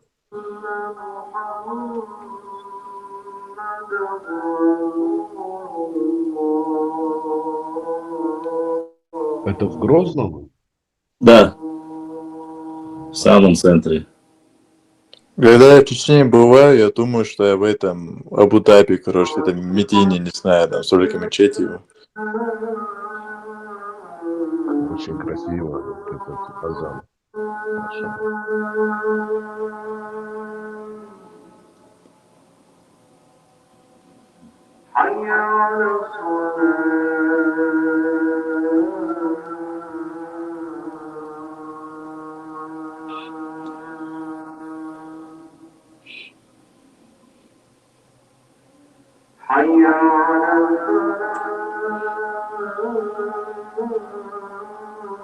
Марк, это цены, это Албан цены, Камелдеш, Шамиль. Камелдеш, вообще параллели, объяснишь чеченский, албанский язык вообще? Да, есть, много есть. К примеру, вот на албанском Ардолевой, это на чеченском также, вот, не знаю, что там, сок и зок. Вот это тоже такое слово, либо даже элементарно, вот пешхуй, буй пешхуй. Помните, я переводил, я доказывал то, что пешхуй это означает ламанхуй. Хуй это стражники, а пеш это горы. Чем на албанском пеш это тоже горы. Ага. Как-нибудь, Цинцане, пока вы на связи, эти некоторые слова выписать и параллели провести, ты можешь это сделать? Ну, с Иллирио, да, если он будет свободен, я тоже так можем. Да, поговори, вот как раз он слышит, там выпишите эти параллели, которые вы найдете, хотя бы так. И еще одно, Марк, у них вот наши предания, там Турпал такой-то, там Жироган, там Парамат, вот наши предания, которые ты помнишь, если примерно взять, и у них есть такие предания, как у нас? Фольклор, потому что легенды, фольклор. Я знаю фольклор, ну как тебе сказать, я видел одно слово у вас, я в Германии был, там чеченцы были, говорили, и я понял, когда они сказали Ардаули, я сказал, это ты что, по улицу говоришь, давай, да, сказал, да. Я сказал, ничего себе, вот это у нас, особенно наши северные геги, вот диалект древний, мы так говорим до сегодняшнего дня, даль на ар, ардолум и ардолум. Вот даль это пойдем улицу. Да, выйдем. Ар или ария, так раньше тоже наши старики сказали, когда работали на земле, ария, даль на ар, вот работает, да.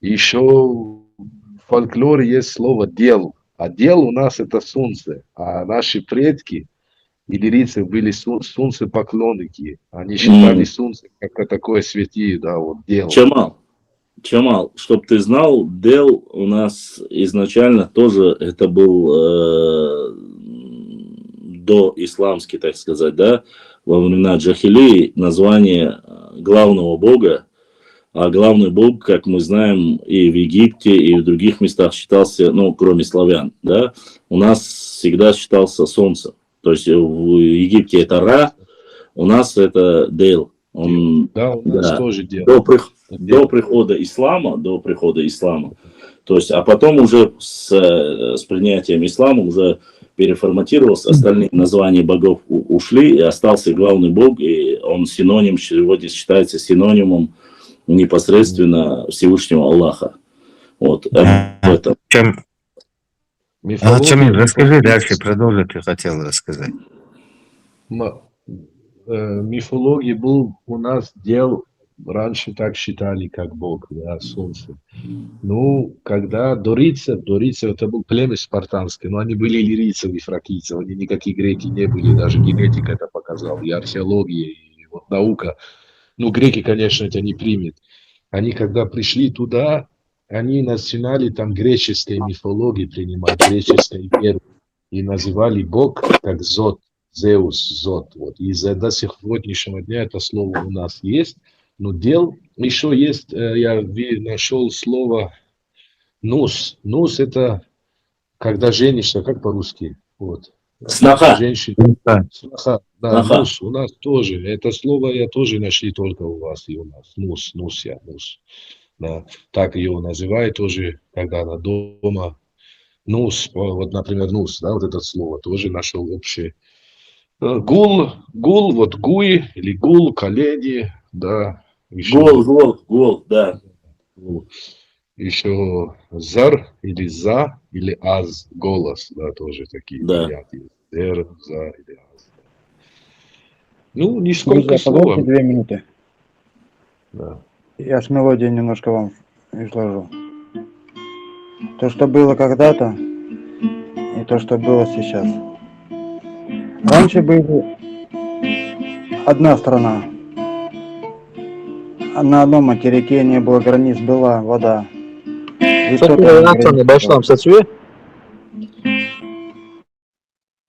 Этикер.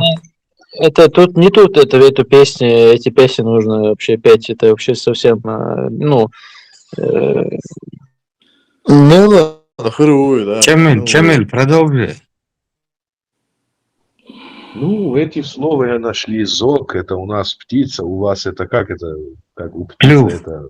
Клюв. Да, Да. зок, клюв. А у нас общее называется зок, все птицы, зоги, зок. Вот. Есть, тоже я нашел слово. Я с одним, вот когда он, этот человек, чеченец в Германии, сказал Ардоли, я же его понял, я сказал, давай вот начинаем поделить слово. Ну, это 15 лет где-то назад, и очень много слов мы нашли. Нашли еще, вы как труп называете? Дак или дак? Да. А у нас дак или дек – это смерть. Да. Декур, дек, дак, вот, например, это смерть. Да. Ну, и такие слова я нашли, и из-за этого у меня, потому что вся наука говорит про изначальные индоевропейские языки, есть очень такое мнение, что у албанцев сохранилось это, у палеобалканцев, у древнебалканцев, и у вас тут, ну, такие древние слова до сегодняшнего дня, вот из этого тоже такой интересный момент, да. Если взять, это 6000 лет. Чамиль, насчет вот этого всемирного потопа, вернее, великого потопа, ну, про пророка Ноя, есть у вас своя легенда или свое предание? Не общее принятое, а свое? Нет, у нас есть, у нас чуть-чуть похоже на нардский эпос, это древние, даже какие-то вот наши предки лирийцев, который был, да, я заметил, я читал. Наши мифы. А по Ноя нет, такого я, ну, пока не слышал. Да. Не слышал. Кстати, как раз таки, и я не успел до конца договорить, пока мы еще не отключились с Чамиль. Я к чему это привело по гаплогруппе Q, когда ты сказал, что это не имеет к азиатским. Здесь тоже есть мнение ученых, что именно зарождение этой гаплогруппы, которая есть здесь, она не имеет отношения никаким ни к монголам, ни к азиатам. И вот когда по символам, я уже по языку я не могу сказать, поскольку у нас, как говорил Марта, у нас еще нету индейца, с которым мы могли бы поговорить. Очень много совпадений. То есть символ волка для них священен, для индейцев, имеется в виду североамериканских индейцев, которые Да, в резервациях живут, да. Вот эти символы, знаки семиотика, вот этот петроглиф свастики в виде свастики, он у них тоже является священным, и он считается у индейцев. У них очень много и ожерелий, и этих насечек на камнях, то есть они были изначально. И когда я уже начал связываться, они говорят вот эту гаплогруппу Q, что она преобладающее большинство именно у североамериканских народов, вот этих древних племен, которые есть, то есть коренных народов, что у них тоже есть. И потом, когда с одним из ученых говорили, он выразил такое мнение, что почему-то считается, что гаплогруппа Q, она считается, говорит, с Алтая. То есть алтайские тоже относятся к Алтайским горам.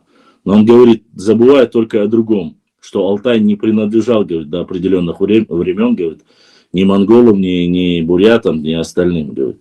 То есть это завоеватели, и они завоевали эти места. И только потом стали. А коренные народы оттуда ушли через север, и, видать, как по-видимому, ушли через Аляску, то ли через северную часть, прошли и добрались там до этого континента, непосредственно Северной Америки.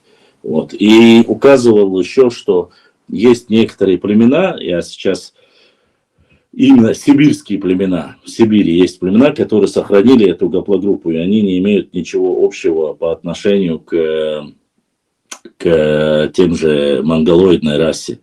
То есть я это слышал, читал, точнее, слышал, это неправильно будет. Вот. А здесь местные, которые я зачитывал по ДНК-генетике, они говорят, что именно вот эта гаплогруппа Q, говорит, сформировалась, говорит, здесь именно на Кавказе сформировалась. Не знаю, насколько, что ты вообще, встречался ты с такими работами или нет? Что интересно, есть общая гаплогруппа от кемерийцев до сегодняшних чеченцев тоже. Это Q1B какая-то, сейчас не вспомню точно, например, тоже пост делал. Говори, Лирио, говори. И насчет Q, вот, который у вас есть и на Кавказе, вот это очень древний доевропейский Q, и не только, есть отдельные ветви, нашли на восточной Балкана, ну, нынешней территории Булгарии, так скажем, когда раньше Булгария там вообще не было никогда. Вот это Q тоже нашли, 6000 лет. Нашли на Кавказе, север Кавказа, очень древние ветви. Так что это очень отдельное вообще в Азии. Если нашли Средний Восток, мы говорим про 6-7 тысяч лет тому назад. Q это уже никакое отношение не имеет к Азии. Так что это ветви, это была элитарная катакомбная культура поздняя. Была у скифов, Да, я тоже сарматов. немножко удивился, вроде бы относится и к аланам отношения. Для меня лично аланы родились на Кавказе, никакой Урала там не было. Они не пришли из Урала. Я пришло тоже скинул новую научную работу, что наоборот, первые населения, которые формировались там, синташта культура и другие, это все из Кавказа выходит, не наоборот. Но раньше был советский ученый, насколько я понял, что пришли из Азии на Кавказе, но это наоборот сейчас наука подтверждает. Шамиль, вот ты затронул вопрос как раз по аланам, что мне стало интересно. Вот поддерживают ли европейские ученые вообще, историки, генетики о том, что именно осетины, вот они везде пишут, что все европейцы, весь мир признал, что именно они только аланы. Насколько это достоверно? Со всем уважением и к осетинам, и ко всем народам мы не оскорбляем нисколько. Вообще, это достоверность этого есть вообще? Что говорят европейские ученые по этому поводу? Ну, европейские ученые как-то вопрос алан затронули, конечно. Ну, они говорят, что когда монголы там покорились почти всех аланов, алане на другие народы уже формировались. И, конечно, и говорить, и поддерживать, что осетины потомки алан, да, это есть. Но не только осетины, что есть алане еще везде, по Кавказе, если взять. Да, так что И по аутосомам, и по генетику, и по Y-хромосомам, это же видно, что весь Кавказ был аланский наследник. Ага. Да. То есть, если мы говорим, что Алания это непосредственно государство, как ЕС сегодняшнее примерно, Объединенная Европа, на тот период я имею в виду. То есть мы не будем ошибаться, если будем говорить, что это из разных народов было общее государство, которое называлось Аланией, правильно? Это пока, видишь, на Кавказе чуть-чуть сложно у вас. Как-то есть сейчас разные результаты, да, ну, не совсем много. Было бы интересно, если еще будет больше результат у вас на Кавказе. Да, у нас Чечню проблема. сейчас вроде бы недавно нашли. Это очень, для меня лично был очень хороший, мощный публикация Алан в 7 веке. Именно этот ветвь G1 BY70, которые беноевцы есть, у терлоевцев и другие там у вас племя, они отделенные ветви от Z8, тоже Z1842, так грубо говоря, нахская, или как говорит некоторые, нахо-дагестанская или курараксис. Ну, это уже, я считаю, кабанская культура, да. И нашли R1A Z93, R1B Z2103, и Т, гаплогруппа Т тоже нашли. И так что пока видишь, опять же, вот не совсем много. В Ингушетии, Кожеву нашли R1B, Z2103.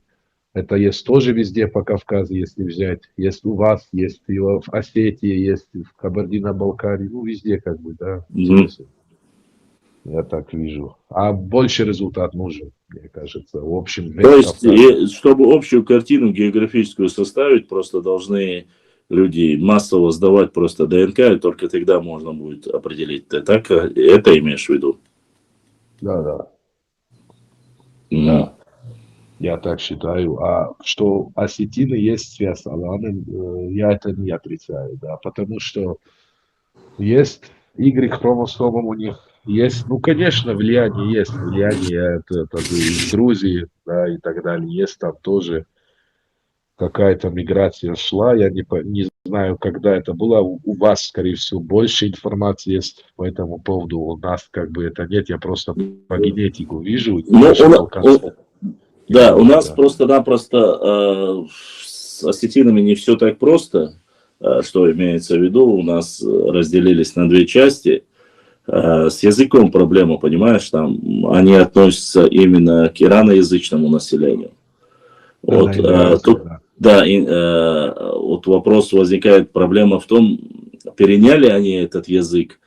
Ну, то, что наши ученые указывают непосредственно по Зеленчукскому захоронению, аланскому, перевод, то, что сделали, вот Хизриев сделал, я это тоже опубликовал, снова нужно это опубликовать, переводится, дословно переводится на чеченском языке, именно Зеленчукское захоронение. А что касается осетин, с осетинами у нас, они же тоже на 3 группы делятся, иронцы, кударцы и дигорцы.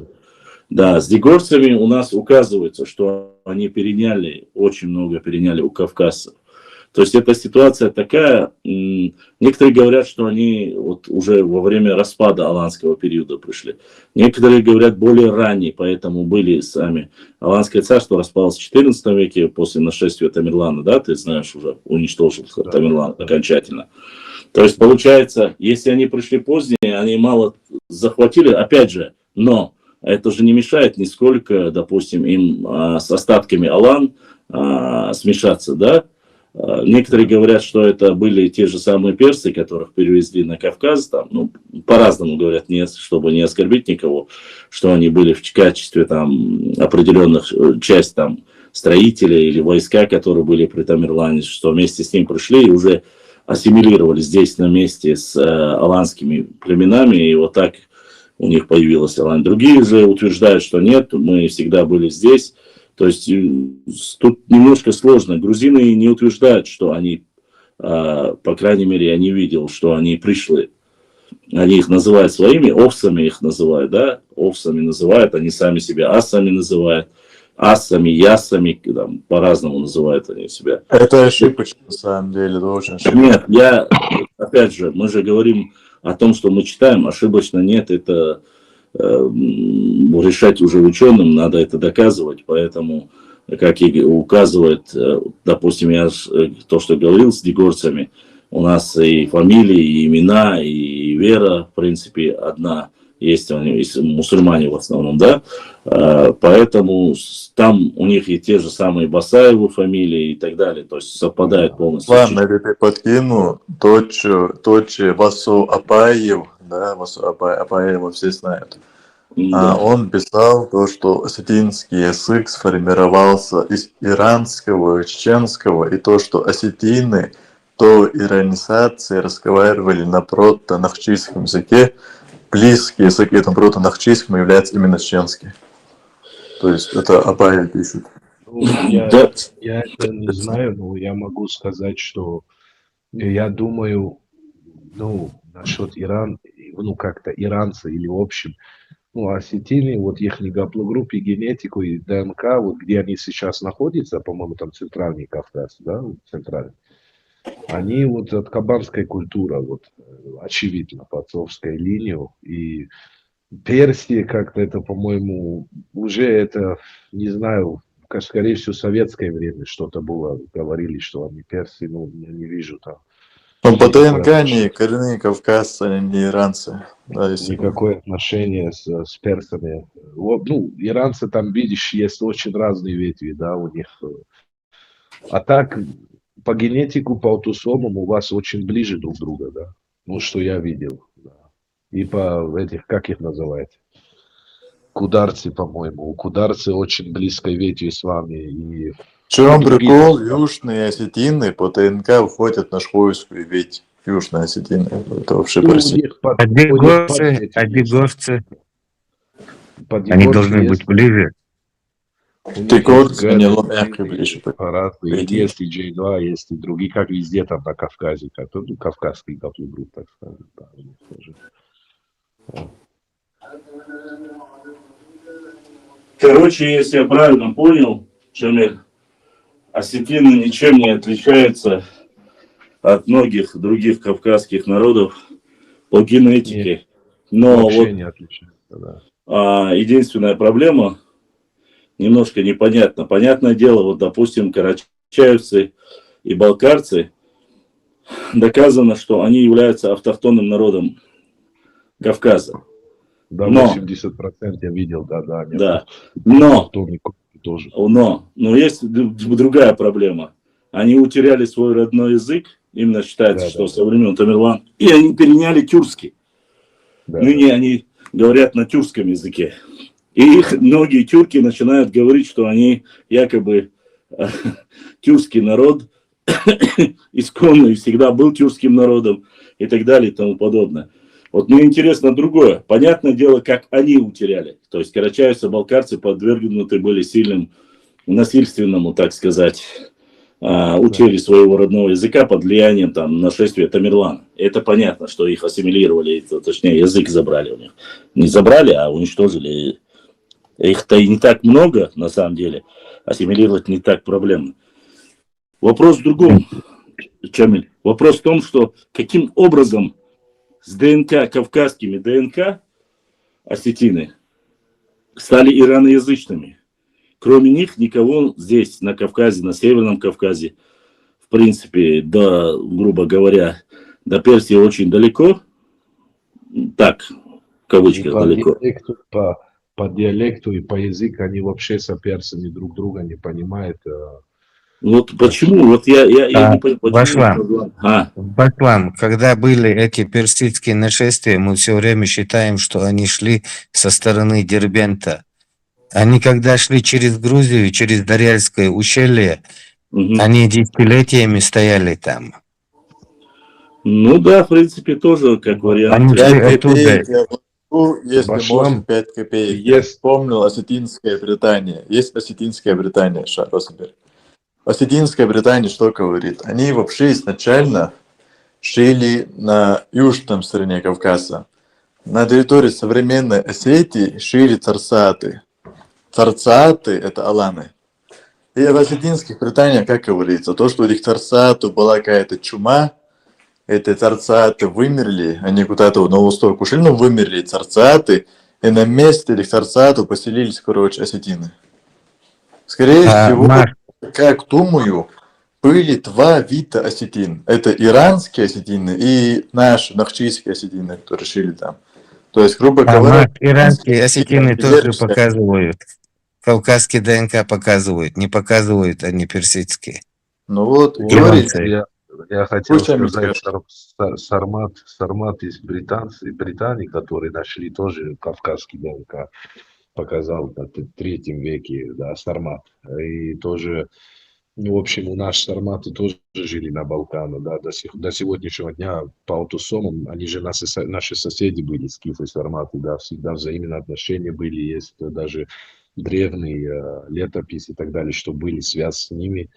Я думаю, общий индоиранский язык, это тоже ветвь индоевропейский, да. Ну, что они сейчас в Азии везде, это только потому что они тоже из Кавказа пришли везде. Это скорее вполне возможно, что какая-то ветвь у них, какой-то язык сохранилась именно от европейский индоиранский, потому что есть европейский индоиранский, есть еще азиатский индоиранский. А этих азиатских индоиранских, да, именно которые пришли сюда, да, с нынешней Персии, там, вот я считаю, что это все из Кавказа выходит, опять же, да, в общем. Башлам, вот последнее, когда Алания разрушалась, они не смогли ее разрушить, когда шли через Дербент, через горы. Вот этот Джарахмед, который последний полководец персидский разрушил Аланию, он шел через Дарьяльское ущелье. И где-то очень много лет они там стояли. А вот это последнее, вот это вот разрушение Алании произошло персами через Дарьяльское ущелье, а не через Дербентский проход. Ну, последнее Аланское царство уничтожили не Есть персы. версия того, что осетины это медийцы, Мидия. Нет, я про другое. Я говорю то, что уничтожили Аланское царство, последнее полностью разрушили, это Тамерлан, не персы. Уничтожение полностью. А то, что они пришли, мне просто вот, чтобы это все наладить и устаканить, грубо говоря, да, чтобы параллели можно было провести, нужно, вот я с твоей теорией, Тимур, согласен, но датировкой, видать, персидские нашествия, которое было через Грузию. Они через раньше, чем Тамерлан. Они, да, они раньше, чем Тамерлан были, и, видать, после этого остались. Вполне возможно. Но, опять же, это Не теория. стоит забывать то, что в войсках Тамерлана было очень много иранцев. Даже вот ставка Тамерлана была не только на тюрков, там и иранцы были. Тоже забывать. Ну, это мы знаем, да, это тут. Башлам, и еще одно. Сегодня упоминали мы уже несколько раз, это кабанская культура. Ага. Я не знаю, почему ее так назвали, вернее, знаю, почему назвали, там что-то в Кабане раскопали, Да, они в Кабанском отселение ущелье Кабан, да. и назвали. И эта культура называлась харачойская культура. Уже на этой территории была харачойская культура и по историографии, но потом они сделали какое-то открытие в этом Кабанском ущелье и взяли, разделили. Просто от харачойской культуры оторвали кусок и назвали его кабанской культурой. Я не знаю, зачем они это сделали. Харачойская культура древнее, и вот это Кабанское ущелье, все это входило в харачойскую культуру, Да, в эту это можно территорию. было, Тимур, я понимаю, это можно было бы подтвердить, если бы, допустим, там нашли бы что-то связанное с харачоевской культурой или с харачоевским ДНК. Так в том-то дело, что нашли, и уже это было харачойская культура, и это место называлось. Но потом они в последний момент взяли и вот это оторвали от харачойской генетика же культуры. не совпадает, генетика харачоевская. Совпадает? Почему не совпадает? Мы Да, только не что об этом и А в чем, только что об в чем этом. проблема кабанской? Кабанская культура это наша культура. Ну, Да нет, зачем тут было ее никто не разделять? говорит. Вот именно я и говорю. Совпадает и генетически совпадает, и по всем параметрам. Сейчас узнаем, Чамиль, к кабанской культуре, вообще отношение к кабанской культуре имеет гаплогруппа L3? L3 я не видел, нет, кабанской культуры. Значит, она не может быть харачоевская, Тимур. Может быть, если в будущем, да. Да, харачоевцы там фактически почти 100% L3 уже. Они не могут быть там. Ты харачойская культура, знаешь, что такое, Башлам? Да, Ты думаешь, это село Харачой, что ли? Нет, но харачоевской культуры нет, конечно же. Карачаевская L3, при чем здесь L3 вообще? Нет, карачаевская культура граничит с Каякено-Карачаевской, с Каякенской, Кураракской культурой. Просто Нам она нужен султан-археолог. Зовите султана-археолога. обязательно на этом мы, конечно, я постараюсь его привести в пятницу. Надеюсь, Чамал тоже придет. Давайте в пятницу соберемся, чуть раньше начнем. Сейчас уже утренний намаз, кто будет делать намаз, пускай, да, оба, как говорится, завтра, уже сегодня, через несколько часов уже многим людям на работу. На этом я попрощаюсь с вами со всеми. Шамиль, очень приятно было с тобой познакомиться, очень приятно узнать мнение о генетике с европейских стран, а мы будем тебя причислять не столько к балканским, сколько к европейским, но огромная баркала, надеюсь на дальнейшее сотрудничество, на дальнейшее взаимодействие, будем работать, искать, исследованием заниматься, может что-нибудь, да, полезное оставим человечеству после себя. Шумасан Дейресхил, огромная благодарность всем. Огромное Всё. спасибо вам тоже. Да, именно спасибо. Очень приятно было с вами общаться, поэтому буду рад. Да. Баркаллах, баркаллах. Остальным всем братьям Шундейресхил, масальна. Да, бюсей уже. Да, уже Адикер, Машал, Март, не забудь, и непосредственно Чамал, и ты на пятницу я позову Султана. Скандинавов, норвежцев, тачанов, немцев, англичан тоже. Но те, которые умеют разговаривать, если видишь, как спокойно. Ничего, Чамал знает немецкий, я тоже. Да. Немецкий это как бы родной язык. Мы тебе будем переводить нормально, все самогатив. Хорошо, хорошо. Всем удачи. Салам алейкум.